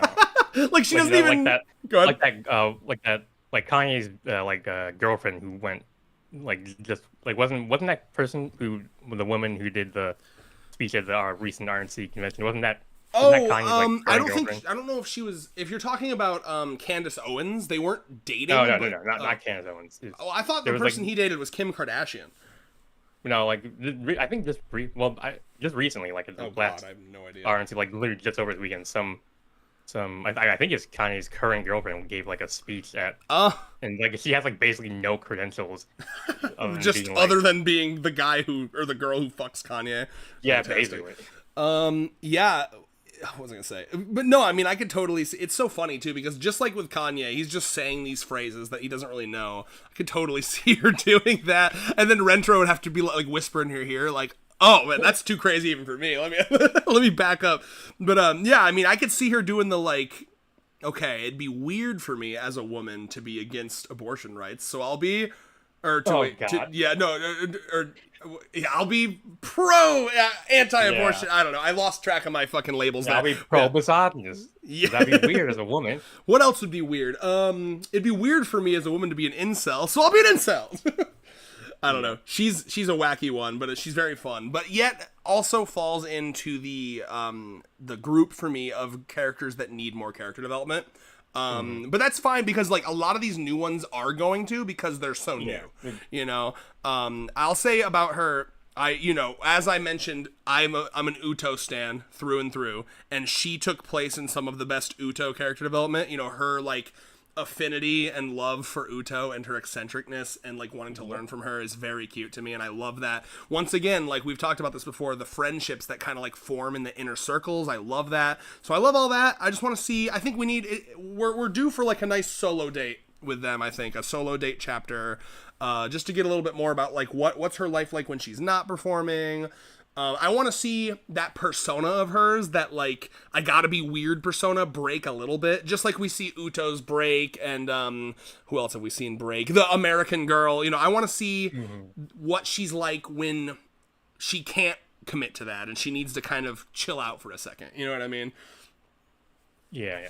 Okay. Oh, I guess I should give my rating. I'm sorry. For me, she's so new that I don't have a lot of opinions on her. I say that, but the author just had the author character had a chapter that was straight up banger, but we'll get to her. But either way, I guess for now, she's kind of like straight average. I find her shtick funny. I do like, one of the things I always like is like, how does Rentaro like rope them into the family? like what do they see in that they like, right? With the number girl, it was the weird, like, we can dress up in spandex suits and make numbers. But with her, it was so perfect. It was like, this is the most irregular shit I've ever seen in my entire life. Not only is it a polycule, which is frowned upon in definitely in Japanese society, but also in most societies. It's polycule, it's not monogamy, but it's a polycule with 30, 25, whatever it was when 30 of some of the weirdest motherfuckers on the planet. Yes, she comes up and she sees like, oh my, I mean, because this is exactly what she's looking for. She's a pop star, and she's like, oh, scandals is what's gonna get me popular. What's more scandalous than, this would be a perfect chapter for her, and I'm shocked we haven't seen it. I need her to make it public to her fan base that she's in a 30-person harem polycule. I want to see that drop so badly, and like, because she's just like, I'm super progressive and unique and weird, and it's a 30-person polycule. That smug face that he always does. Yeah. We have a pedophile in the group. One of them is his cousin. Oh my, yeah. It's just insane, and I swear to God, I can't remember exactly, but that he's like, or she's like looked at Hahari and been like, she's so fucking weird, it's perfect. This is like the exact kind of scandal I need in my life right now. Like it's gonna come out, the drama alert, like fucking Keemstar is gonna be like, famous pop star hanging out with a pedophile superintendent. It's gonna be insane, and I love that she eats it all up, because there is this level of immunity when you are famous enough that like scandals can't hurt you, they only boost your numbers, like Kanye. So she doesn't like, I just love that she's like eating it all up. It's perfect. So but for now she's like C tier for me. She's like high C tier, straight average.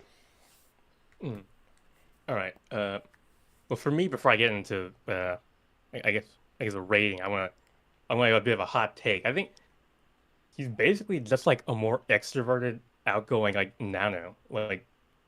She's one of the few girls that explicitly rejected Rentel's advances in the beginning. Like, her approach to being abnormal is basically the kind of shit that Nano would come up with. I mean, I could totally see Nano being like, after hours of research on like creative individuals, I've ascertained that they normally take some common everyday activity and turn it on its head in some way that correlates to their personality. That's why I'm eating this cereal with a fork, that kind of shit. And, she's like, you're right, I never thought about it, but she's so analytical, and she tries to push out because I mean, she's going against her like just nature as a human. She's not going through day to day just like doing what she wants to. She's like, everything is a calculation to her. Which actually makes her a little relatable for me. I mean, I actually remember as like a 13-year-old kind of like mechanically like identifying the hallmarks of like classic literature and media to help with my own writing. Like I remember there was literally stuff like, it has intelligent references to classical or contemporary media. It's got intense insight into some aspect of like psychology or human nature. It's usually a significant trailblazer in its genre, or because like I said, I'm a nano-coded person who went into arts at a very young age, and ironically, or not ironically, but interestingly, all those things I learned, for the purpose of making better art, they happen to help me sort of grow as a person, basically. I definitely did not go into it with that intention, but it's just kind of funny how that worked out. But yeah, and speaking of art, I just now saw your art of her. Oh yeah, what a perfect timing. I should bring that up on let me bring that up on the stream. Let's show it. That's actually so fire, dude. And I love the way you did it. I love that it's like a magazine cover reporting on her. I actually haven't had a chance to look at it closely yet, because we were just about to start, so I'll be reading it for the first time myself. But that's a really cool framing device for the art that you made in a magazine cover. It just came to me in a dream, but I mean, it's perfect. Yeah. I can never. Whenever I search Rios, it doesn't bring you up immediately. You'd think it would, since I follow you. What's your actual Twitter name again? What can I search? It's Rios Hermit. I guess Yeah, search Rails safe for like SFW, because like if you search Rails VT, you're gonna get the Oh, form yep, that does help it. The safe for work hermit. Lies. Yeah. Lies and slander. No, I mean, that's my safe work account. But yeah, for some reason. Oh yeah, I guess I got to be careful to then- not show the titty one, huh? Yeah, Oh, I guess my it won't be SFW on this one. That's awesome, dude. doesn't come out. Kiki bears Oh. all the genius songstress. Oh, yeah. So that's actually dude. That's actually so genius. I love it when people like factor in like stuff that makes sense for the character into like hentai stuff. Yeah. I Oh love my doing god. that. So it's like, okay, something we I'm need to always get her. looking- We need to get her naked. Boom. She would do that as like an attention getter. All right, go ahead. That's just so perfect. Yeah. Yeah, that's something I'm always looking for. But that's not what the character would do. That's not how they would. That's not how they would have sex. Like, as if I know. But, I agree completely. By the way, I just got a thing that said my OBS just alerted me that it disconnected and then reconnected. So I don't know if the stream stopped for a second there. I didn't notice anything. I want to double check. I knew it was like the latency, but other than that, yeah, it's still going good. Let me refresh. Weird. Just Yeah, make sure. literally, it like set it. Yeah, it didn't do anything. Okay, let me know if the stream starts being Yeah, weird. more squad. accurate hentai. Um, Yeah. You can even see it on the That stream. thing. Did you see the Yep. thing I got? That was so weird. Okay. But anyway, yeah, I love that, honestly. Like, well, that's what the fuck. It says like show additional. Someone put ooh very sexy and it like blocked it. Anyway, so cool.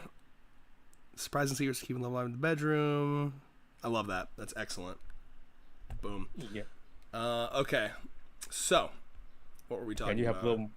Well, yeah, I got a little more to say about her. Like, Oh yeah, I'm sorry. Go ahead. I guess like sort of my interpretation of her like abnormality kink or whatever. Like yeah, like her extra chapter her chapter in the volume extra is like a really good example of why she can't get what she wants. She wants to be, like you said, she wants to be that sort of like abnormal genius who's so like, I guess, like avant-garde and so like they do their own thing and they follow their own thing. But because of the kind of person she is, she can't be that. Like the writers come down and say, It has to be natural, right? I think that's like, in order to be that kind of person, you have to be not self-aware, right? Like Kanye is not self-aware of how fucking weird he comes off. You know what I mean? But she is self-aware. She's intelligent. She's socially aware, and she's trying to artificially become she's weird. definitely And that's a tough thing to do. Like he's definitely a very task-oriented type person, and that, I mean, like the common result, speaking as someone kind of like that, is that like the garden of your mind becomes incredibly like manicured, and like you remove all of the native weeds and plants, which would, in a different type of personality, which would become the like natural outflowing authenticity that Himika is seeking. But because she is, removed all that stuff, put in Walmart brand grass and manicure lawn all perfectly. I mean, she has something that is very like socially or like acceptable according to like external standards, but because it's totally disconnected from her inner self, there's no way for any of her personality to shine through in the way that she is trying to make it shine through. I totally agree with you. I think something that would really frustrate me about her if I was dating her, or even just being her friend, is just she would come off as so fake. And hate's a strong word, but I really don't like fake people. You know what I mean? People where you feel like, I mean, that was like, I've mentioned it on in passing before, but the Hunter x Hunter fanfic I wrote was all about me worrying that I was becoming fake. Me trying to mask so hard that I felt like every interaction I had was like scripted. You know what I mean? And I had to kind of break out of that and become more. I like made an attempt to become more like on the cuff, and that's kind of why I talk like this. You know what I mean? I removed the filter, because if I didn't remove the filter, I would talk very slowly, and I would think about my words, and I didn't like that. I wanted to just be bing, bing, bing, bing. What was I gonna say? But yeah, I think that would bother me if I knew her in real life. You know what I mean? I'd just be like, and that's why, and I think like a lot of these girls, we will see the realness of her come out eventually. Like there was that recent chapter where we got little tidbits of each one of their dates, And I thought that part was really cute. The like, I think one of her songs came on, and she was like, "But you're the only one." Or what did she say? You're the only one who. You're the only one who gets to kiss Yeah. Kiki. Like, she didn't even say her name. She said Kiki, which I think even that's a little nod to her like character. She's thinking of it not as herself, but as the performance. Yeah, you're kissing the celebrity extraordinaire Kiki. Yeah. And that there's a lot of traits about her that I find unattractive. The third person speaking is pretty full of herself, and the weird fakeness. But like, I'm really excited to see, because I feel like there's a real person beneath that, and that's kind of what I want to see. Just like with Uto, because again, like Uto is S tier for me, but it's not because of the person she puts out there, but because I know who she really is, and she does that for her own happiness. It's like this like meta subtextual reason that I love it. So I don't, because if Uto was just Uto, like what we meet for, I would think it was a little cringe, and we didn't like see the depths to it. Same kind of with her. I need to see more of like what brought this about, this urge, and like if there's a deeper meaning to it, and if she can, once again, this is always important to me, if she's able to turn it off. Because that's, to me, what separates a normal person with like an interesting hobby or quirk and someone who belongs in an insane asylum. So like it's this, yeah. So that's what I need to see. I need to see some deeperness to her. So far, straight average. I find her shtick funny. I love it. Her reacting to weird things in the story is funny. Yeah. So for me, she'd be. Oh, I already said that. C, and then she'd be. Let me see. Probably. I'm gonna put, for me, it'd be frenemies, because I think her shtick would bother me. I think I can see that. I wouldn't hate her, but I think I'd just be like, you again. I don't know. I don't know if any of them would be an enemy. I don't know if I hate any of them. Like in terms of like in real life, what I like, except for Number Girl. Number Girl, I would. Damn. Yeah, because for in this case, in this series, I don't think most people are gonna find one they hate, but I mean, I think so. Enemy probably has to mean someone that you can't imagine getting along with, even if there's no hostility. Okay, so, that's totally fair. Yeah, but see, I can imagine getting along with the singer, but I can't with the Number Girl. And again, it's just because like, how do you have a conversation with someone like that? To me, like, you gotta speak in ones and zeros. But yeah, I couldn't do it. It would just be too much. It's like, I mean, listen, man, like, I understand autism. That's me. And we talked earlier about like me not liking like a copy of me type thing, and like her specific brand of autism, the Number Girl, would be like I used to go to school with someone who had like unironically like that joke about like the train autism, like autistic people that like trains and they're obsessed with like train parts. There was a guy that went to a college that it's actually the college that me and Vex met. If Vex was here, I could bring him in and he would know the guy I was talking about. It was a guy who was obsessed with like radios, like all types of radios, CB radios, and he had radio collection, and he would build radios, and that's super cool. And I thought it was super cool, but I'm not shitting you. Only thing he could talk about. That was the only thing he could talk every day for a year. Every day we'd see him in the hall, and he'd be like, radios, and I'm just like, okay, man. And after a while, it's like, you gotta try to diversify. I'm losing my mind, and I felt bad because I respected his passion, I really did, but I was like, I can't do this, man. It's too much radio talk. So that's kind of how I feel with the Number Girl, and I think why I wouldn't be able to hang out with her is because it would just be the same thing over and over again. And then to tie it back into what I'm saying here, that's kind of what I look for in characters, is like that third dimensional, fourth dimensional even character writing, where it's like Uto's thing isn't just being a bard, she's a real person underneath of that. That's what I need, is like to see the real person underneath and not just their like trait. Yeah. For me, I mean, maybe it's because for me, Himeka feels like just like a more exaggerated version of me, so I feel like maybe I might be like reading a little into her character more than, well, definitely more than we have currently. Like, I definitely see, her, I guess, her abnormality fetish, or whatever, as being kind of like, it's like a, what's the word? Like it's her inner authenticity, inner authenticity trying to like escape or express itself, but because of her more like task oriented, like external, like metrics oriented personality, she can't help but like express it in these weird robotic ways, and to me that kind of it's relatable to you. Yeah. Well, let me ask I you mean, this. I'm just more Oh, like go ahead. Sorry. patient. Like, I'm just more like patient, so I take the time to if we're two people like developing photos in like a black room, I'm the one who's like patiently waiting for the whole photo to develop. Where she just gets like the gist of it, and she's like, "All right, I got it," and she runs out with like a half developed photo, and that's why she can't like translate her, authenticity into these more human ways or whatever that aren't so extreme kind of thing. Yeah, and these headcanons are one of the things that's Oh so. yeah. Oh no, I'm not shitting on it at all. I was actually gonna Oh say yeah. like that's something that makes it so fun, this series, right? Because Mm. like I think a lot of people would look at Uto and be like, it's boring, cringe, but like I took that one chapter, that one little crumb where we saw her kind of like break down, and I've like developed this like other personality for her, and like I see her as a real person now, and like I think a lot of people wouldn't do that when they read it, but to me it Mm. was the Ocarina playing for dummies that fucked me up. I was like, oh, she's so real for that, dude.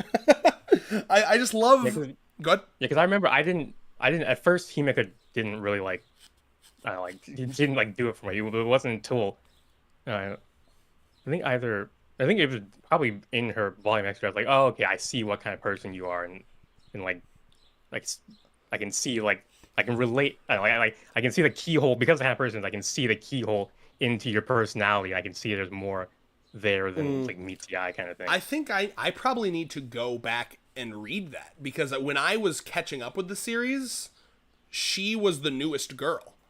Yeah. When I caught up, it was like, I think I caught up like a chapter or two before the next one, the British one. So like I don't think those volume extras were out when I caught up. So I don't even think I've seen her like backstory chapter. Feel free to explain. I'll go and find it after this, but go No, no, ahead, explain it it to wasn't me. her volume extra. It was the second like idol dance festival Oh, I with thought you were talking about the volume extra.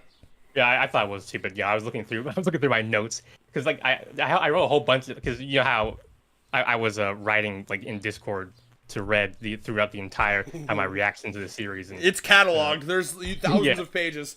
and like a week or two before I finished, we were moving. My family was moving, so put I couldn't put those things in the chat. But I was still writing each of them with the expecting that I would be able to. But anyway, yeah, I was. Hold on, I It was just want during. to hold on. I want to pause and like just compliment that. Can everyone in the chat please just appreciate the fact that he took fucking like detailed ass notes for a stream that 3 people are gonna watch? I mean, that's like, I hopefully we'll put this archive Yeah. up and we'll get some views, and I'll try to edit it down. But I mean, like, that's just so impressive to me. Like Oh, thank you, thank you. and that's the same thing we were talking about earlier, right? Is like I could never do that. I don't have my thoughts aren't organized enough. If I tried to take notes, I'd get bored like 2 sentences in, and then I would just be like, I'll figure it out when I'm doing it. Like, so like it's something that I find that in a brain, in a person, a very cool feature, a very attractive feature. I think that's awesome that you do that. I just wanted to get compliment Thank you, thank you. Yeah, so yeah, it was during that little 2 chapter arc where they were all, or I think it was like 3 chapter arc where they were doing the second like idol dance thing. But yeah, before that, yeah, I was just like, who like this? Okay, she's just the goofy, abnormality focused person. But during that, that arc, I was like really, impressed by her drivenness and her like, well, I guess like all the things I said, like that task orientedness and stuff. And that's where I was like, okay, yeah, this person is basically me, but just like more assertive or extroverted, and that was where I was kind of like, all right, I like this girl. And that was also another where I got an example of another one of the things I really love about the series, where we get character development from side characters. Like I was so, like I was like so happy for that Quality Tina like the dance instructor. She like Oh yeah, yeah. yeah when we first were introduced her, she was like kind of a bitch, but Didn't she and like literally hit yeah, I the think like mom, and then the maid like fucking beat her yes, ass or yes, something? I remember that. And it was so like I guess like just warming to see that she had become like a better person. Like in like a lesser writer might have just made her a different person, but she's still Yeah. she's still herself, but she's just a better, happier version of herself. I was so happy for her. It's And like damn. you know what that means? Inevitably, we will the longest character arc of them all. We're going to get vice principal character arc. Oh Lord. Well, I mean, I guess if anyone can do it and make it like entertaining, interesting. You will see these people. She finally gets arrested for assaulting students. She has to change her ways. Bro, it'd be kind of sick. Like you know, like in a couple chapters, someone's gonna be like, "Where's the vice principal? I haven't seen her in a while." And then someone's like, "Didn't you hear? She got arrested. Her court case is tomorrow." and then like another Lord. couple hundred chapters go by, and it's like, guys, the vice principal, her term is up. She's her not term, what sentence, whatever the fuck. Yeah, her sentence, yeah, her term. The vice principal got elected. Oh no, but I mean that, and then she comes back and she's like, I can't believe the sick, disgusting person I used to be.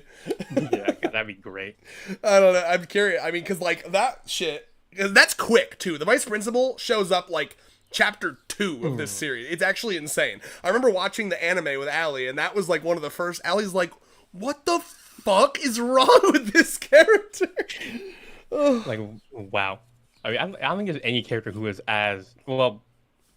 I mean, like there are people like I was gonna say I don't think there's any character who's as out of pocket as that character. But then I remember we got freaking like Hahari on the team. We got like, well, honestly, Hahari is like definitely the most out of pocket. Yeah. character. Well, we'll end this off the way that a tall country girl would want. She's a living creature too. Okay. Yeah. So not a living thing, a living creature. She's alive at the very least. Okay. Anyway, did you have more to say about the pop star? Sorry for interrupting. Yeah, Kirby. Yeah, Kirby got. I was just so we're gonna check the chat once you. His natural leader was like that leadership was like very impressive. But yeah. Oh, her. The pop star. I mean, yeah, because she definitely led. She That's definitely true. was like. Well, I think that's because that's kind of her field. You know what I mean? Yeah. Like, has she led in any other situation? Or... No, you actually had it right. But yeah. Just to be fair, just to be devil's advocate. But yeah, so for my ratings, I would currently I think I would put her like high A, probably like higher than Nano, definitely. And I definitely see potential. Bro, difference of opinions is wild, man. Yeah, it's if he gets good character, I could definitely see her going into S. So you like her more than Nano?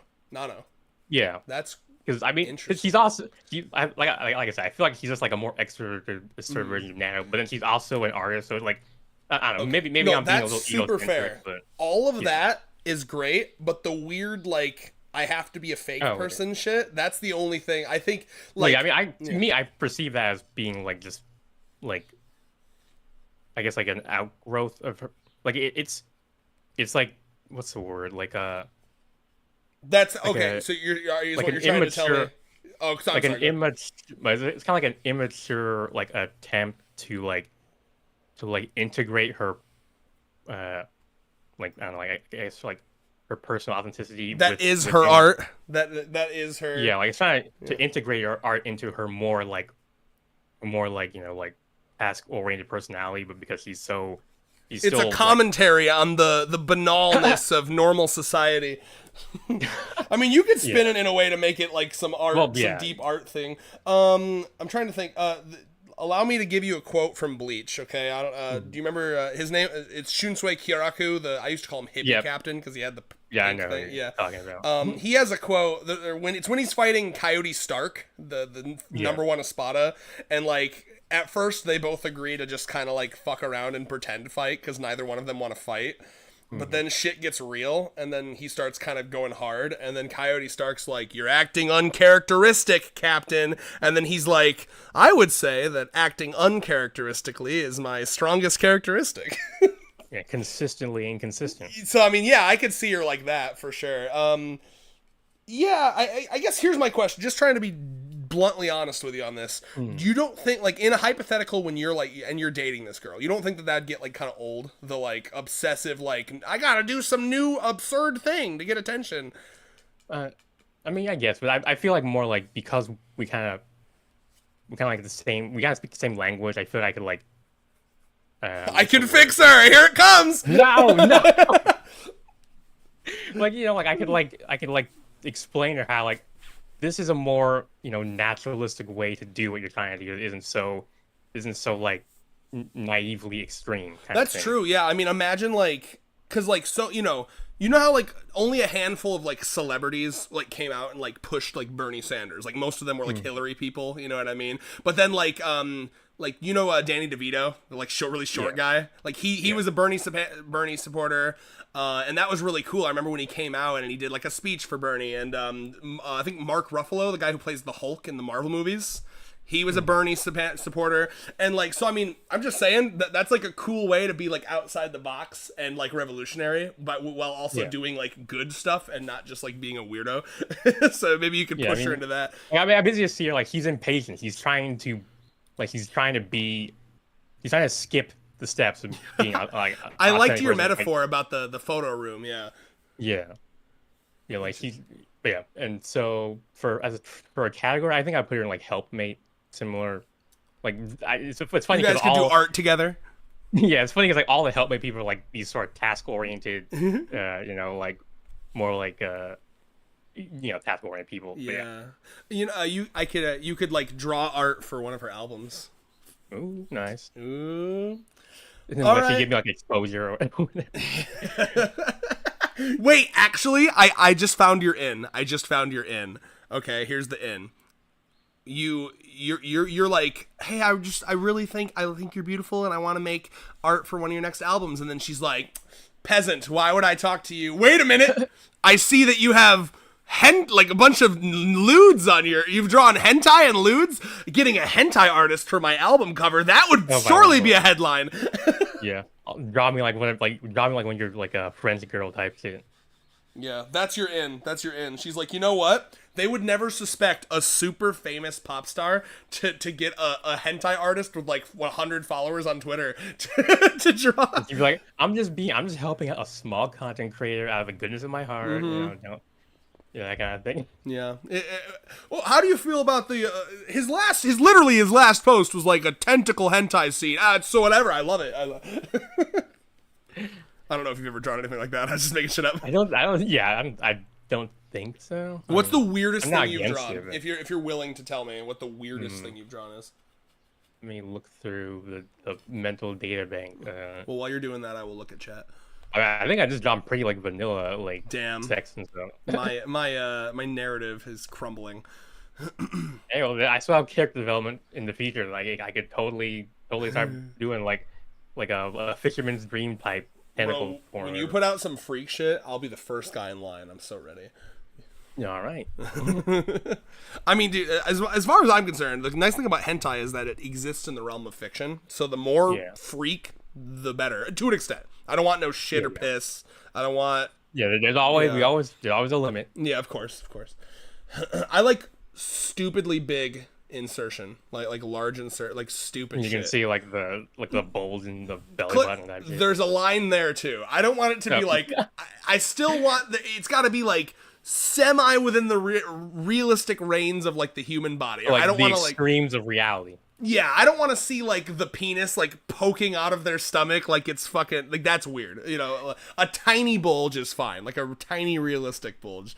But I don't know. It's tough. I have my weird little like I don't want to see like the perfect outline of the thing that's being inserted because then it kind of takes me out of it. It doesn't feel like a human body anymore. That's a little unrealistic. Yeah. Okay. Here we go.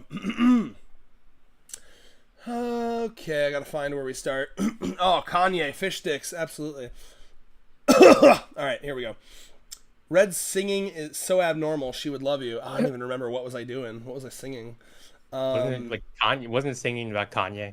Like singing a song. Yeah. Fall in love. Okay. We don't speak about the asshole that is Alex Jones. Yeah. Did you hear? I mean, he's basically cooked now. I mean, he had to like dissolve his whole fucking company. Finally. Took long enough. Yeah, all he had to do was ruin the lives of a bunch of parents of grieving victims. Yeah. She's such a normie deep down, though. Yeah. That's a great point. Yeah. She's desperately a normie trying to not be a normie. That's funny. Again, why is it that this series has so many characters that just have more character development than the entire cast of... Yeah, he's basically he's pointed this out a lot, that, like, the random, like... the 28th girlfriend of this show has more character development than like a lot of the prominent side characters in like My Hero or like any of these like shonens. Totally true. I mean, to be fair, I think that like obviously this series gets to like its focus is character development, whereas like those series they got to focus on fighting as well.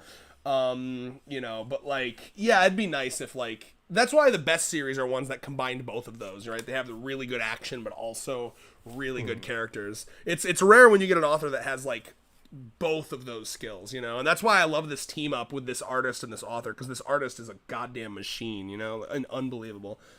Yeah, I'm actually gonna bring that up in the next character, like the character design, how great it is. Yeah, yes. I got a hot take about this next character. I'll let you. I'll blue balls you until then. One of them even is an established author. Oh God, I wish I remembered what you were referencing. You're talking about how all the girls are abnormies. Yeah, they're abnormal.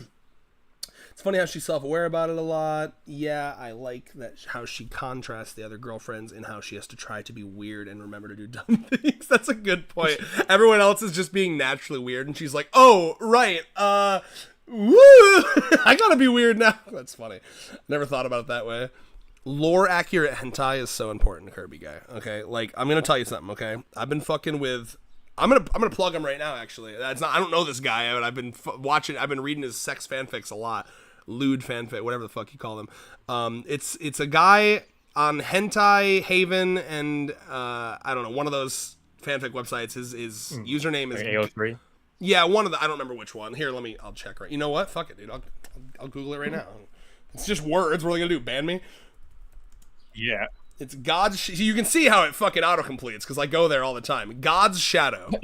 God's Shadow is his name, and he's got this King of the World. This is one of the most in character. It's because it's hard to get Luffy into a sex fanfic because he is very asexual. So goofy. Well, he's also like so obviously asexual in the story. Yeah. What this guy does is excellent because he basically like it's like a whole character journey where like he's become Pirate King. And he's like really depressed because he's become Pirate King, his crew's disbanded, and he feels like he like hit his goal and now he's got nothing left to live for. So he's kind of just like sailing around, and it's like written really well and really emotionally. And the only person that's left with him is Robin because she had nowhere else to go. And because you know her family's fucking dead. And basically it's Robin in like a desperate attempt to like cheer him up, teaches him about sex. And like it like awakens within him, and he's such like the type of character that Luffy is. He's like he sees everything as like a competition in a game, and he wants to win said competition in game. So she describes sex to him as like a competition that you win by like making the other person orgasm more, and so he takes that fucking personally. And he once he learns about sex, he basically goes back through every island, every woman he's ever met. And he's like, hey, you in? And he's like making a harem. And it's like super in character for him. It doesn't like turn Luffy into like a really rapey, gross guy. Like he's still jovial and happy, but he's just jovial and happy and terrifyingly good at sex. Yeah. So it's just super. King of the sex.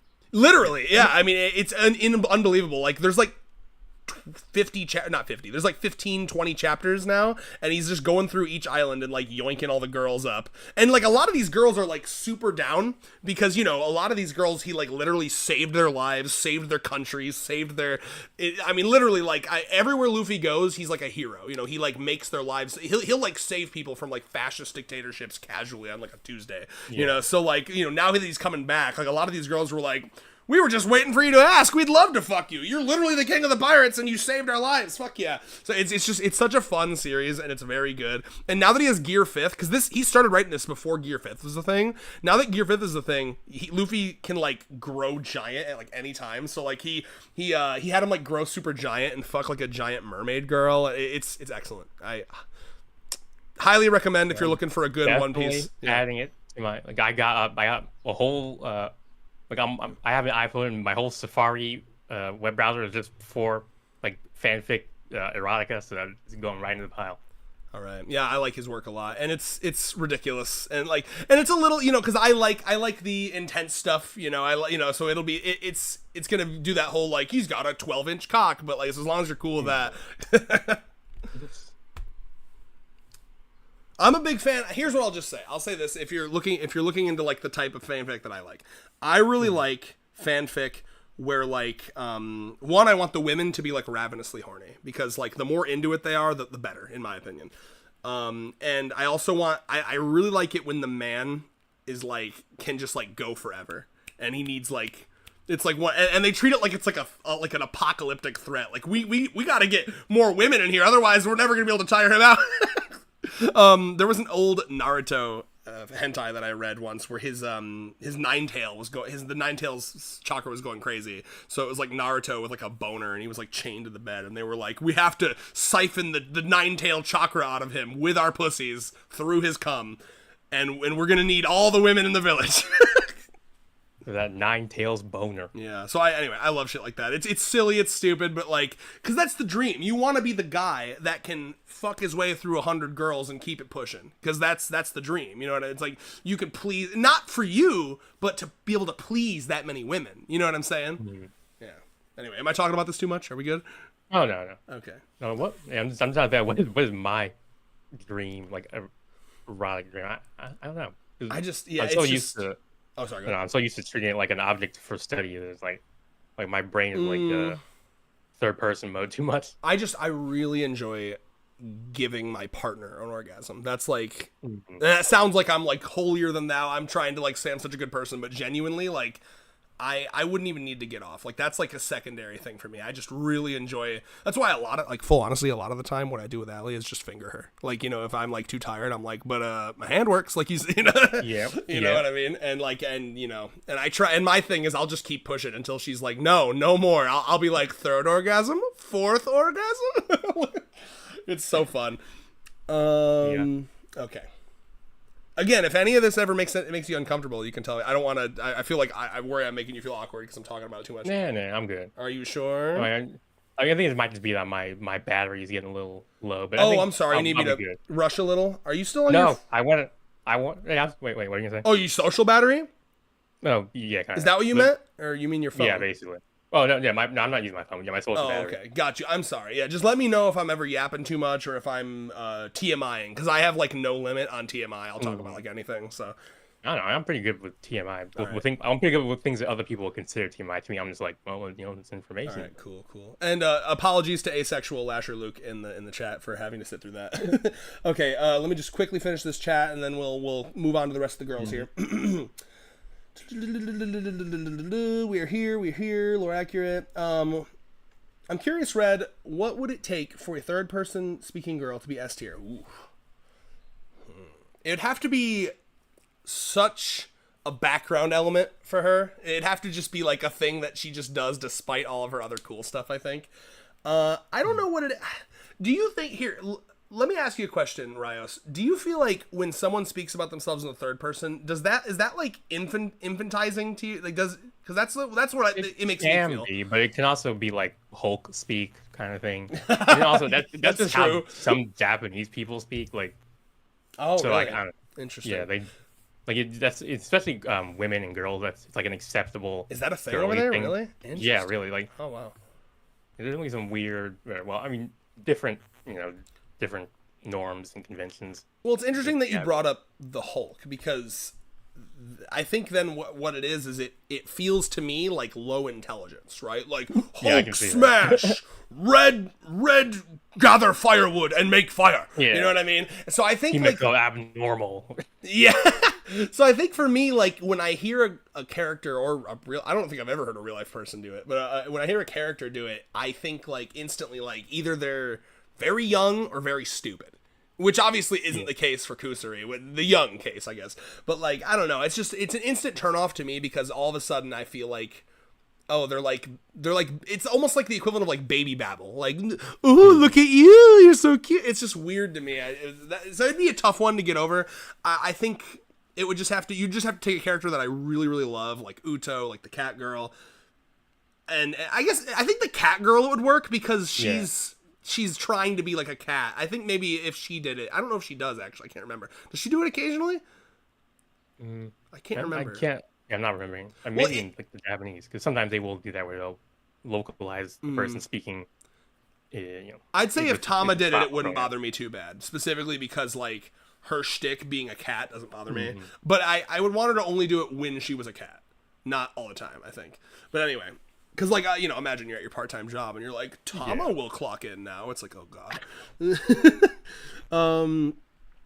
Another thing, how the new girls can add to the previous girls and bring out new traits is just, totally agree, Kirby guy. That's exactly what we're talking. These like inner circle friendships that are being made are so cool, and even just this most recent chapter with the author and Shizuka, I'm so excited to see them hang out in the background, because you know they're going to be hanging out in the background and like working on writing stuff and reading stuff together, just the same way that we see like Mei and the beautiful girl hanging out together, Uto and the pop star hanging out together. I'm so excited to see more of those inner circles grow. So far there may not be a way to bring our Kiki's real persona, but we could eventually get a new girl who has a personality that could bring that out for her. That's true. I'm sure we'll see it. I'm very patient. This series is very, very good at that. So I have nothing but trust. It's worthy. Yeah, it's worthy of that level of trust. Yeah. And then you have a bunch of people praising you, like I told them to, about your note keeping. Very Rentaro mentality. Props to Rios. Rios taking notes. That's a compliment right there. Rios taking notes is pretty much what I do for shows that I'm watching. Oh, for the controls. Yeah. I find what I remember as a kid, like when they'd have us go up and like do PowerPoints, you know what I mean? And they would like recommend like make little bullet points on like a note card to remember what you want to say. But I quickly realized that like when I just don't do the notes and I spitball, I do way better. Like, that's just me, right? Because, like, if I have the notes, I'm the kind of person that if I have notes in front of me, all I'll do is I'll just read off the notes. And then my presentation is actually worse than if I just kind of, like, from the noggin. You know what I mean? Like, that's definitely, like, I've seen similar issues, like, in writing pantsers versus plotters. Like, you know, pantsers, they, rather than outlining the whole story, they do much better if they, like, you know, just go. They're writing. Yeah. And I get to deal with problems as they come up. I mean, that's literally every time I've written. More the outliner. Oh, yeah. That's interesting. Because every time I've written, it's just that I just start, and then have I told you how I write my fanfics? I go to the notes app of my phone, and I just talk it out. And it comes out pretty good. Because, I mean, you see how I can yap and just kind of bing, bing, bing, bing. Yeah. All right. Okay, Vice Principal will become the best character in the series. Stop it. I don't need... Stop with that. As for what Rios was saying about side characters getting development, another example was the two girls that were giving Chio a hard time, and they came... Oh, yep, that's true. I remember them. Though I'm the only one who pays attention to Chio, I wouldn't be surprised. No, I know what you're talking about. Yeah. I know exactly. They even gave it the first indications of British in this series. Like that was so out of pocket. Those two girls were basically like well, I don't know enough about British accents to, like, ID them. You want me to bring in Luke real quick to do it? Yeah, if you're willing, Luke. Chip, cheerio. Okay. What actually did they say? Do you have the line? Oh god, I could probably find it. Let me. Luke, if you know what he's talking about and you want to send me a voice memo of you reading their little lines, I will play it on stream. I mean, to be fair, I've never heard an actual. Right there. Oh, you got the line? Yeah. Send it to me in. Send it to me in Discord. Now, let's see if I can just. I guess I'll pin the message. Let's. Oh, okay, perfect. Oh my God. Okay, Luke. You know what? This is called one-on-one.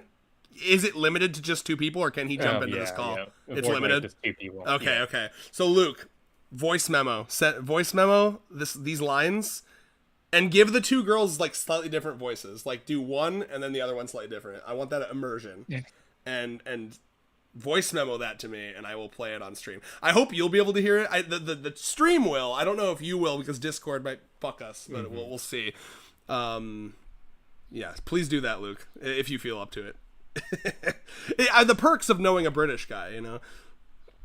Yeah, British man. Okay. Yeah, I just wanted to make sure, Luke. You know, I appreciate that you don't care. I just wanted to acknowledge the fact that this is probably boring for you when I'm talking about sex. Never heard actual child talk on the third person. It's either in fiction or facts, dude. Like True. no one Yeah. actually does it, according to Rios. Maybe fucking people do it. Well, yeah, in Japan, but I think in English, like the whole like at least the caveman Hulk speak thing that just comes from like some like turn of the century Yeah. uh, like black and white film kind of thing, I can see it. and it just became like a popular trope. Right. Luke cooking right now. Okay. Tama actually does do it, but only when she's in cat form. Yeah. See. Perfect example. Yeah. I didn't even fucking notice until I mentioned it, and then I was like, "Oh wait, I think she does do that." Yeah, Not some, annoying. Like Tama's all her batteries all fucking hour kind of thing, like that kind of thing. Yeah. Here, hold on. What chapter was that, Rios? So I can type that to him. And do you know? Let's see if I can. The chapter with the British, the two girls who. I think. Okay, yeah, I think I'm. Okay, yeah, it was. Oh no, I didn't think I saved the the page with the. It's the Natty Natty and Geo Here, chapter. hold on, I got it. I will just send him. All right, give me a sec. Give me a sec, Luke. Give me a second. There we go. Bing, bing, bing, bing. I'm just gonna screen cap it for him. Mm-hmm. Check Discord. All right, you can keep talking if you had more to say there. I'm just sending Luke something. Yeah, I think. Oh yeah, because we're done with chat now, so we can return. Yeah. Okay. After these messages. Yeah. So yeah, so you finally just start talking, I guess. Yeah, sorry, I just sent him the actual screenshot of the words there. Okay. All right. It's British time? Do you want me to start? Or do you want you to start? I can start. Okay. All right. So Matsuri, honestly, she's kind of a G. I remember noticing this first when she saw that kid in trouble at the festival. She immediately dropped down to the level to talk, eye to eye with him. Even if that meant possibly during that dress that she was so proud that her parents had given her, and it was so precious to her. To me, that spoke to this willingness to drop everything in order to help someone right in front of you. And that's something we see pop up again and again with her character, and what's the word I don't know, Also, an example of that popping with Himiko and the online haters, and how she he even though Himiko was perfectly fine with having haters, he's I have to call them a daft sod, just yell into the phone, even if not being texted them or anything. That to me is very impressive and I mean, she's obviously kind of just cool. Now that's just me gushing over the author's character writing, but her character design, even her character design supports this notion of her being this kind of cool, I don't know, community oriented figure who helps helps the people around her kind of thing. Now I'm going to be gushing over Nozawa, the artist's character design. So I'm talking specifically about her facial design, the way she got those downturned eyes that so of the girlfriends Hatori and Rin have. That's actually there's a name for that. It's called the Tarime eyes, and it contrasts the upturned Tsurime eyes, which characters like Karone and Uto have. So normally these Tarime eyes are associated with more gentle or kind or soft characters, and that is there in Matsuri's case, but it's juxtaposed those soft downturned eyes are juxtaposed against her generally confident, angry-ish eyebrows, just her otherwise very assertive facial expressions, and to show that she has both of those. Yeah, and that's interesting because it normally you see that kind of facial design in male characters, especially grizzled, tough soldiers, and interesting. It gives that feeling of someone who's been around the block. They've seen some shit and they're not bothered by it because they can deal with it. Which that's exactly what Matsuri is. She's someone who's been to festivals since she was young, and she's obviously seen all sorts of shit, so she knows how to deal with most of it, as long as it's not a god of infinity Anyway, or yeah, something, but that's yeah, ridiculous. Why would yeah. that ever happen? Just one more W character design from That one shit hundred was girl. That's yeah, crazy. And so, yeah, hey, that's may I just say as well? So yeah. this is it's you always remember what girl was the newest girl when you caught up. You know what I mean? Mm. I assume for you. So when you caught up, was author out yet? Yeah, I think yeah, yeah. So you did you catch up on like author's first chapter then? I think it was the second chapter, right when they're Oh. meeting, when they're yeah, when So she's being introduced to everyone. I got really lucky. I caught up like right before a new girl dropped. Like when I Mm. caught up, it was like the chapter before she dropped, the festival British girl. Yeah. And I even remember streaming with Luke, and someone came in and had read the raws and was like, Mm. new girlfriend dropped, and I was like, Yeah, I really? remember that, And then I had to be like, wait, don't fucking spoil me, I swear to God. Yeah, so it's just that's a fond memory of mine. It's like it makes me think of like Doctor Who. You know, like, oh, who's your doctor? You always remember your doctor. Now I said I had a hot take about her. It's not super hot, but I guess my thing is like I want to like her really badly. I find her so far kind of one note. She just feels like her whole thing is like, I cook noodles and I'm British and I like Yeah. festival. Like, I guess so far. Everything I talked about was just like the character everything I talked design, about was it was very like meta level. It wasn't really like in the text. which I love, by the way. I'm obsessed with that shit too. There's a reason that I wish I could draw, and it's because I have all of the same autistic hyperfixations as people who can draw, just without the skill to draw. One day. Everyone who has the skill start out someone without it. So Facts. Thank you. Maybe you can teach me. Over Discord, Yeah. imagine. But yeah, you know, but this isn't like, I'm not trying to diss her. I just think she needs more time. I feel like this is almost more, and I, you know, rarely will I ever diss this author, but this will be a rare diss on him, I think. I think that despite the fact that she was introduced a while ago at this point, she really feels like she hasn't gotten a lot. Do you feel me on that? yeah, I mean, even her Kyo chapter with Kyo really did feel like it kind of just what's the word? Retread ground. And the Infinity chapter, as cool as it was, and as terrifying as Rentaro was in that chapter, it really didn't. It didn't really do much for her character development wise. Yeah, she needs more. Like, because like I feel like I really know the I don't know, what should I call her, bunny girl, rabbit girl, or sardines girl? I don't have a good nickname for her yet. Usami-chan. Yeah, I feel like I really know her, and I feel like I really know the author, especially after this last chapter. I mean, she's gotten so much development. This author, by the way, this author's gotten so much development given how new she is. I feel like the author found a favorite. I mean, yeah, he's also an author. So Yeah, self-insert. He's not just he's also an artist because he draws too. So both the creators are like, hey, this is my person. That's our self-insert, yeah. Like Rohan in JoJo's Bizarre Adventure. Yeah. But yeah, I guess I think she has been, the British one has been like mega shafted so far. I don't think she's gotten much at all. I feel like I don't really know her. Potential's there. I totally agree with you. Her design is excellent.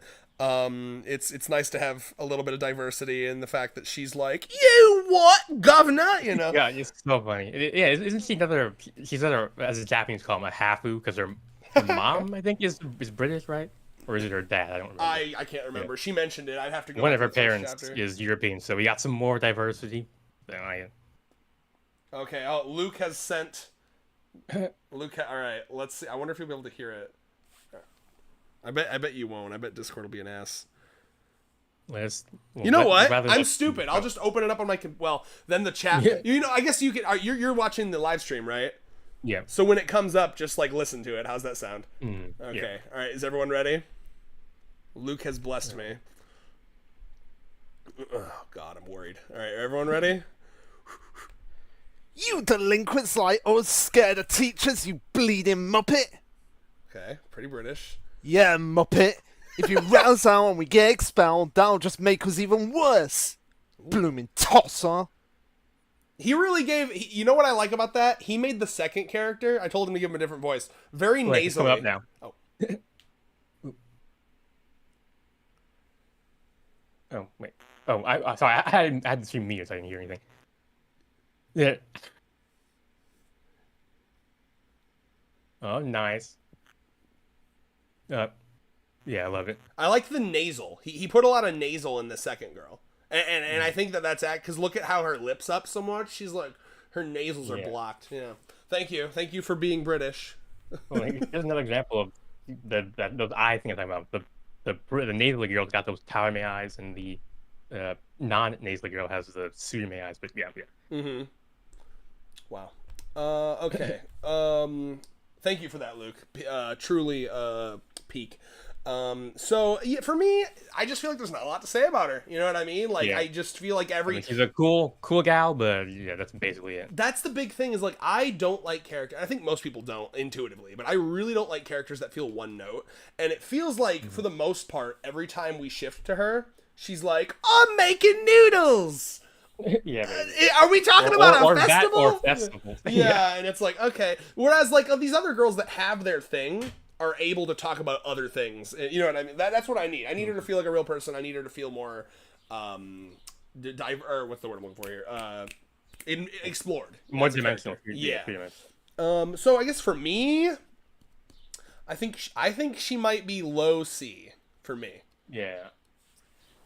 And I think she'd be, but I mean, I'd fucking hang with her. Let me think. Yeah. Cool person. Yeah. Would I want to be romantically? I don't think I would want to be romantically entwined with her.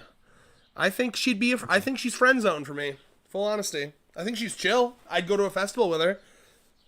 Yeah, I'm thinking friend zone as well. I'd probably put her like. I'd need to know if she had the annoying British accent or the attractive British accent.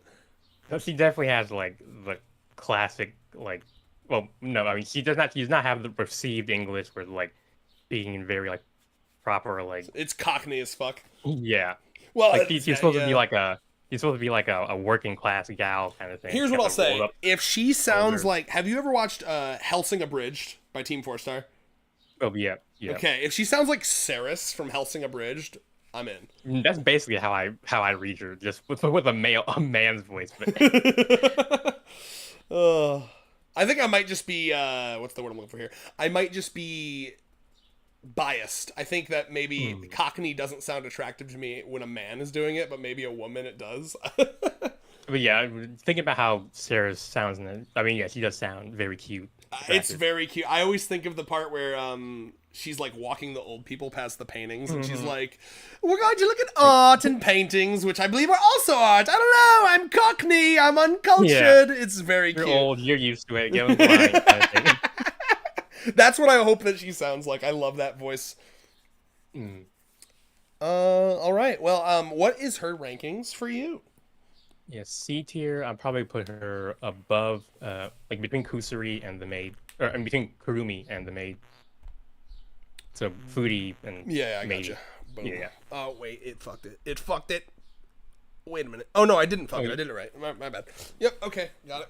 Yeah, and another thing to bring up is the British thing is a localization. It's not. That's not how she talks in So Japanese. that's interesting. I've been wondering about that. Yeah. So Now she does speak in like a not an old timey way. Like according to the localizer, she speaks in like kind of like an out of fashion sort of like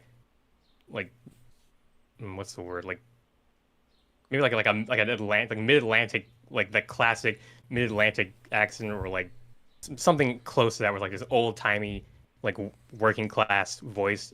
I guess the localizers decided to go with like. but she is half British, right? That's not something Yes, they made. yeah. Yeah. So I mean, it makes Yeah, sense. so there was that coincidental lucky connection that we were able to play off. Yeah, Of. I'm very curious because I've been buying the official volumes. I'm really curious how they're gonna make some of these decisions with the official translations. Yeah. Okay. What is she on the mate zone? Tier Yeah, I list? would just go friend zone. Damn. She's friend zone. We don't date the British over here in America. Like, What are we gonna do? Get recolonized? Yeah, there's a whole reason we had a revolution. Yeah, to get away from you fucking people. I'm kidding. Okay, chat. I guess we should check up with chat, huh? Yep. Look how we talked about her for such a little amount of time compared to everyone else. Yeah. Well, some girls they have a little less to talk about than others. Tragic. Okay.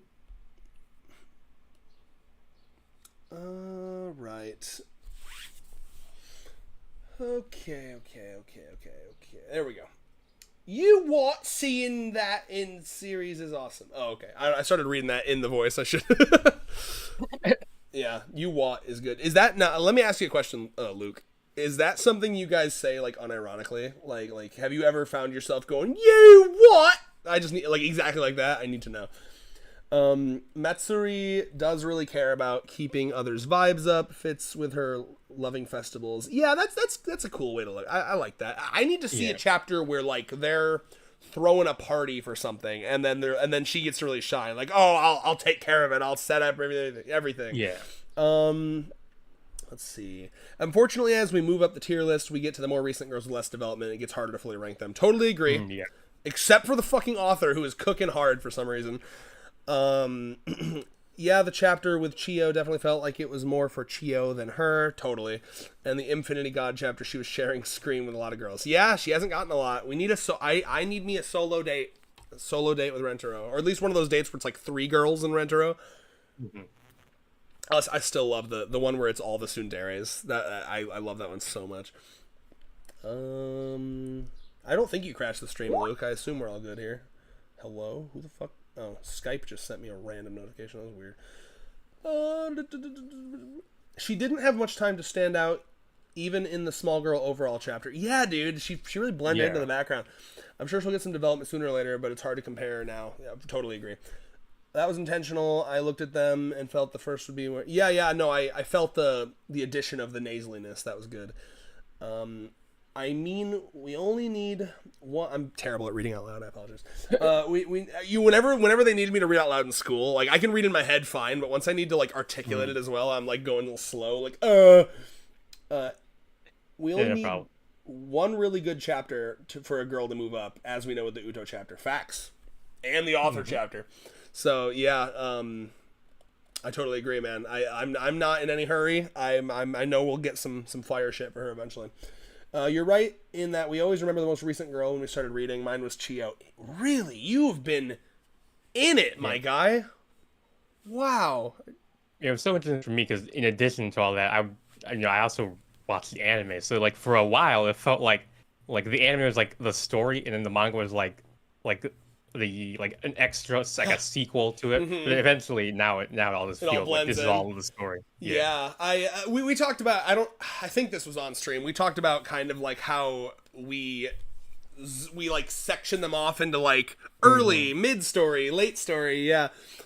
And for me, I'd have to look at the list again, but like, yeah, it's like it starts to feel like. Never mind. I'd have to see the list, but yeah, we talked about that in an earlier stream. Yeah, we both had similar natural like groupings, despite the fact that we'd stopped at different points. Yeah. I'm so excited. I feel like we got to be getting a new girl soon, like next 2-3 chapters. Oh yeah, probably. Oh, that's such an event. See, one of the reasons I like this series so much is because it brings me back to that excitement you feel in in One Piece whenever like a new Straw Hat would join, right? But that's only happened 10 times in 1,000 chapters, whereas you get that exciting feeling in this series once every 2 months. You know what I mean? It's so cool. Yeah. Good. A great temple, kind of like a bridge with the different what do we call the towers with the. So I'm trying to explain some weird metaphor that came in my head. Honestly, dude, I love you, man. That was awesome. I totally saw what you were going for, and I totally get it. I forgot the words for them, so I couldn't whatever you call on a bridge, whatever you call the tower parts with the cable running between them. That's what the girlfriends are, and then that's what the chapters in between them are. So definitely, yeah. No, I feel you. Both of us we're so close to wrapping up this stream. We're so close to the finish line. Can you make it? Are you okay? Yes. Okay. Yeah. Actually, I'm trying to get re-energized. Second wind. Yeah. Beautiful. It's because basically because I took up that break that basically lowered my energy back down to my resting relaxed. Your body thought it was over. Yeah. But the trauma had just begun. TMI moment, TMI trigger warning, but I noticed that because I have a very physical job, even now that I'm at Walmart, because I'm unloading shit from the back room and stuff, and do you notice, like, if you have a job where you're moving around a lot, like, you come home and you sit down, and within, like, 5 minutes, it's like, I gotta poop.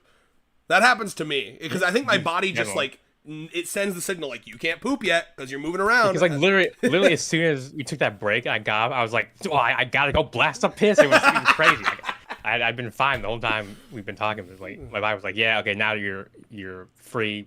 Go take care of your bodily needs. Blast a piss is gonna be a channel meme, I think, for us. We gotta find more ways to incorporate that. Oh, dude, if we ever, like, became 100 Girlfriends streamers, like, when someone subs, the alert will be, Lasher Luke just blasted a piss. We're about to stream, and that like, like, somehow incorporate streaming into blasting a piss. We're about to blast a stream or whatever. We're about to blast out a stream. I am praying. 100% Kirby guy. I was just about to say that. I really want her to come to a local con. I need to meet her fucking English dub voice actor. I have to tell her how much blast out a piss has changed my life forever. Oh, I want to get a shirt that says that with her fucking face. Okay. Whew. Let me see. There's so much more to read. Okay. I gotta lock in. I'm locking in. British thing is the localization. Yes, Rios mentioned it. You're right that we always, okay, it's fair, Red, what you said about the British girl, but despite being British myself, she's not a top 10. She has, it's not her fault. It's like, it'd be one thing if, like, an early girl, I'm, like, mid, right? Because, like, we've had plenty of time, but she's still pretty recent. She's got time. I have not counted her out yet. It's called a Tokyo Shitamachi. I'm sure I butchered that. I remember reading that in the, like, end of chapter. Yeah. It's something that is only used in fiction these days. No one actually uses it in Japan. It's like into a rough British accent. Oh, interesting. Okay. Yeah, that's why I was liking it to, like, the transatlantic accent. Like, basically no one speaks now, but whenever you're looking at, like, an old timey, like the radio announcers. Yeah, like Alistair from Hazbin Hotel. Yeah, it's got similar, like. Do you fuck with Hazbin Hotel and Helva Boss at all? By the way, I haven't watched it. I mean, it honestly, looks interesting. It's cool to see, like, a independent project like that get so. Oh, and the character designs are so interesting. Like, I love wacky, like, interesting, unique character design. I recommend it. Honestly, I'm really excited. Our local con over here in Grand Rapids, we're getting 3 of the voice actors from it at our con. Nice. So I'm really excited. One of the voice actors we're getting, by the way, is Richard Horvitz, who does Zim from Invader Zim. Oh, wow, and an OG right there. I'm really excited. Yeah, one of the Angry Beavers. He Raz from Psychonauts, if you ever played that game. Mm-hmm. Oh, yeah, I haven't, but I know of it. Yeah. Okay, I think I got caught up with Daddy Kendo Girl. That's also pretty early. I actually just bought that volume. That's the volume I bought today. That's the most. It's so weird to think of that as pretty early, but I mean, it is. Yeah. I know. I mean, that's like middle of the. What would that be? I mean, they were probably hitting like chapter 90 or 100 at that point, right? Yeah. So that's like mid tier. So maybe not pretty early. I'd say in the middle. Okay. The author's probably a fan of One Piece and wants their own Straw Hat crew of characters. And they wanted to join poor Rabbit Girl. Oh, Rip Carrot. That's a One Piece reference that Rios will not get. Not Rip. She didn't die. Everyone thought she was going to join and then she didn't. Yeah, just like that Rabbit Girl from way back in, like, Kurumi's, like, food chapter. Because everyone was like, she's going to be a girlfriend. And then she seemingly died in, like, the Hahari hair chapters where, like, her helicopter crashed and blew up, but people, like, still, like, I mean, no one's died in this series, so I understand why people think that she's still around, but, like, we have not seen that girl in, like more than 100 chapters, but whatever. I can't wait for the first gruesome fucked up death in this series. It's just like, imagine, bro, because every once in a while this series gets heavy. Imagine just like wait, that also reminds me, yeah, Matsuri's like this is for Matsuri, this is like because of that he met that god. That's like the first time we've seen like something besides the love god. The first time we've seen like an actual supernatural entity like actually really meddle with the plot, which is like so like, kind of random and out of nowhere, and it never happened. Like every once in a while he'll just sprinkle in this supernatural shit like out of nowhere. Like I still can't get over the fact that the entire planet almost ended because of this stupid hair tentacle drug, and no one talks about it, no one mentions it. It's insane. I guess they're just used to it somehow. Like, I mean, this was crazy enough that I can imagine that crazy things have been happening before Rentaro entered the scene. But Yeah. I mean, yeah. Maybe this is like some alternate universe world where yeah, shit happens all the time. You know what, Red? You can do that with me. God, now I need to remember what you meant. Oh, blast on a piss. Yeah, I mean, you know, that wouldn't just be with you. It would be like a stream alert, you know, when you guys are giving us your hard-earned money for talking about 100 Girlfriends. I'm very excited for that. Kishiko is 81. And yes, I was just about to say, man's got the chapter numbers memorized. Yeah. He's got the tiz. I actually I just followed him on Twitter, and his autistic hyperfixation is definitely 100 Girlfriends. I feel you on that. nice. You come to the right place. We're going to be reviewing. I don't know does anyone even on YouTube review 100 Girlfriends chapters? Are we going to corner that niche? They're like at least, well, there's one, I think a Slice of Toast podcast does like smaller, like 10-minute to 15-minute reviews, and he'll also do things like with the recent chapter where Kurumi and Rentaro went to Disneyland. He'll do stuff like how much money did she spend? And, interesting. That sort of thing. And there's also other people like there's just like that when we were looking up trying to find music for the stream, I pulled up one of those like the lo-fi version of the ending. That's from a person who does like a bunch of different like one of my girlfriend's content. Like they even do like what do you call it? What vocal? Oh no! At least 3 or 4 guys doing like consistent content, and then there've been people who did like little there's one guy who's like a 1 hour like not analysis, like a breakdown of how the polyamory works it makes how they write it acceptable. But so there is some life in the 100 Girlfriends YouTube community, but all right, we're definitely hopefully we for the most part have cornered the market. I don't want a lot of competition. All right? Okay, so let me just finish this chat real quick so we can talk about sardines / rabbit / there's got to be like a name for the phobia. Like, does she mention it? I don't remember. Like the phobia of. You definitely said something. Well, either way, let me finish this. Girlfriend dies. Kusari invents zombie drug. Zombie girlfriend. Okay, maybe. Bunny idol. People really wanted her. Now we got Usami, who's another bunny girl. People have given up. Yeah, dude, you just gotta. I don't know, man. You held on for too long. I guess it's not impossible in this series. Yeah. I don't even attempt to predict the girlfriends. Okay, I'm just on the ride. Except for the fact that I need a trans girlfriend at some point. Please. Yeah, that would be. I mean, that's a blatant opportunity sitting right there. Oh, given God. how traps have been a part of the anime community for exactly. God knows We how do long. the trap, but we do it in like a progressive good way. That'd be excellent. Yeah. Okay. One person who does reactions boils down to just reading. Nah, dude. We're gonna be the peak, the PewDiePie of 100 Girlfriends reviewers, in the sense that we're going to pay people in the jungle to write on a sign. No, I'm just kidding. I'm not saying it. Oh my lord. My Alexa's screaming at me. Red, here is your reminder. Fuel subscription. A reminder? Soon. Oh, okay. Alexa, stop. I have a it was reminding me to cancel a subscription if I didn't want it to continue, basically. Just one of those. Because you get a free trial and it's like cancel before this date, yada yada. Yeah. I had it remind me. Okay. Oh, stream status is excellent now. Fuck the haters that didn't believe in us. Okay, we're almost there. Slice of Life Gaming does. You haven't cornered the market, but you can get half Yeah, of that's it. the person I was talking about. Okay. I think I called it slice of toast or something. I'm gonna find them and leave a very. No, I'm just kidding. 100 Girlfriends, if it wasn't for Dr. Stone, would be my favorite manga. Yeah, well, it should be your favorite manga anyway because it's better than Dr. Stone. Fight me. I'm kidding. Kidding. I mean, I haven't read Dr. Stone, but I have read 100 Girlfriends. So No, it's good. I like Dr. Yeah. Stone. It didn't blast my nuts off like it seems to have blasted Luke's nuts off. It's good. I enjoyed it. But it's one of those series that I don't know if you ever have this where you read a series and you've read it and you're like, I have no desire to reread this ever. I've experienced it. Watching it. Yeah. Yeah, like I experienced it once and now I never think about it again. That's just what it is for me. I don't know why. But yeah, it's good. I'd give it like a solid 7.5, 8 out of 10.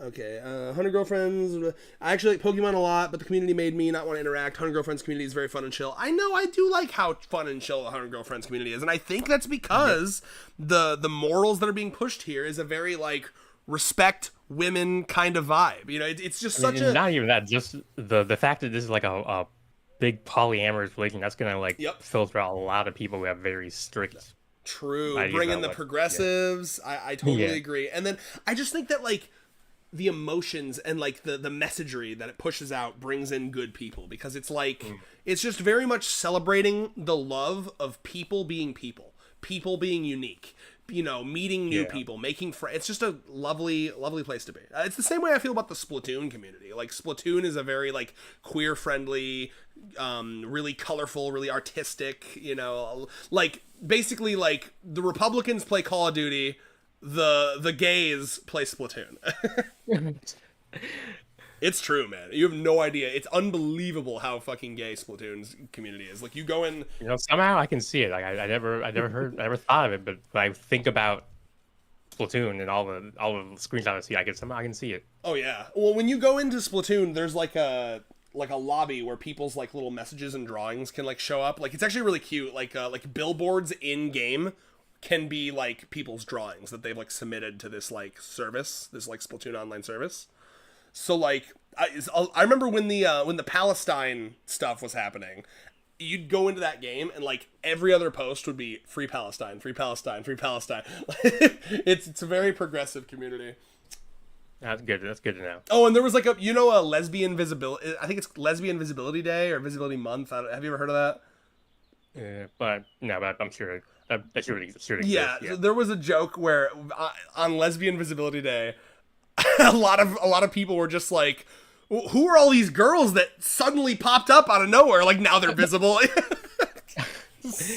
We were always here. We're just visible today. Okay, let me finish this. We're almost done. Girlfriend 23 was going to be the first girlfriend of 2023, and 2023 was the year of the rabbit, and in Chapter 100, popularity poll, Bunny Girl was ranked 23. Oh my god. You guys are insane, dude. Yeah, I said, I was reading, after every chapter, I was reading the Reddit discussion, and, like, people really want that early idol Bunny Girl. Like, I think they were even, like when this next girl came out, like, is this her and, like, her off, like, day? Would you didn't have her, like, contact in or whatever? But yeah. Nah. Okay, let's see.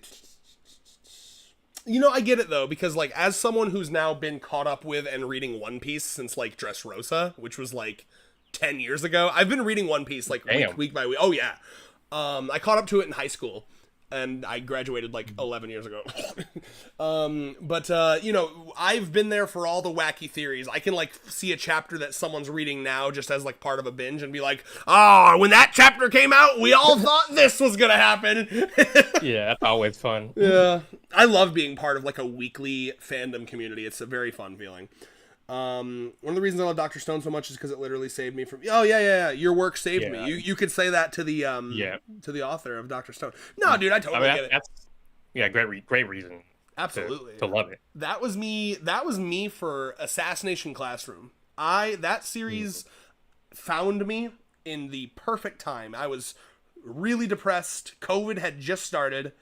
I was not doing really well, and then that series just, like, motivated me to be a better person. It really, really spoke to me on, like, a spiritual level, that series. So I totally get you. Yeah, Splatoon community is gay as hell. Facts. All right. I look around at all of my Splatoon plushies surrounding me. Okay, so let's we got 2 more girls to do. Maybe we can do that in an hour? Knowing us, we'll see. Yeah. I mean, we can hopefully do it a little quicker than an hour. Yeah. All right, here we are. Usa, right? Usami. But I mean, doesn't she kind of shorten, go by Usa? Well, yeah, Usa. Okay. Yeah. I need something that I can remember. That doesn't mean Usami doesn't mean, like, rabbit in Japanese. So it's like, or I think Usagi. Well, yeah, but Usami.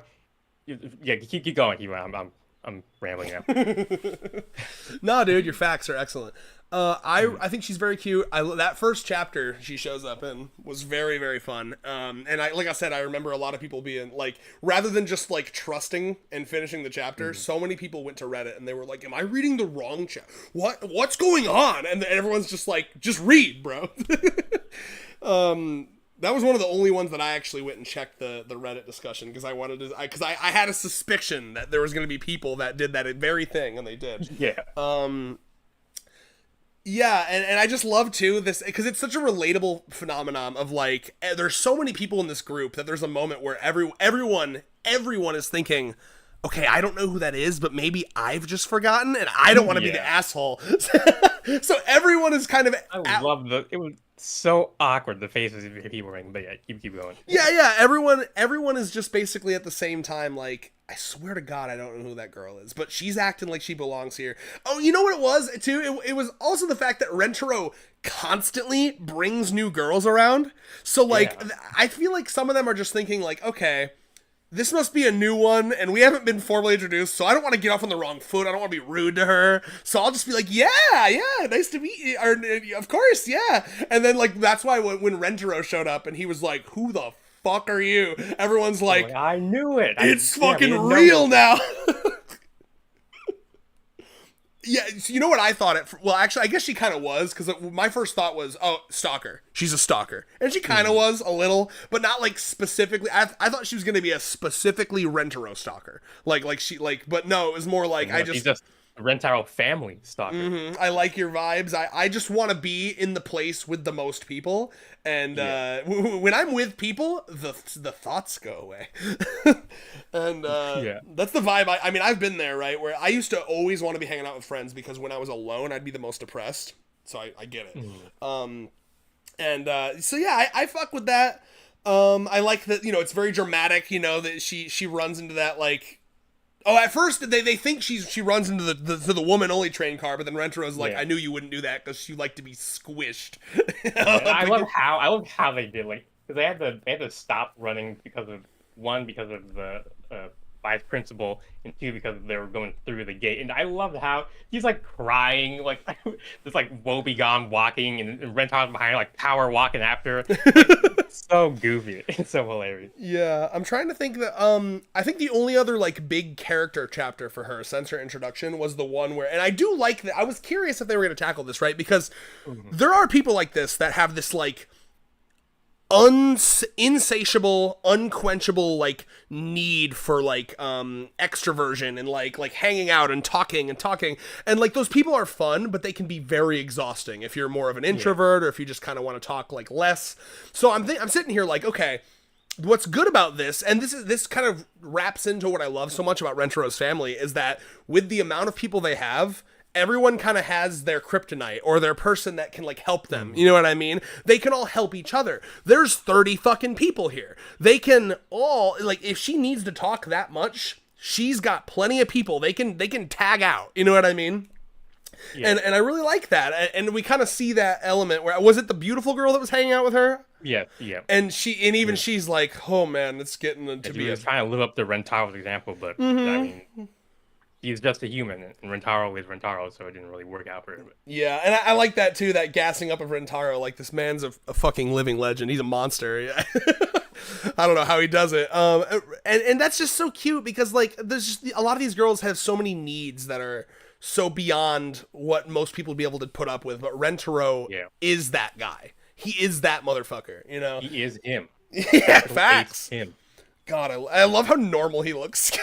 Given he's so fucking vanilla normal looking, but oh my lord. But anyway, can you remind me? Because I don't remember, how did that chapter end? With the chapter where they're kind of like getting sick of her talking so much. What was the conclusion to that one?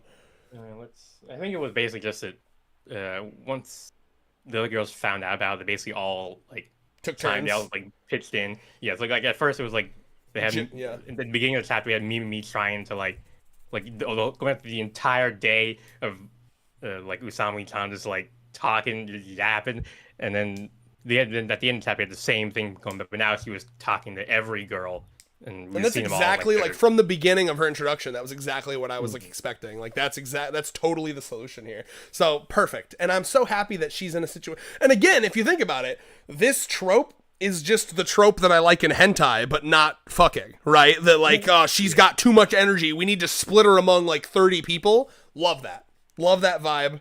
She's got the energy. She's got the energy in one little body for 30 people. That's there's something very wholesome about that. But again, she strikes me, you know, she's a new one. We don't have a lot beyond that. I don't think we have much. She's just kind of there to be like, oh, there's so many people here. And she likes getting squished and, which I've met people like that before too, that like that pressure. Like I used to know a girl who, enjoyed getting laid on.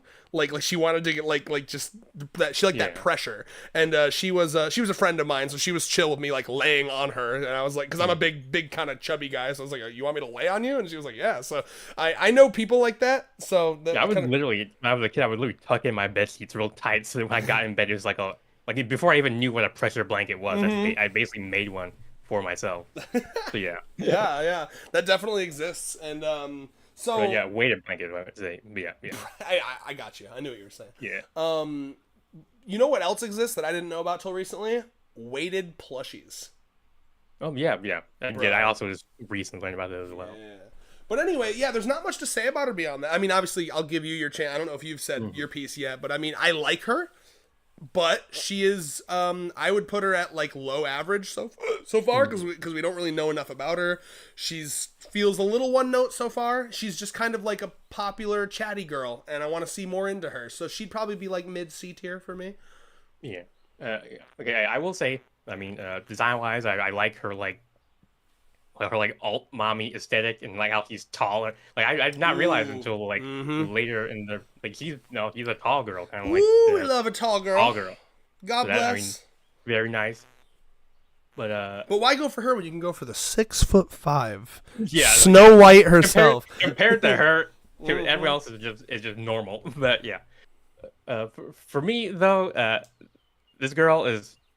I mean, I feel like if I was with this person in real life, I would lose my goddamn mind. Like it's funny because like literally yesterday I was listening to a podcast by a couples therapist, and they were specifically talking about like how do people with more like avoidant attachment, bringing in like psychology, how do they deal with people? Like how can they navigate relationships with more needy people? And I was like, oh wow, this is exactly the kind of thing I need to look up for this stream. I'm not doing it to help myself deal with like actual. I'm doing it for fictional women. Yeah, but yeah, I mean it was funny because they brought up and this is something that I had thought of when I was thinking about this character. Like oftentimes in those relationships, what happens is the less needy person can feel like the sense of inadequacy, where like they feel like they can't give the more needy person what they need, and so they will preemptively try to like distance themselves, which often ironically kind of results in the more needy person chasing after the less needy person, which you do see some of that with Usami-chan, but I think he's self-aware enough to kind of like pull back even if it makes her miserable. But and that's a slippery slope too. Speaking as someone from like having OCD, like it's really easy to get into a loop where like you think what I need is more attention, but actually like it's more like a deeper feeling of like, do they really like me? Are they really friends with me? That was kind of my thing. And my therapist had me read a book, specifically like this opening to this book that I found actually really helpful. It was like super enlightening. It was a book about, and it was a true story. It was a book about a guy who had like critically bad OCD, but he was like really rich. So he was actually able to use all of his money to actually like satisfy all of his like little needs. Do you know kind of what OCD is? Like, if I don't flip that switch, I'll my mom will die. They have like obsessions, and then the compulsions are like coping mechanisms for the obsessions. And they can be like simple, like touch the top of the door frame, otherwise something bad will happen, or they can kind of be more vague and like mental. Like in my head, it'll be like I'll say something, and then like I'll maybe like the person didn't respond the way I expected them to, and then for the next like hour, I'm thinking like, are they mad at me? Are they mad at me? And I can't get it out of my head. The way I kind of categorize it is because I've kind of, when I was younger, I had those like flip the light switch, lock the door, but now that I've like done a lot of work to mask and like get better and get over those, they're a lot more like ethereal, like little like like mental worries. abstract, psychological. Yeah. And but this book that I was reading, it was talking about how this guy, super rich, and so he was able to hire people like butlers and shit to do all the things he wanted. So you know what I mean? So like if he wanted the light switch flipped, boom, send a guy to do it. If he wanted this, boom, boom, boom, boom, boom. Anything he wanted, he could do. And this is the part that really got me. He killed himself. And what the lesson of that, the therapist brought up to me, he was like, what this shows, and it's totally true, is that with OCD, feeding it only makes it worse. It's like pouring gasoline on a fire. It's not actually going to... Yes, you're not going to quell the thing. You're going to make it worse. So, like, I don't know if she has this at all. This is just my own personal story. But, like, you have to resist and ignore and slowly... he calls it exposure therapy, basically. Just like if there are things that like bring you super anxiety, you have to slowly kind of like dip your toe into it, and more and more and more. So like I don't know if she has that, but like I know it does remind me of where I always just thought like if someone's not talking to me, oh, they must hate me. When I was a kid, like in school, I was known for like apologizing over and over and over again. If I thought someone was mad at me, I'd be like, I'm so sorry. Oh, I'm sorry. And then they'd get mad at me for saying sorry, and then I'd apologize for apologizing. I'd be like, I would get in this loop. Classic. Yeah, and it was like this terrible OCD loop. So like again, I don't know if that's something that she deals with, but there's definitely some kind of deep-seated anxiety, and this is something that I'm excited to see whenever we get to her her volume extras. I want to know what made her like this. We got to see her as like whatever abandonment problem she had. Yeah. I mean, it could be super tragic. It might be some like trauma with parents. We have no idea, you know. We'll find out if both her parents died, and like. Oh man, I mean maybe it could even be something like she had a twin and then the twin went missing and now she just feels like this like constant emptiness. I mean it could be a lot of things. I mean yeah, really. I'm looking forward to that the volume extras. That is where we get to see like the origin stories for a lot of these girls. Yeah, a little bit deeper. So yeah, I guess like I said, for me it'd be like mid C tier until we get more, and then I think I'd put her. I agree with you. Should be far too. I think a little too annoying to be a mate, but I could be her friend as long as other people are taking shifts. You know, I could talk to her for a couple minutes. I'd be like, you know, after like 10 minutes, I'd be like, it was lovely seeing you. I gotta go to class though. Great talking to you though. Seriously, I'll tomorrow. I'll see you tomorrow. Do you agree with friend zone then? Well, okay. Now this is being a little exaggeration, but I do think like if any of the girls would be enemies with me, it'd probably be her. But not in like a hostility way. Like that's why I like mentioned it early, because I really think like unless the both of us are going through like therapy or something, I really think we would really not be able to like mesh well together. This is interesting because it makes me wonder if our friendship wasn't separated through the walls of Discord, would I annoy you? I wonder, because I have the capacity to be like more exhaust rather than. So I think nowadays I am. Oh, sorry. Nowadays I am much better at like managing, because part of the reason we interact, I was like, what's the word? Like I was like on like a 100%. Like I couldn't relax around people, and that made me tired. But obviously, eventually tire me out.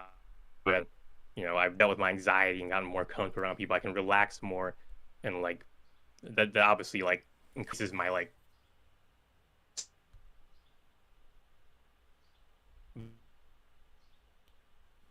if both of us get therapy, then we can be like friends, but otherwise I think I do kind of think it'd be safer for us to not get too close. Me and Usami. Gotcha. Yeah. In the middle of that, we had a bit of a stream lag moment. We're good now. I think my internet just cut for a second, but yeah, we heard most of what you said there, but it cut for a sec. Oh damn! No, I mean just like 5 seconds. Like it wasn't. We didn't miss much. Yeah. Okay. Yeah. But I don't know. I mean, I guess if I'm being more realistic, probably would just be like friend zone. But I don't know. I'm saying like even as friends, I think it'd be like with what happened with Mimi, where she tried to like be your friend. And I mean, unless we have like a 30-person friend polycule, like I don't think I would be able to deal with this person. I'd be like, I'm sorry, but I cannot give you what you need. Please go find someone else. And then that would obviously cause her to become clingy, and it would just And she'd be like, "What, do you hate me or something?" yeah, it'd be just like that. So here's what I'll say. First of all, in relation to like you and I would assume that like the big thing would just be like you have to have the maturity on both ends for you to be able to be like, or even for her, right? You have to be able to be like, hey, I'm just exhausted. I can't talk that much. This is my limit. And then for the other person to be like, oh yeah, totally cool. You know what I mean? That's kind of what literally, you need. Yeah. That was literally what the couples therapists were like talking about. You gotta be able to like communicate without doing it in an accusatory tone. Oh, like, and it's so easy once you just get that rapport with someone. Like me and Allie, like the second she comes into through the door from work, if she's feeling kind of bleh, I'll be like, oh, you're not feeling well? And she'll be like, oh, I have a headache. Just today this happened. She came home, she had a headache. And so I'm like, all right, you want to go in the other room, close the door, and then I can finish the stream out here, and I'll give you your alone time. It's just the ability to communicate. You know, it's like, oh, if I'm not feeling like hanging out today, I need some alone time. You just say it, and the other person's like, super chill. You know, it's great. Yeah. We love healthy relationships. I mean, it's all about communication. Straight up. So what letter, which is she D tier? She D tier? Yeah, I probably would. Like, I think I probably would put her like even below Iku, but I mean, like, it's relative. Like you said before, it's relative to the peak that is 100 Girlfriends. Like, she's still better than like most characters in fiction. But yes, and this is also not specifically like how good or not good. Well, it's also specifically not how good or not good a character is. It's our taste specifically. Yeah, you know what I mean? So like for some of these, like the only on my tier list, the only one that I consider actively a bad character is the Number Girl. Every other F tier, it's not that I think they're a bad character, I just recognize that they're not for me. You know what I'm saying? Yeah. So like that's, oh, by the way, something that I noticed about myself, this is just like a little self-analysis, I do this with everyone.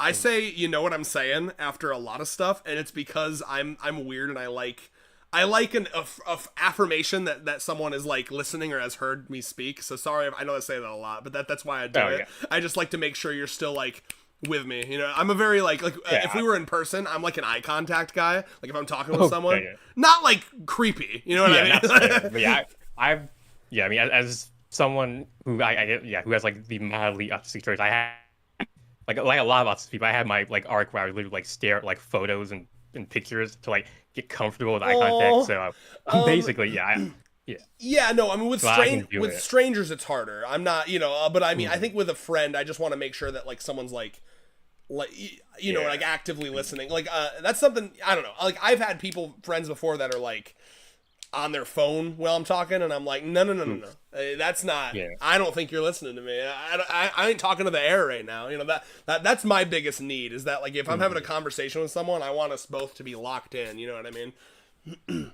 Yeah. But you've been fine. This isn't like a diss on you. Yeah. You've been excellent. Oh, of course. Yeah. I'm locked in the stream. So. You're fucking mega locked in, and I appreciate that. You know about Thurman because you watched our content, right? Thurman's forever I've heard ago. Of him, yeah. Oh, okay. We did One Piece together back in the day. He's the type that will like be playing video games while we're filming, and I'm like, you are not locked in. You are not. I can hear the clicky clacks on his fucking controller. Some people need that to help them. Yeah. I didn't help their brain, I guess. Help their brain like focus, or focus might not be the right word, but to clear out the cobwebs or whatever. Very true, yeah. And Catherine, who I've mentioned earlier, she's someone who, according to her, she needs to be like doing something while watching like a show to like fully notice or like focus. And I'm like, for me, if I'm like watching a brand new show, I gotta fully focus in. But she'll be like sewing or like knitting or something, and I'm like, bro, that's crazy. Like I need to lock in, because if I worry if I look down, I'm gonna miss some detail, on the show. But anyway, had we just finished ranking Bunny Girl then? Yeah. Okay, so let's catch up on chat real quick, and then we can do our final girl. Yep. How's that sound? Yep. Beautiful. All right. This has been an excellent stream. I've really been enjoying this, and I'm super genuinely, I'm super excited to do like the weekly reviews with you, my guy. Yeah, I mean, I've been prepared. I mean, that was one of the. I mean, I was almost more excited about this than the move. I mean, that we just did. Oh, that's so sweet, man. I love that. Okay, I gotta find where we were. Thank you so much, by the way, to the Kirby guy and Luke for being here. You guys are fucking the real ones, okay? I love you guys. Yeah, really. Seriously. Marines Rabbit in Japanese. Both Final Girls are S tier and soulmates for me. Really? Interesting, Luke. So you're into the like super chatty clinginess. I know it seems cool, but like my God, are you sure? I just like that's a lot. Some people. Yeah. It's similar to how some people like how when some guys will get with girls who like have a really high sex drive, and some guys can handle it, but yeah, some guys think they can handle it. Yeah. As far as I can, unless listen, if you have a working hand, you can handle it. Okay, unless you're being a lazy bitch. All right.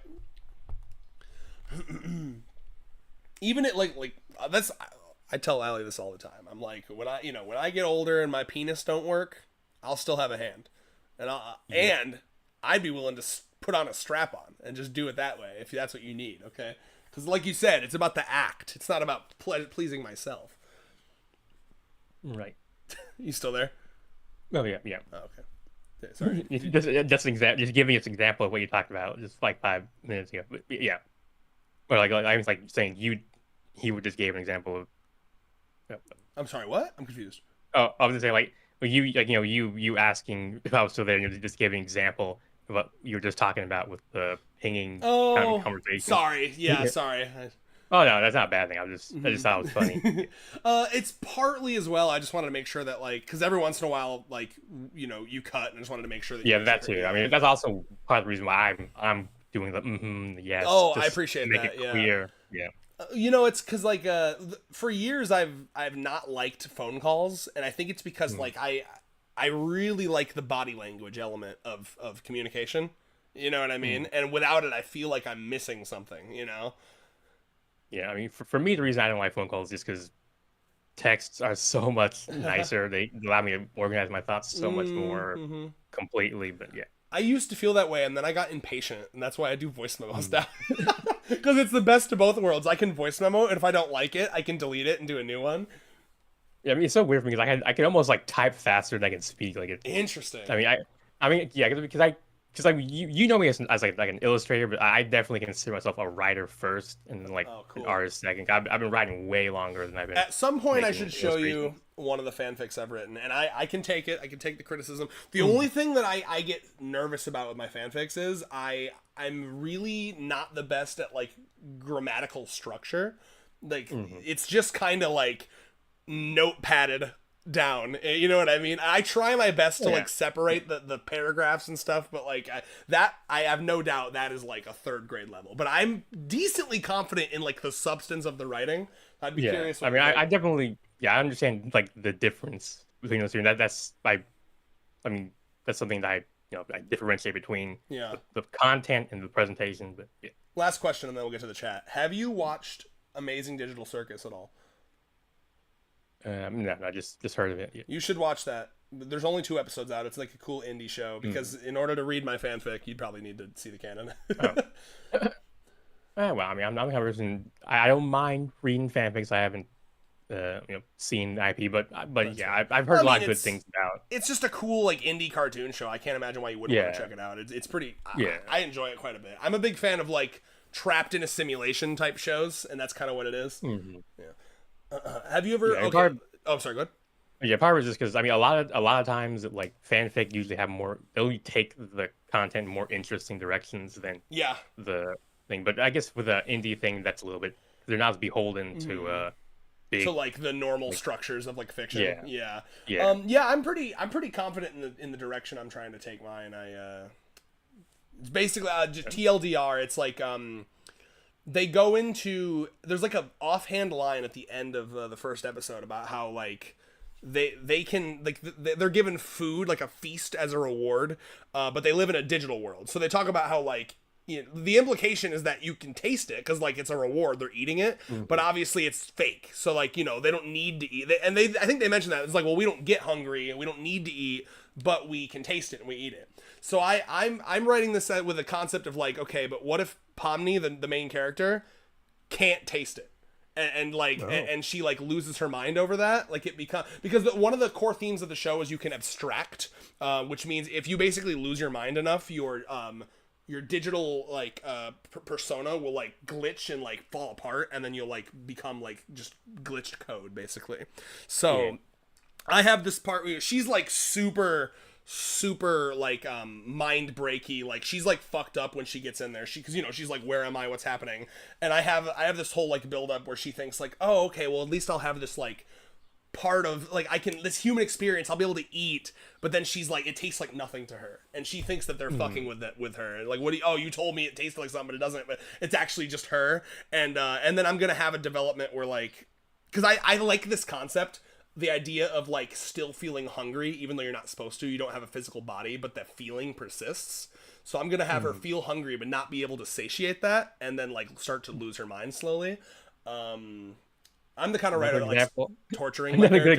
Another good example of how like cruel us authors are. The things we put our characters through are like wild. Well, I'm inspired by, have you ever heard there's a story called I Have No Mouth Yet I Must Scream? Yes, yeah.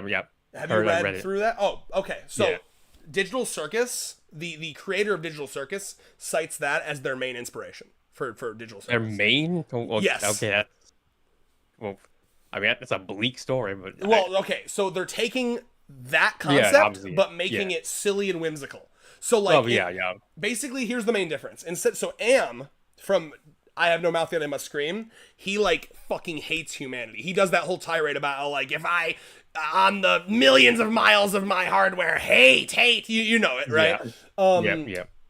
Kane, the main AI of Digital Circus, it's interesting how they spin it. It's basically like he actually is not trying to hurt humanity, but it's his misunderstanding of humanity that leads him to hurting them. He can't physically comprehend why they wouldn't want to be there, because in his mind it's like, this is a fun circus, of course, don't you love it here? And they're like, no, please let us out. And he's like, I'm gonna go home. He's like, you guys are silly. So like he hurts them through misunderstanding that he can't possibly comprehend. So it's a little bit less intense and like fucked up than I Have No Mouth Yet I Must Scream, but that's kind of what they're going for, right?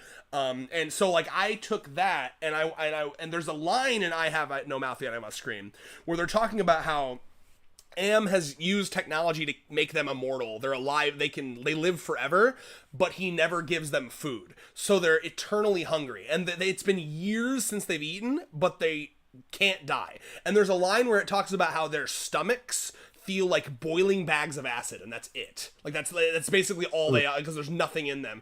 And the concept of like being able to live past when you should, there was a hentai I read back in the day. It was a Sword Art Online hentai where that creepy guy was like raping Asuna, and he was like it was something about like, oh well, in this digital world you can like normally you would have passed out by now from all these orgasms, but because like you're in this digital world, you actually can't pass out because you're not attached to your physical body. So, and I remember that like awoke something in me. I just love the concept of like, oh, your body, I wish there was a term for it, but like your body, you like should have given out by now, but we have done stuff to it where it won't. Like horrific, surreal body horror, big fan. You know, so my fanfic is basically about like Pomni getting hungrier and hungrier, and desperate, more and more desperate until I'm not sure how I'm going to end it, but I have like ideas. Basically my plan, we talked about planning phase earlier. My planning goes like this. I'll be out at work and I'll think of like a cool scene, like, oh, that would be a sick ass scene. And then I'll write it down like as a bullet point. And then I basically just have to like string A to B together. Like, how do I get to this scene? Yeah. Okay. Yeah. I have similar. Yeah. Cause I'm like, what's the word? You know, like, I'm further along in that line, but I do still do that kind of like, well, I've sometimes called it like the germ culture, like, writing method where it's like, I write down little sprinkled pieces and I'll like row each of those pieces until they like all mesh together. But I mean, the issue with that sometimes you end up with pieces that do not fit together, and you gotta figure out how to get rid of something. You have to make some ingenious like seem, but yeah. Yeah, another fun element of the hunger thing is that like there's something that's introduced in the episode 1 of the canon series where if you abstract, Kane basically just like throws you in, like he calls it the cellar. He just opens up a hole in the floor and like throws a dude in there, and he's like, off to the cellar with you, and like it zooms out and there's like hundreds of these people that have like abstracted and lost their minds, and like basically it's like digital death. It's the closest thing in their world to death because they're humans that are trapped in a digital game and they don't know why yet. So like Pomni now is going to have to, in my fanfic, she's gonna have to hide the fact that she is not able to taste this food and that she's feeling hungry because that's a defect. And if he finds out that it's a defect, she will be thrown into the cellar and like basically like killed. Like her mind will be wiped. So anyway, I want to get back to writing that. I wrote that like 3 or 4 months ago, and I wrote chapter 1, and I haven't touched it since. But it's been on my mind eternally. So. Well, good luck. I mean, definitely sounds interesting. Thank you. Okay, let's finish this fucking chat and then finish this fucking stream. Thanks for sticking with me, man. Seriously. Yeah. Okay. No problem. Rentro's the God of Love's son, and he has no idea. I think the God of Love would have brought that up. My son! Let's see. I gotta fucking figure out where we were. Okay. She got one first girlfriends that got fully introduced before the zing even happened. Only other one's the grandma. True. Yep. Yes, it's funny to think that the Usiami fiasco happened so recently. Definitely a fun one for the discussion. And it was really funny how she was introduced. Yup. I also like how her character works a lot with the series itself. If she was just in a monogamous relationship, she wouldn't be able to take it, and neither would her partner be able to take it either. Yeah.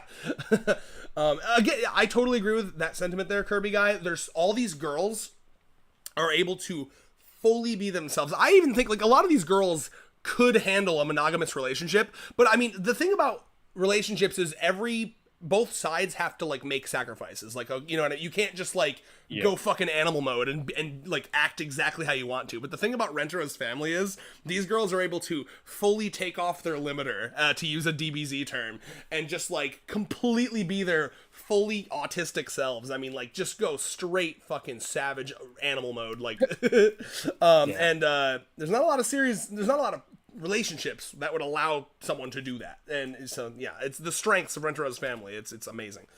It's also funny to me how far her loneliness can go to make her effectively delusional, like speaking to a toy that only repeats what's said to it.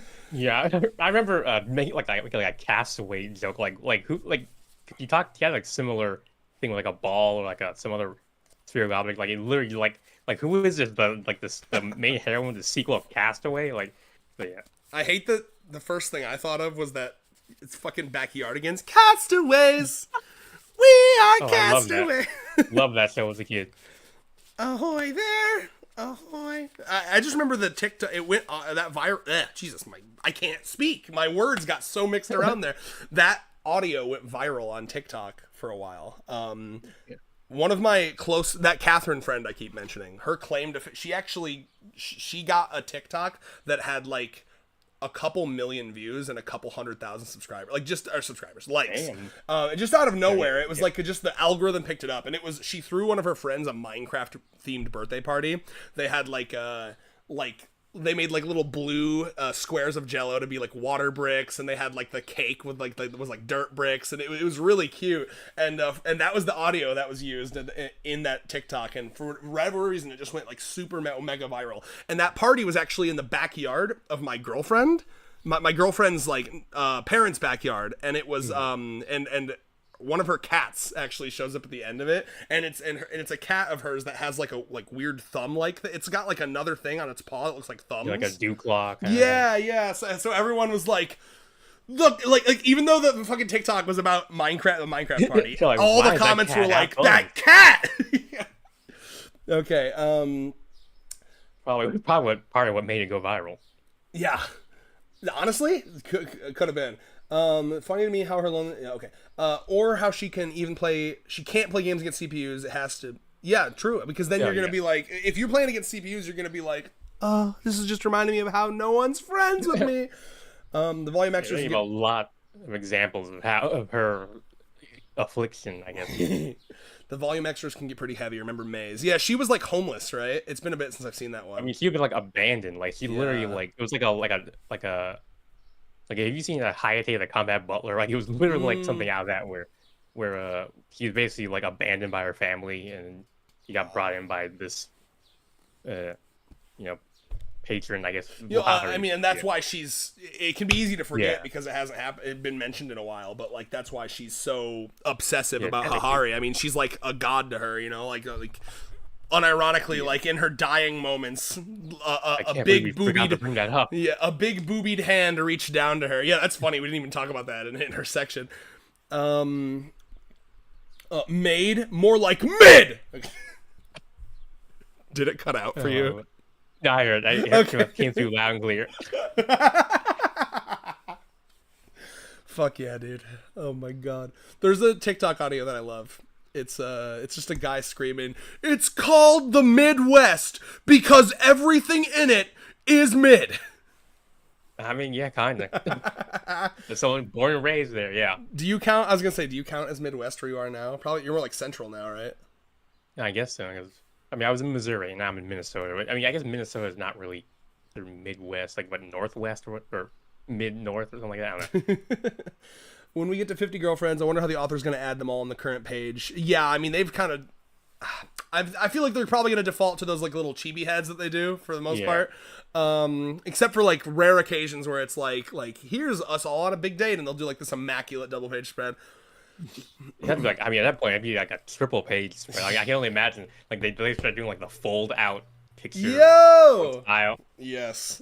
I'm telling you, the thing that I've needed from the beginning is whenever they get to the point where they can fill like an entire movie theater themselves, they need to rent out a movie theater and where it's literally just rent row in the middle surrounded by like 80 girls. I mean, that's such a flex. You have no idea. It's fuck, I can't decide if I want to say in or un. Inconceivable. I literally was like I was gonna say unbelievable or insane, and my brain actually crossed the wires and couldn't fucking figure out which one I wanted to say. It'd be so Unbelievable and insane. Yes. I need to see that. I want to see them get to the numbers where they can straight up just like rent out whole facilities. Like we're going bowling, rent the building out. No, the possibilities are endless, and I'm here for it. Because they can split the fee among 80 incomes. Yeah. Like let me just do it fucking okay. So like how much?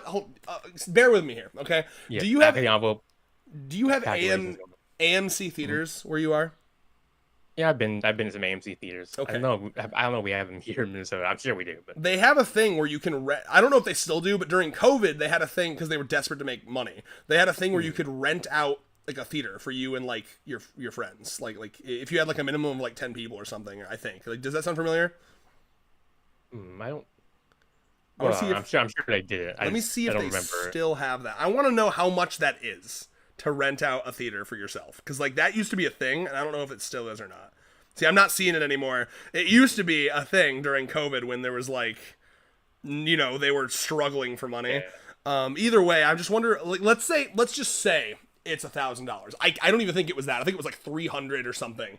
So, like, Alexa, $1,000 divided by 80. 1,000 US dollars divided by 80 is $12 US. $12. That can't be You right. hit $12. Is that right? That's insane. Wait. Hold on.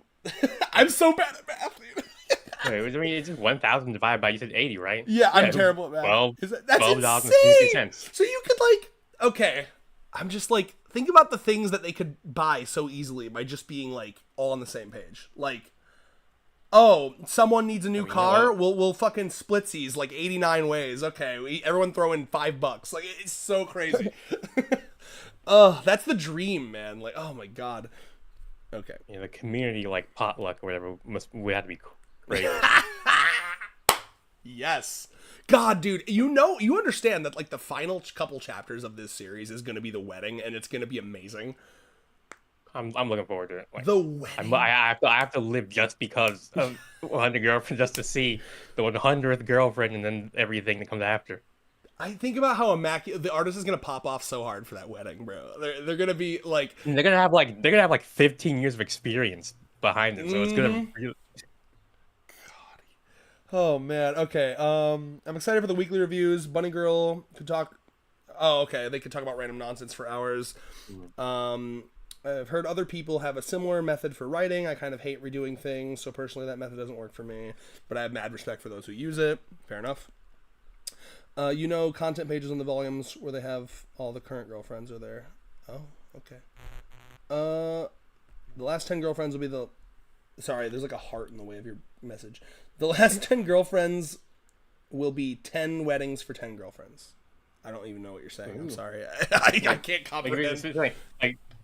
Each of the last 10 chapters will basically split. For Oh, 10 girlfriends per chapter. Honestly, Probably because I was thinking that same thing, because I feel like the artist would want to give each girl their their wedding kiss moment, where they're like in the bridal dress or whatever. So like, imagine splitting up that wedding into like 10 different chapters, so that like each page is literally just like a gorgeous shot of them kissing Rentaro in their wedding dress. For 10 chapters. That's just a victory lap at that point. And they will deserve it. Oh, fuck yeah, dude. I would love that. All right.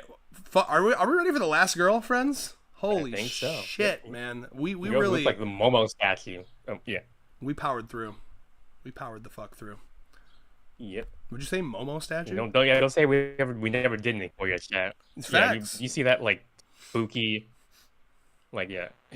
As soon as I saw her face, I was like, oh, wait, can you hear me? I can hear you. I just don't have any idea what you're talking about. Did you like that meme? It was like a statue that someone had made it look kind of spooky, but then the internet took that and turned it into like a actual like scary. Like, I remember. Was it like a at one creepypasta point thing? it was. Yeah, I remember at one point it was showing up in like YouTube thumbnails all the time. I had to like scroll past it. I hated that thing. It looked Oh, terrifying. yep. I looked it up. Nightmare. It's crazy how like Yeah, that's being an artist is so... It's like... What's the word I'm looking for here? There's like an uncanny valley you have to be very careful of. Like just tiny little adjustments can make something look amazing and pretty. Because I think she's very pretty and I love her like wacky little Cheshire cat smile. But a little bit further and you hit Tom Hanks and Polar Express zone, It's interesting because he basically has like a similar mouthing to like Akko. It's just instead of it being like cute and round, it's got that very sharp ass corner. I really like how the chapter that introduced her, they didn't want to make it too obvious that she was the author, so they waited for the hat. The hat flies in. Do you remember that? I mean, like, is that hat like for art? I mean, I wouldn't have been like, oh, that's the artist's hat. Yeah, that's kind of like if you ever see like a painter or like they usually have like painter, a hat. Yeah. I think it's just a general like I'm a woman of the arts. I love that she wears a hat, by the way, because we don't. I mean, I'm looking at all these girls. Only I don't know, less than 5 of them are hat wearers, I think. So just Uto, and there's Natty, and there's Kurumi, and I think that's it. Yeah. Well, I mean, I guess Matsuri has like her head band or whatever, but yeah. But anyway, I guess I'll start. So she's super recent. I do really like her.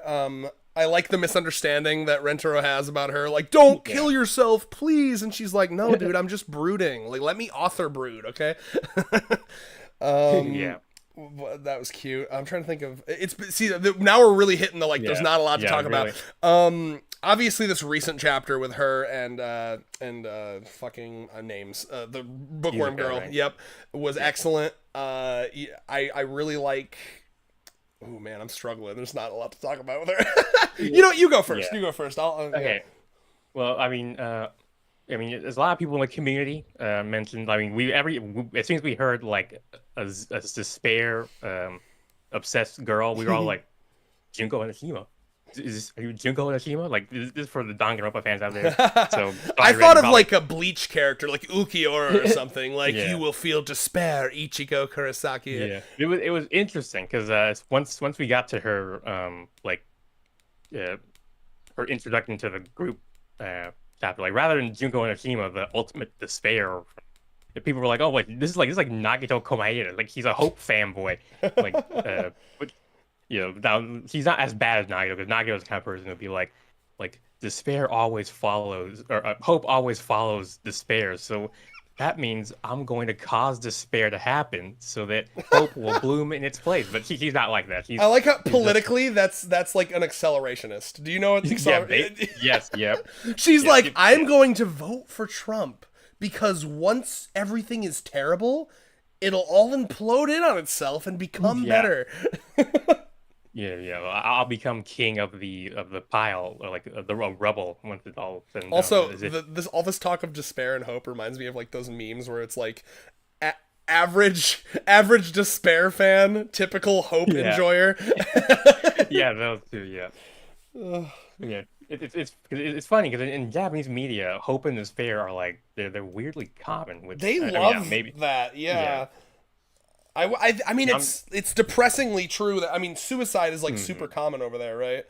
Yeah. It's like more common than over here, which surprises me. But I mean, I think that's true, right? Probably. I think it has to do with their like really strict like their kind of rules for society, right? It's like if you kind of stray outside of the norm, they're very it really creates a no, like you really, people feel like there really is no way out other than just dying. That's sad. But I had something to say about her. I'm trying to remember. And her little flashback we saw where she's like hopelessly bullied, right? Very sad. Like, I mean, she straight up just got bullied for being like too nice. I mean, it's the classic like she just wanted to help the teacher and they're like, fucking teacher's pet. So yeah, I mean, she truly got like she's on her doomer arc right now, you know. And I think we've all had that arc where you kind of like learn of the ways of the and then we see, now it's all coming back to me because like, it hasn't like locked into my head yet. She also like read through all of like the tragedies of humanity, right? I love that it was just like slavery, war. Like, all right, I guess. No, just sorry, chat. Just learned about slavery. It's really fucking me up. I'm just 6 months. Yeah, she's like the world is irredeemable. I'm just here. Luckily, he saw a little kid like innocent joy with. That's where joy in life is. Yeah, kind of brought her back from the brink. And there's some truth to that, right? Because like, there's a thing that I really like that Gen Z and millennials kind of like really took on by storm, which is like not letting your childhood die, right? It feels like a lot of older people are like, all right, I'm not playing with toys anymore. I'm just gonna work and fucking like cars and sports now. Whereas like millennials, like, I mean, I'm stocking shelves at Walmart now, and I always forget that they have like a whole Lego section that's specifically meant for adults. You know what I'm talking about? Like the ones where it's like you're building like trees and like plants and like way more complicated than anything like a child could handle. And that's that's a trend that is completely created by our generation and the younger generations, right? Like, because like that earlier it was just that we were buying up all these toys meant for kids, and now companies are like adapting and making like adult versions of these toys. And like I think that there is some truth to the fact that like a lot of joy stems from not letting that childhood die, right? Like you don't live to work, you work to live. You work to make the money, and then you do fun stuff with friends, and you spend money on your hobbies. And that's, unironically, I know it seems so simple, but the secret to happiness is good friends, fun hobbies, sharing fun hobbies with good friends. Yeah. I mean, everything we're saying is reminded me of like a C.S. Lewis quote, which I had to look up, but like he talked about how when he became an adult, when he put away quote unquote childish things, which included the fear of being seen as childish and the desire to be grown up. And that's like, once you put away, I mean, it's part of putting away being focused on like these sort of social like roles, and being so concerned with living up to those roles. Like just forgetting all that nonsense and doing what is best for like you, what will fulfill you, kind of thing. Absolutely. It's such a freeing thing when you get your mindset in that place, like I don't have to worry about, like, I mean, I've talked about my dad in this stream before, and he was very much the type of person who was so disappointed that I wasn't like a manly man, like one of the most toxic things I think that I ever noticed from him was, I was a virgin until I was 27. We've talked about that. And fathers are very, very. They want their boy to slay puss. It's kind of weird. Have you noticed this? Yeah. Like it's. I mean, yeah, my dad definitely assumed. I remember him talking about like giving advice, and I'm sort of here. I'm like, bro, I don't even know how to talk with girls. I need. That's why I need help with. I don't need Yeah, help and they're with like, now when you feeding them out, enter like- the pussy. yeah, like you're already like several steps too far. Like I start step one. I need to. Yeah. Yeah, no, and so I remember I made some kind of joke about vaginas when I was like 18. I had freshly turned 18. And I made some kind of vagina joke in front of him, and I don't remember what, but I must have said something scientifically inaccurate about a vagina, something wrong. I said something inaccurate, and my dad was just like, "I can't believe you're fucking 18. You don't know that about." It. I'm like, dude, so you're telling me that I just turned 18. You're basically admitting to me that you wish that I had like underage sex. It's just such a weird like man specific, like a boy man specific thing.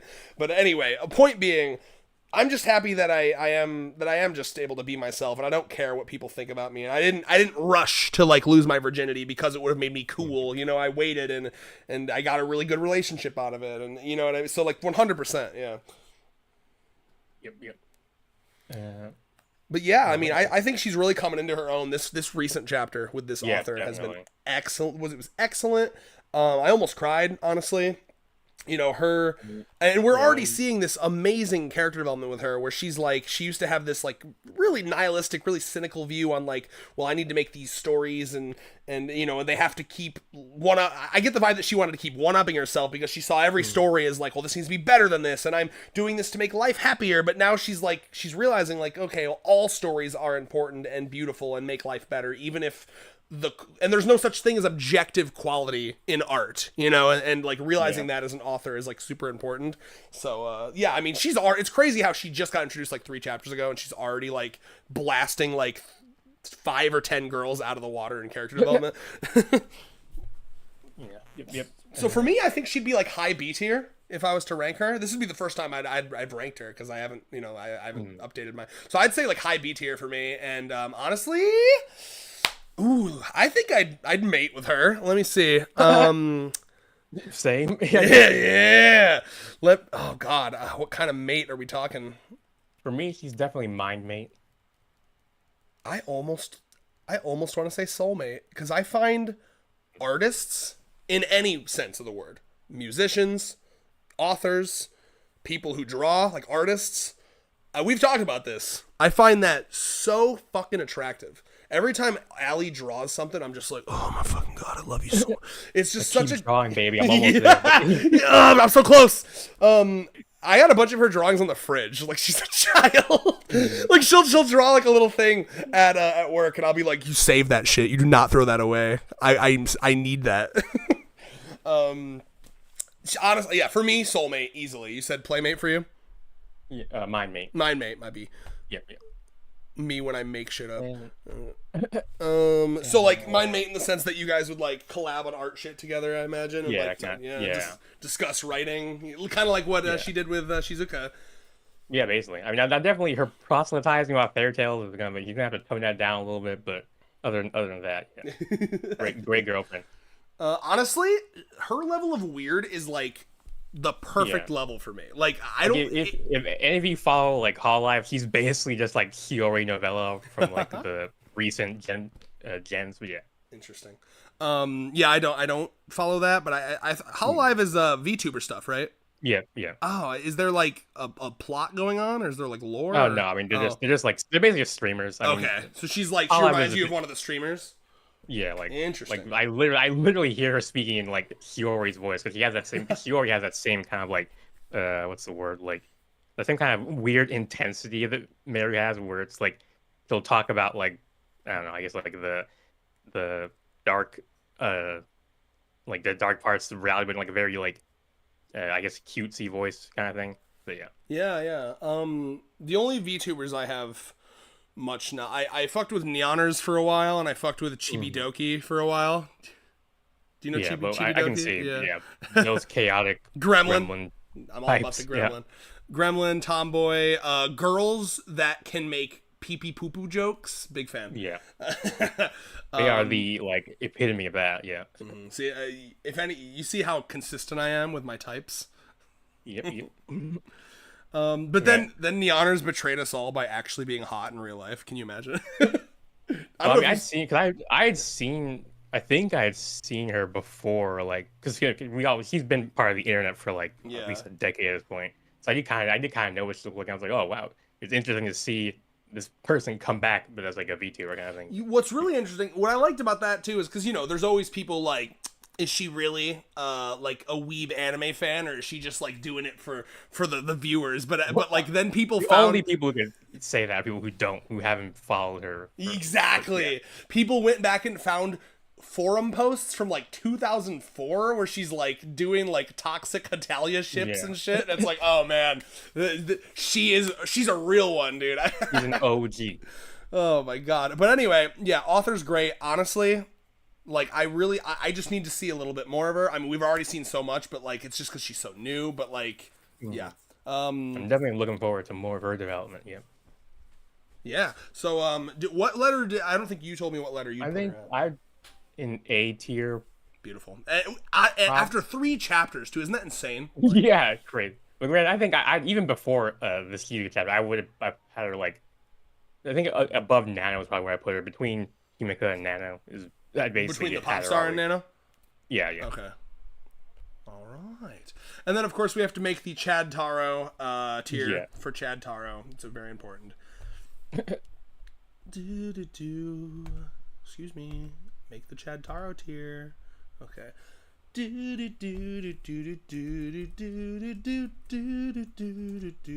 Why am I doing Doug right now? Among men, example for all hopeless incels across the world to worship the first ever triple E boyfriend.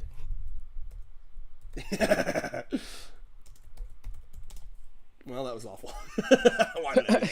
Okay, let's see what they had a row above. Did you see what it? Yeah. Ew! Oh god, I fucked up everything. Oh no. Why did those girls go? Oh, I changed S tier on accident. Oops. Okay, I can fix this. This is fixable. Yeah, easy fix, yeah. Okay. Alright, that's S now, and then that S needs to be... Oh, I fucked it all up. Oh, God. Okay, I think we're... Oh, lowercase s. There we go. There we go. Have you seen what I typed yet? Yeah, like...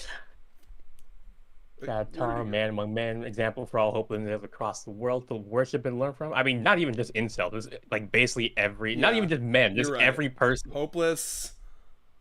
Now that said, he's been kind of concerning me in recent chapters. He's been coming like the title "Love Monsters" has been becoming more and more accurate. Like that chapter with the Infinity God, where he basically like intimidated the god into submission. Was like.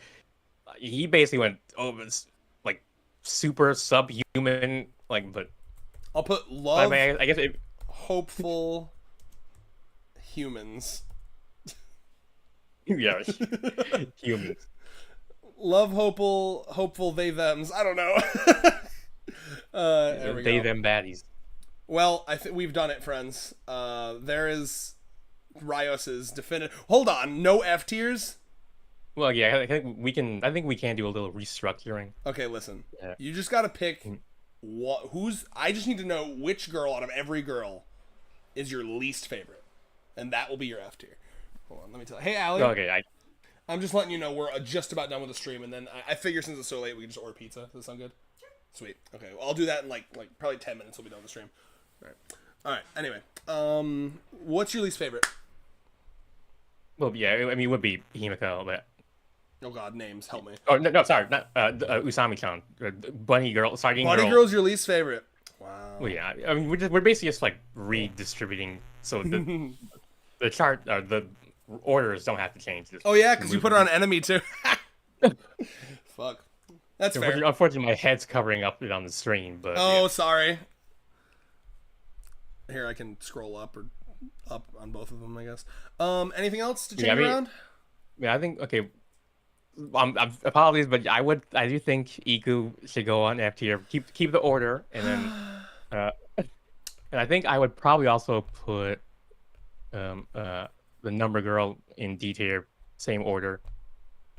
And Wait, hold on. Who's lower, Iku or Bunny Girl? I just want to make sure. oh, yeah, keep the same order. Okay. Like, yeah. So Iku is still above Bunny Girl. Bunny Girl. Interesting. I think the only thing we need to, is there any more restructuring or Yeah, put number girl in D tier above Mimi. above me? Above beautiful girl. So Yeah. she's a high D tier for you. Yeah, Okay. in terms of relatively speaking.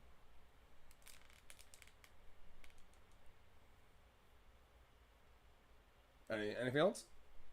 I guess for the category thing, you make sure you put Chad Darwin soulmate. He's soulmate above Yeah. Meme as well.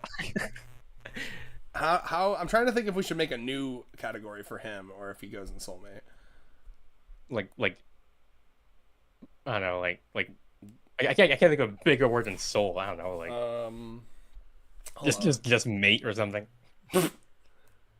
I'm trying to think of like a word for like the leader of a cult or like a leader of a church. Priest. Let's see, priest. Priest, Heavenly Father. I don't know. Yeah, he can. I feel like he's got to have his own thing. At a row above. Okay. Like holies of holies or something. I don't know. Oh shit! What did I do? All right, we saved it. Yeah, God mate, like Lasher Luke. I'll get in his holy. Really? Nothing for that? Uh-oh. I closed the tier list. Yeah, I am interested to see where Ren. I am interested to see where Rentaro's development goes. I mean, we have like 70 more girlfriends to go. There's a lot of places for his character to develop. I mean, I'd be interested in seeing something like, say, like he gets too protective of his girlfriends. They have to be like hold on, man, you gotta let us do our thing or something, like, because like they face so many threats that he's become like too rabid against anyone who isn't like part of the family or something like that. Or Yeah, that's really interesting because not often, almost always Rentaro is portrayed as like this perfect boyfriend, but every once in a while we do get a little bit of flaw from him, and like one of the most recent ones I think of is actually the festival where she's you're gonna have to remind me. It's been a little, I can't fully remember, but it's something like I do remember. I remember now. It came back to me. She's like accusing him of like, you are a fake. That's something I didn't bring up. Yeah, he's like, you're a fake festival enjoyer. You just came here to hit on girls. And he's like, that's not true, but he does recognize that he's like, that's true. I haven't actually like experienced the festival. I just saw this beautiful girl and I walked up to her. I gotta fucking go hit the You're right. And like, so I did like that. That was cool. Yeah, that's always something interesting. I know it's more long-running harem stuff. Like the protagonist starts to get used to like wooing girls, and usually that's where they have to like kind of check themselves before they wreck themselves and like. Yeah, I think a good ego dampener for him was the grandma, because she was very like, calm down, boy. You're being a little weird with like the like pretending to be like a hardened guy. That goofiness. All right, so would you say this is your official list? That's a pretty good list. That's solid. Yeah. I don't see anything that really Interesting. So your 4 favorites are Violence Girl, Meme, Daddy Kendo, and Gyaru, Low Blood Pressure. Honestly, actually, I'm starting to think. Oh, okay. I think Himeka. I think I do like Himeka more than Kishika. So Name me. sorry, the songstress idol Kanye girl. I like her more than the night girl. Interesting. I'm Okay, wondering how- so you have her at top of A, and you're saying you like her more than Kishika, but do you like her more than Gyaru? Yes, I would say yes. So I mean, so we slide her. Wow, so she's S tier, huh? just put her. Yeah, I guess. Yeah. So we slide her in between Meme and Popstar. Yeah. Wow, you really like her that much, huh? That's interesting. Yeah. Well, hold on. I don't want. Yeah. I want like fucking I mean, committed. yeah, I see. Like, if she's like I S said, tier, S tier is like for me. S tier is like I'm weeping at the beauty of this character, and you know what I mean. I mean, yeah, like I said, her the chapter with the second idol thing that really did like really win me over for her. She's like better Nano for you, huh? Yeah, basically, yeah, yes. Nano, but an artist kind of thing. You should draw if you get a chance. Her and Nano scissoring. Right. And they're both like, I don't know. They're both saying something. Like she's like, if I scissor another girl, that'll be scandalous. Like I leak the pictures, and then Nano's like, I sense that I'm creating some memories together. With them. Yeah, something. I don't know. The memories created right now will be like it'll be tremendous or whatever. If I help her become more popular as a pop star, she will move up or I will move up in her friend tier list ranking. Yeah. I don't know. We'll cook on that. Yeah. You can't expect me to improv masterful dialogue. All right. So now is this definitive? Yeah, I'd say so. All right. Oh, I should save that for you. I'm gonna save this for you and send it to you so you can send this, or so you can put this on your Twitter if you want. Yeah, because I've also been like, I've basically been like, bruh. Wait, are you telling me you have it on your end? Yeah, I basically just been copying. So I don't need to send this. I'm gonna have to add Rentaro's tier list, but yeah, you send it. That'll be easier. Yeah, I mean you don't have to. I was just like, damn it, I did this for nothing. Because the images of like the author girl and the bunny girl aren't. I had to add them. I got you. Let me send having it to them you. already be there. Ooh yeah, baby. I just closed YouTube. I don't know if that stops me from streaming or not. I don't think so, right? Like it'll still stream even though I closed that page. I'm still seeing you guys. I'm gonna check you guys. You still don't remember that you're on the stream, do you? Oh yeah. So yeah, I said you guys. Yeah. He's still so starstruck. He can't fathom that it's him. I hope that we're still streaming. My laptop is struggling right now. Oh please. Damn boy. My laptop ain't never been this fucking struggling. Okay, come on. I really hope that It's supposed to be a gaming laptop. I know. It can handle Portal 2 pretty well. He's asking if we're gonna read the last stream's comments, and yeah, of course, right? Oh, absolutely. We're gonna final. You talking about like finish the chat? Yeah, definitely. I just need to make sure that we're still streaming. Yeah. I'm guessing we are. Oh my god, please, bro. I'm begging you, please. It's going so slow. It's like molasses. It's killing me. Okay, I think we're good. All right. We're cooking. Beautiful. Good. Looking like a turkey dinner. Oh, did it get rid of the chat? Oh, here we go. Perfect. I think we're in. You're in. Okay. All right, squad. Time to finish this chat off and stop the stream, huh? Yep. Okay. All right. What is everyone saying? I gotta scroll. Oh man, there's a lot. Okay. I respect it though. I'm glad. My brain is cooked. It's been like 5 hours. Okay, we're getting there. Like I said, the author. Yeah. Luke says the author became like his favorite from that chapter. Mm-hmm. His favorite used to be the scientist, so only an upgrade for him. Just checking. You still there? Yeah. Right, cool. I was just like basically just like laughing along with what you said. Like an upgrade. She's my. Ooh, the spelling of ultimate there. Peak. Ooh. Mate. That's actually just how they spell it in the UK. Different spelling. Yeah, the ultimate soulmate. I'm just messing with you, Luke. By the way, don't take that personally. I suck at spelling too.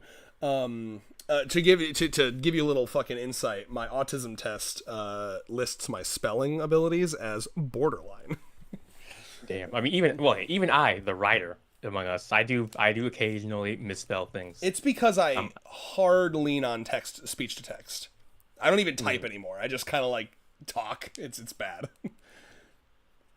Yeah, my issue is I'm always fat fingering shit. Like I've been typing for like decades. I still will like accidentally hit the freaking like caps lock when I try to hit A. And I'm like, what's wrong with you fingers? But Hey man, you know who's gonna like those fat fingers though? Ladies. well, yeah. I do keep my nails pretty clean. And Got to like, keep them clean and trimmed if you're Yeah. if you're about to finger. Yep. I'm always ready. You never know when the moment where you get to finger a girl could Yeah. arise. Okay.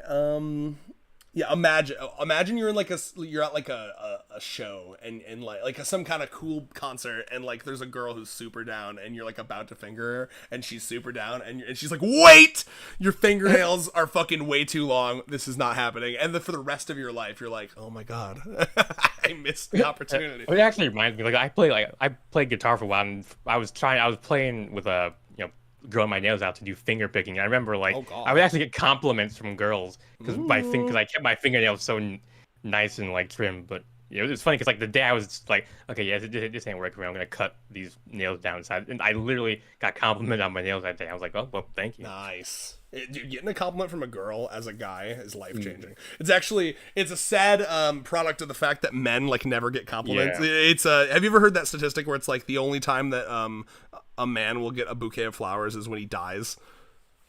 I've never heard, but I can believe it. Yeah. Yeah, like like for their funeral or something. So yeah, there's a reason that when men get a compliment from women, it's just like you carry that. No, with I you can for the still rest of your life. remember like I remember actually the outfit I'm wearing right now. I got complimented just when I was going into the like college library from this girl. I still remember that random ass compliment. I was like, oh, thank you. I mean, it was a good fit, or it is a good fit, I guess. But yeah. Nice. Yeah, I remember in high school I used Head and Shoulders shampoo a lot because I had like dandruff problems, and I used this one that had like coconut oil in it, and it made my hair like ridiculously soft, like fluffy feather soft. And there was like a bunch of I think there was like 2 or 3 girls that like crowded around me. Like one of them felt my hair and they were like, your hair is so soft.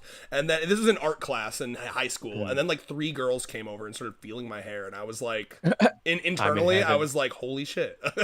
It's happening. Is this my popular era? It was pretty great. They liked my hair. I was like, sick. All right, cool. I was the fluffy haired gamer boy. Okay, she's my ultimate soulmate. I was called teacher's pet, bullied, took advantage of. Now my negative experiences turned something positive in my writing. Yeah, that is nice. Okay, nice. Yeah. Good.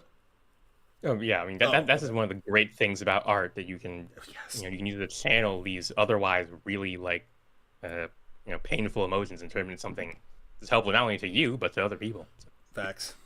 I like how she has no real social fear, shown when she kisses in the middle of the yeah, street. I love that. Like she's like speaking about it has awoken an urge in me. But yes, like I love the way she talks. Like that's also that's like the Sierra novella like reference or whatever. But yeah. Yeah, no, I totally agree. I thought that was very hot. Yes. Something the like no fear of like I don't care. We're in I love you. I don't care that we're in public. I'm gonna kiss you. That's a great trait to have. Like how her being bullied wasn't what made her a doomer, but only after she learned about slavery and war and read crappy Reddit posts. Yeah, like you went to like r/am I the asshole? And like all faith in humanity was obliterated. She did one too many Reddit 50/50s. Do you know what that is? Oh god, yes. I've never put myself through the torture of like witnessing any of them, but I know how they work. So. I used to watch videos of people doing them, and so I got the satisfaction of like the gambling, but like they would always censor the really bad stuff. So I was like, oh, that's nice. Oh, no, that's nice. Nice way to like it's like a prophylactic or whatever. Yeah, because the one that I saw that like stopped me, because I did do a couple by myself in my like horribly curious phase, and I saw one of like dash cam of someone like following. They were like driving behind a truck, and like it was one of those trucks that like holds like logs, and then the log just like crushed them to death, and I was like, okay, this is too much. Yeah. It was bad. I was like, well, that was terrible. Why am I doing this to myself? Hurts seeing me and Yaku that low though. Would you like to respond to Carl Kepe? Oh, wait, yeah. Where did I put them? I mean, they're both mid. That's beautiful girl and the grandma. Yeah, Sorry. I mean, they're cool. They're cool characters, okay? But it is. They are where they are, okay? Yeah. Hey man. Well, let me tell you. If it was my tier list, Mimimi would be even lower in F tier, and Yaku would probably be in this exact same place. Yaku's fine. She's fine. Yeah. That is the grandma, right? Yeah, yeah. Okay, Her saying at everything is it's a great stick. Like I remember in that pool chapter where they were like they're drunk to only say 2 words. Yeah. I loved that. That was hilarious. They're like, hey, it's DJ Kusuri over here with DJ Yaku and her hit like that was hilarious. Yeah, the jokes that they're willing to tell in this story, there's some that are like out there and like genuinely like really experimental, interesting jokes. I like Mimimi because she broke the trope of the narcissist being insufferable, as she puts hard work and helping other girls to be beautiful as well. Oh yeah, I agree with that. Well, I mean, for me, I agree with that. For Red, it's a little different. I'm glad you're in here, by the way. Welcome. I actually don't know. I don't know if you just found this or if you're part of our Discord, but hello. New face. Yeah, she's definitely not as insufferable as other characters in that trope, for sure. This series is like excellent. Even the worst characters in this series, except for Number Girl, are valid and interesting. And you know what I mean? Like, yeah, except for Number Girl. Yeah, like this tier list is literally just relative within the 100 Girlfriends cast. It's except like, for Number Girl. Yeah, okay, yeah. She breaks out of the. It's truly the one the wider... fucking break. I don't know what the author was smoking. Continue. Yeah. I wish you could have seen. I mean, I had my like head. He's a Hujoshi. I had my. He's a Hujoshi for numbers, and that's like that's wild. Maybe. I had my hand and my head like dramatically in my hands, like I was like doing an anime pose. I was like, it's truly mind-boggling how bad of a character she is. Okay, I'm having. You're pulling a Nagito Komaeda pose, like the character who I was referencing in the author girl. Listen, if does that, like, if we ever get a chance to hang out, I want you to play Danganronpa, and then I can watch, and you can just show me. Okay, that would take a long ass time. And, well, we better fucking start hanging out then. All right. I've actually never played it. I've only seen Let's Plays of the game, so that'd be fake different. Fan. That's well. I mean, then I guess I'm a fake fan. I'm sorry. I'm just messing. No, I've done that with plenty of games. I usually, if I'm watching a Let's Play of something and I get to a point where I'm like, wow, I think I really like this, I'll try to stop and go play it myself. You know what I'm saying? Yeah, I haven't brought this up, but I actually had like, this is another way I'm so nano coded, but I actually had like a moment when I was like 14 or 13, when I was thinking of playing like a game like Minecraft or something, but I stopped myself because I was like, this just doesn't feel productive enough. Like, I could... Like it just wasn't fun because it just felt like I wasn't gaining or doing anything. I hope you've gotten out of that mentality. Well, I mean, kind of. I mean, I haven't really played. I mean, I play games with like in family or like friend things, but I don't really do gaming just off things. I don't know. I don't really. I don't know why games just. To me, it's like if how am I gonna word this? To me, there's like experiences that are valid. Like some people might think like, oh, gaming, that's a waste of time. But like, not if there's like a skill being honed, right? Like, have you heard of the game Celeste? Yeah. I got obsessed with that I remember game. you talking about that, yeah. Yeah, and like, that game, like, when I play that game, it's not like when I'm scrolling through Twitter. When I'm scrolling through Twitter, I feel like I'm wasting my time. I'm gaining nothing from this. But when I play a game like Celeste, I feel like I'm, like, honing my reflexes and skills, and, like, it's super hard, and I'm overcoming a challenge, and it actually does give me that, like, dopamine of, like, I'm doing something worthwhile here. You know what I mean? So, like, that's kind of how I try to look at games, you know. But that's I guess also... for me, I get that same feeling of overcoming challenges from just, like, making art. So it kind of... Right. For sure. For me, it's kind of, like, already filled. But if only I could draw, then maybe I would be able to do that. No, I know. I gotta suck it up and try to learn. Let's see here. All right, now who... Sorry, I gotta find where I was. Oh. Mm-hmm. The sun is like in my... The sun is set so much now that it's in my eyes. Why though, Carl? I think we're at last year Luke saying, my dad has never pressured me to fuck anyone with stuff. Okay, good on you. Luke dad. It wasn't that he pressured me to fuck a specific person. He was just like, I can't believe, he was just disappointed that I was a loser virgin.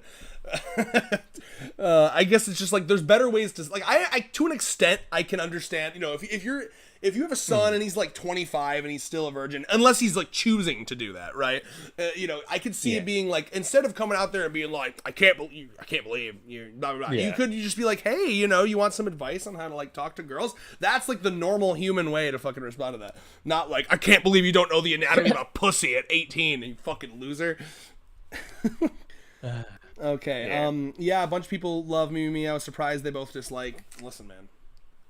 Basic, boring, lame character trope, okay? I don't give...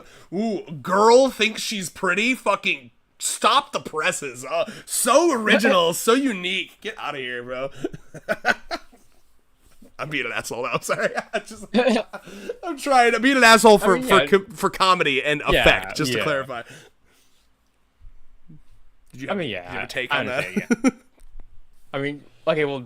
Because I did actually make like a first draft tier list to like help me like organize my thoughts before this tier list. I did have Mimi like up there, but yeah, as we talked about and like actually like what's the word, like actually ranking the for serious. I convinced him. He did start dropping.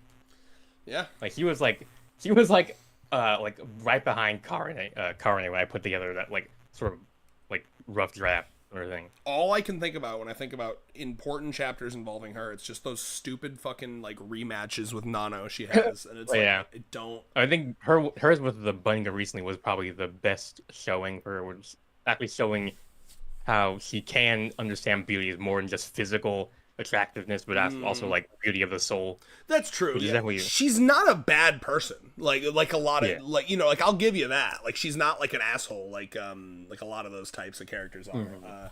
It's just not a trope I find interesting. And it's like when there's 30 characters to choose from, it's like you don't need to. Listen, guys, I know what you're doing. You're not gonna love them all. You're biting your tongue. You're trying to be nice to all of them. You don't have to. You can join me and admit that 4 out of the 29 girlfriends are ass. It's okay. And just as a reminder, those 4 are the cousin, the beautiful girl, the number girl, and who's the 4th one on my F tier list? This is for Red. For me, my 4 are like, they're like Iku and the beautiful girl and Ichio. I don't remember. I need to go back and find it. Wait, you didn't say number. You already said number, I think. I'm remembering you showing me. You know what? If I just look at your tier. Oh no, I already closed it. It's Jover. I was gonna send it to you on Discord. Yeah, here. Let me send you your tier list, and then I can figure out who my. You know what? I'm getting distracted. We're gonna finish this chat and then finish this damn stream. Okay, completed tier list. Saw the latest leaks. Please, no spoilies. No spoilies. Thank you very much. Are you the same guy who came in and spoiled when me and Luke were doing this? Tisk tisk. Thanks for being here, but please, we don't read the leaks. We wait for the chapter.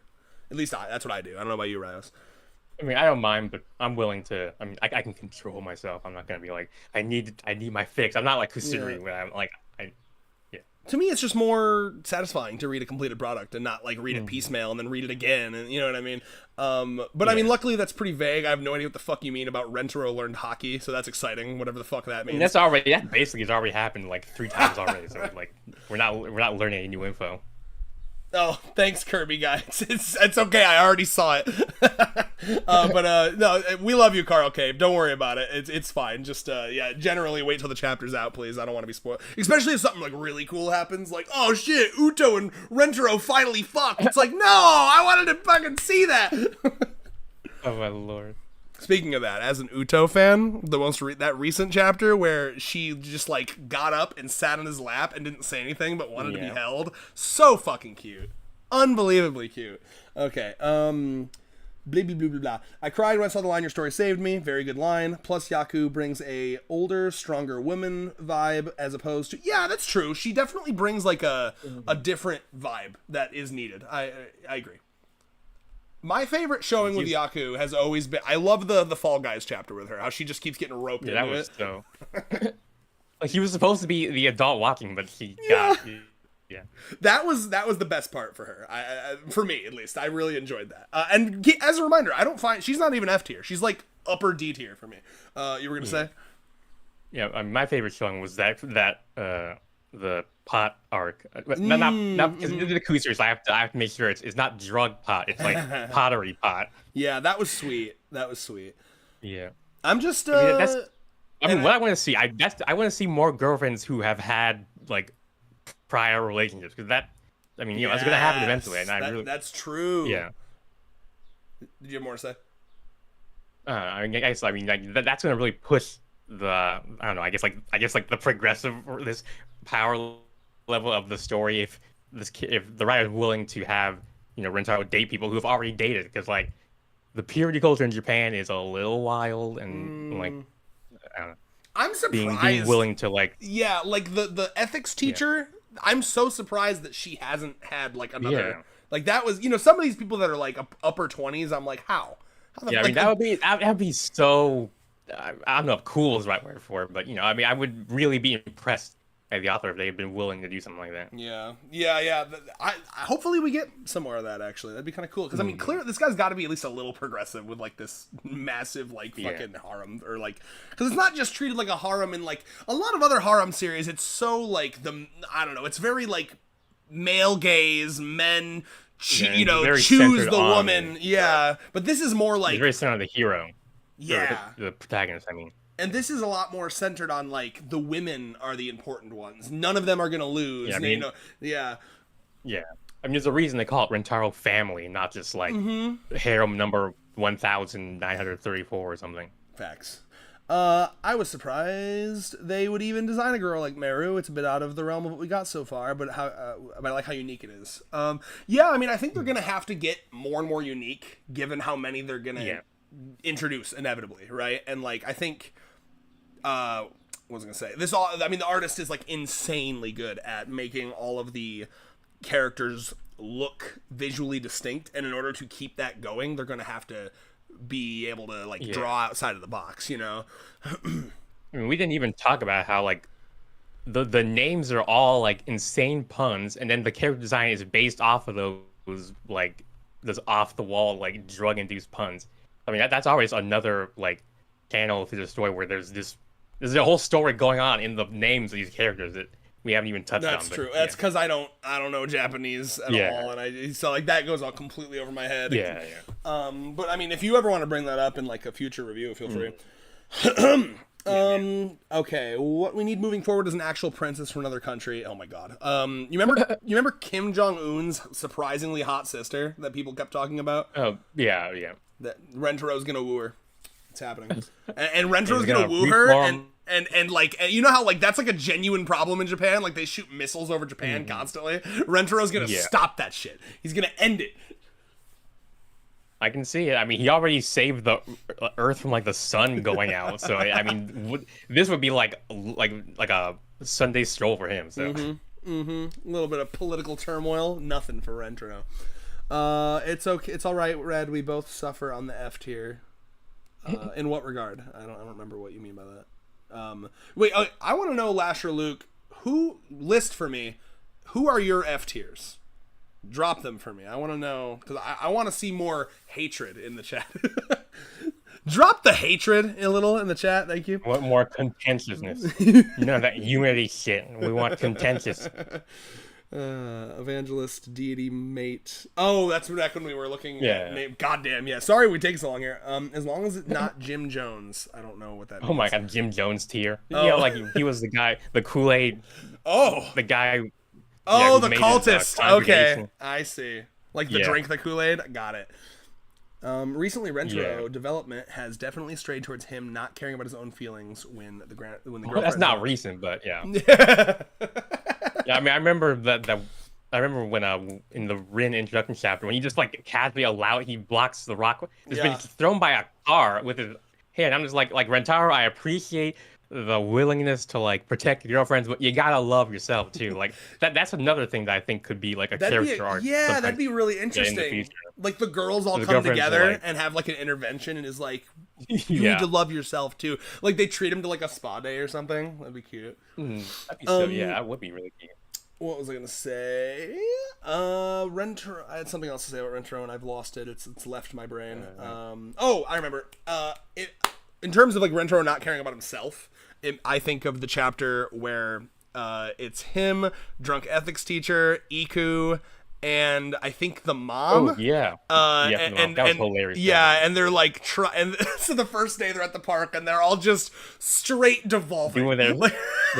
Doing their stick. It's unbelievable how much they like devolve into goo when they're around each other. You know, like Iku's just like fucking getting paddled or whatever, and like the mom is like whang over there, whatever noise she makes. Momo is drunk as fuck. Yeah, and it's just so funny how they're like, all right, we're gonna have this good day, and then it just hard cut. They're all just like fucking.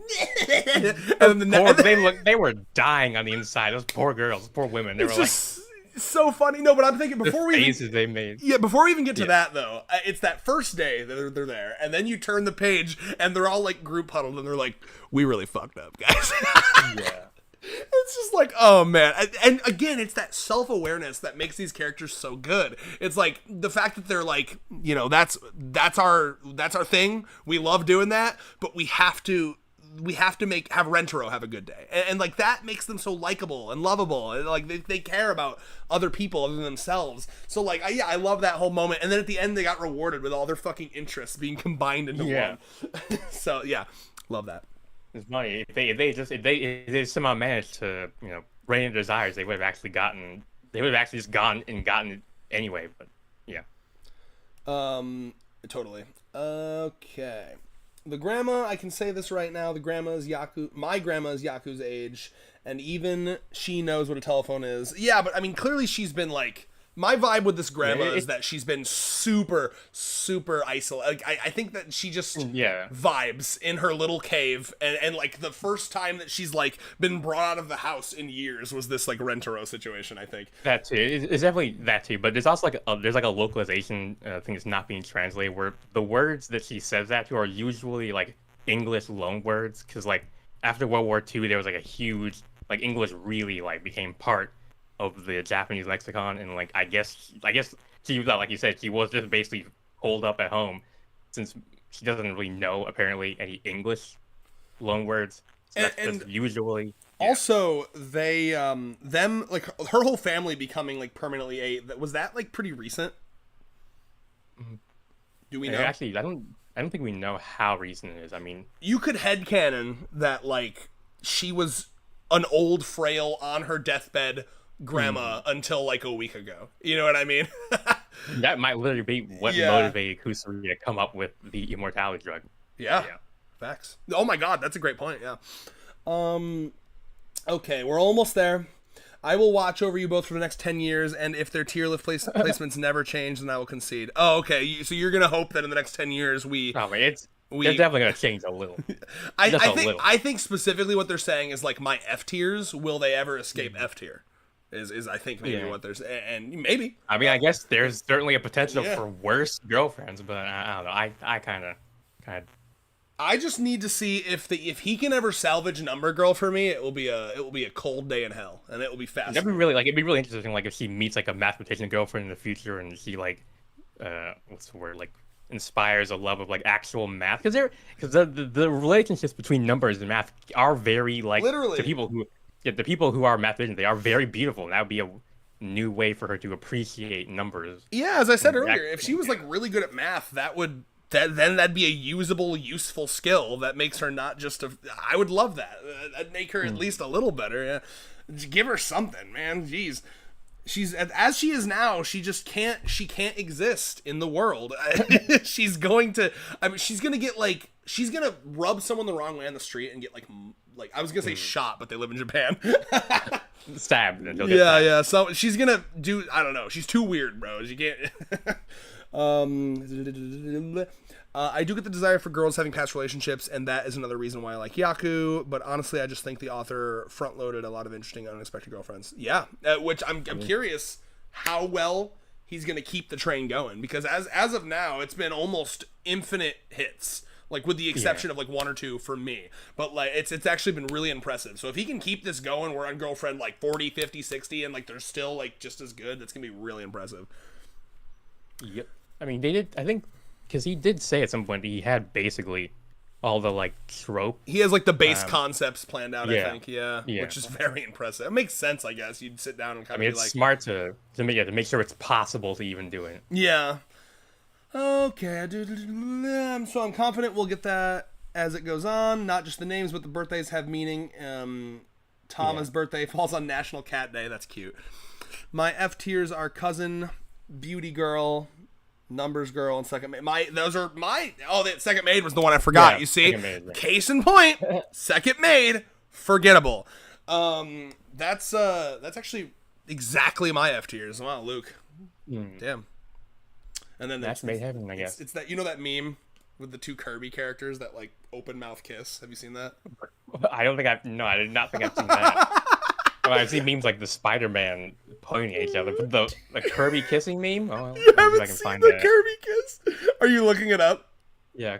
Yeah, please. Oh my god. I've seen this kiss face. So so that It comes from. I'm pretty They sure like it comes from that. The Kirby. That's the first place Yeah. I ever saw it. Anyway, that's me and Luke right now about our tier lists. Oh my lord. Second Maid. I don't like her. I agree. All right, okay, everyone, get your fucking final comments in. Okay, I'm gonna read this Kirby guy comment, and then we're gonna wait like 30 seconds, and then I'm wrapping it up. So if you got something to say, put it in right now. Boom, boom, boom. Lol. When I talked about Rentaro prioritizing himself, I meant more emotionally than physically. Like when Kurumi wanted to eat at Disney, but she realized how boring that'd be for Rentaro. That was so nice. And I loved that chapter, by the way. That chapter was excellent. You know I like the foodie girl. I fucking loved that chapter. And her kind of being like realizing after she had like her fucking binge sesh, like maybe he would want to do something else. And then, you know, so she asks him and he's like, oh, I just want to do what you want to do. And she's like, no, really, what do you want to do? And then he's like, I guess I want to, was it like take pictures somewhere or something? Yeah. With the ears on. Yeah. Yeah. It He's was got just- interesting. I mean, he's got similar arc to the first Maid, where he's like, people ask him like, okay, what do you want to do? And he's like, I want to do what you want to do. Like, okay, but yeah, that works like some of the time, but you gotta allow us to give you something back. Otherwise, it just feels too one-sided. And it's sweet, and that most of the girls are pretty good at thinking of him. Love these streams. Been so much fun. Can't wait for weekly reviews. Thanks, Luke. Appreciate you for sure. We are ready. I'm so excited. I'm very curious what this next chapter is going to be, and apparently Rentaro learns hockey, so that's exciting. Chio ain't bad in recent chapters like her date. Yeah, I mean, but that's what I personally never really thought her as that bad. But, she's not. Okay, yes, that was a little. Yeah. Chio, if I'm just I'm looking at, doing that thing where I'm like, oh yeah. No, go ahead, please. Yeah. Oh, yeah, I was like, I'm doing that thing where like you like put your hand in for your Yeah. neck and you're like, you're saying like cut it out, like stop. Oh, dude, when I was reading that, I was like laying on Allie's like leg while I was reading that, and I was like, no, stop, Now, to be Rentaro. fair, that was a Rentaro L. Yeah. A rare Rentaro L. That wasn't really Kyo being weird. That Mm-hmm. was he was being weirded on. I mean, you know, you can. Oh, I'm trying to think of. I don't know. I just wanted to make some joke about Japanese culture, but I don't. You can take the man out of Japan, but you can't take the Japan out of the But you man. can't- Oh my lord. Listen, I love anime, man, but you know, it's something they gotta work through. I mean, Yeah, it's tough. They have. It's so tough because, like, I don't know, bro. Because I guess, like, if you There's think about nothing it, worse. Than, go ahead.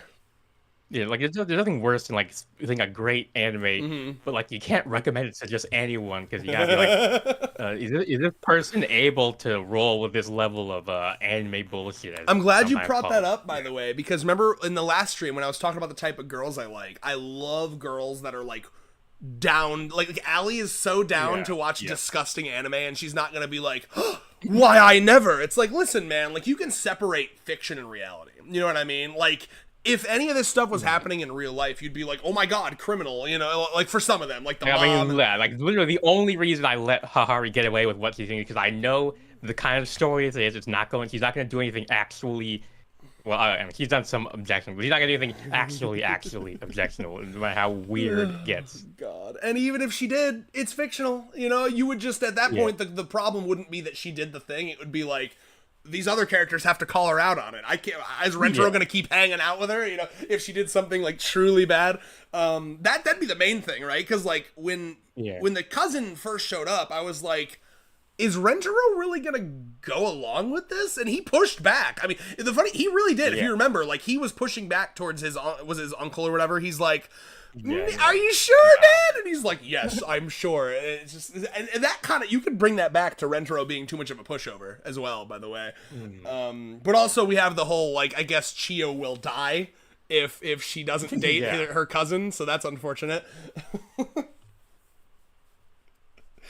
Oh my god, why, dude? I can't believe she has to. I guess, thank God that, like, love doesn't have to be sexual. They don't have to make incest babies for her to live. Jeez, man. Yeah, I think Chiyo's gonna be an asexual addition to this harem.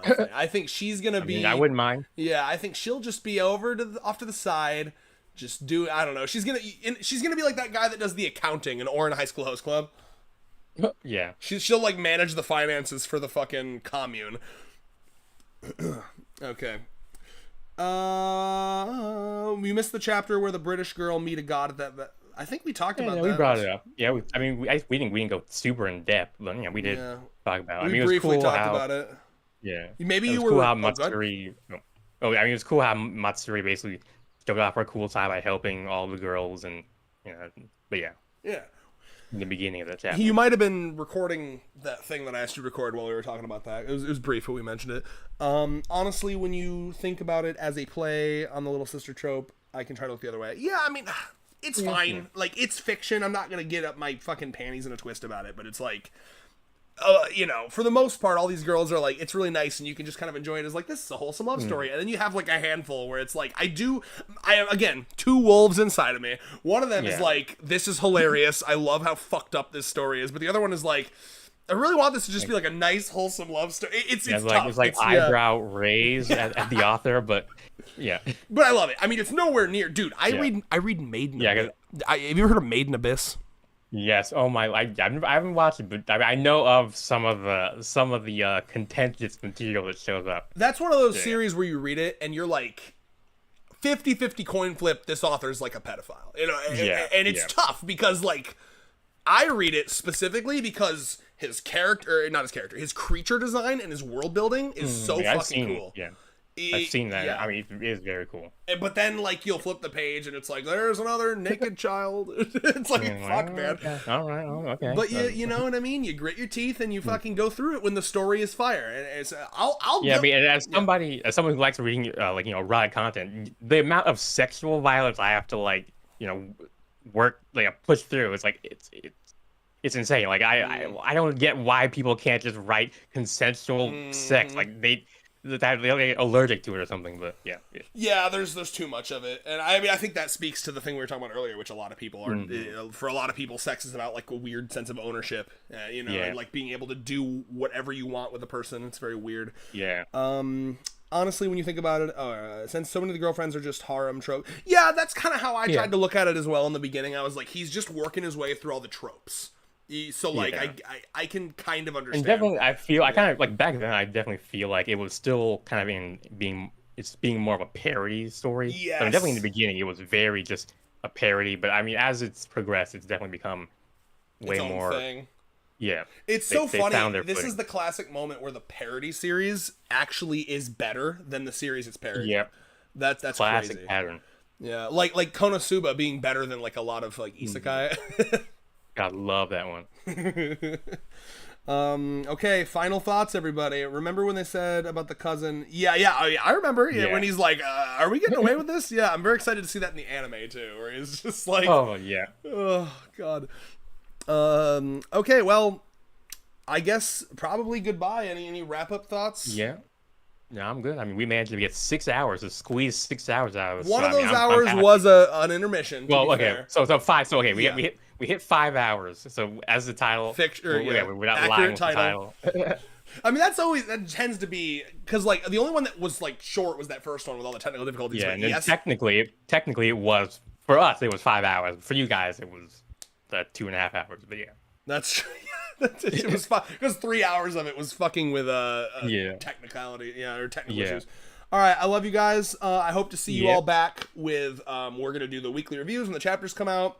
We're also I talked to Rios about I would love to stream like a top 10 type of list where we go over what our favorite chapters in the whole series is.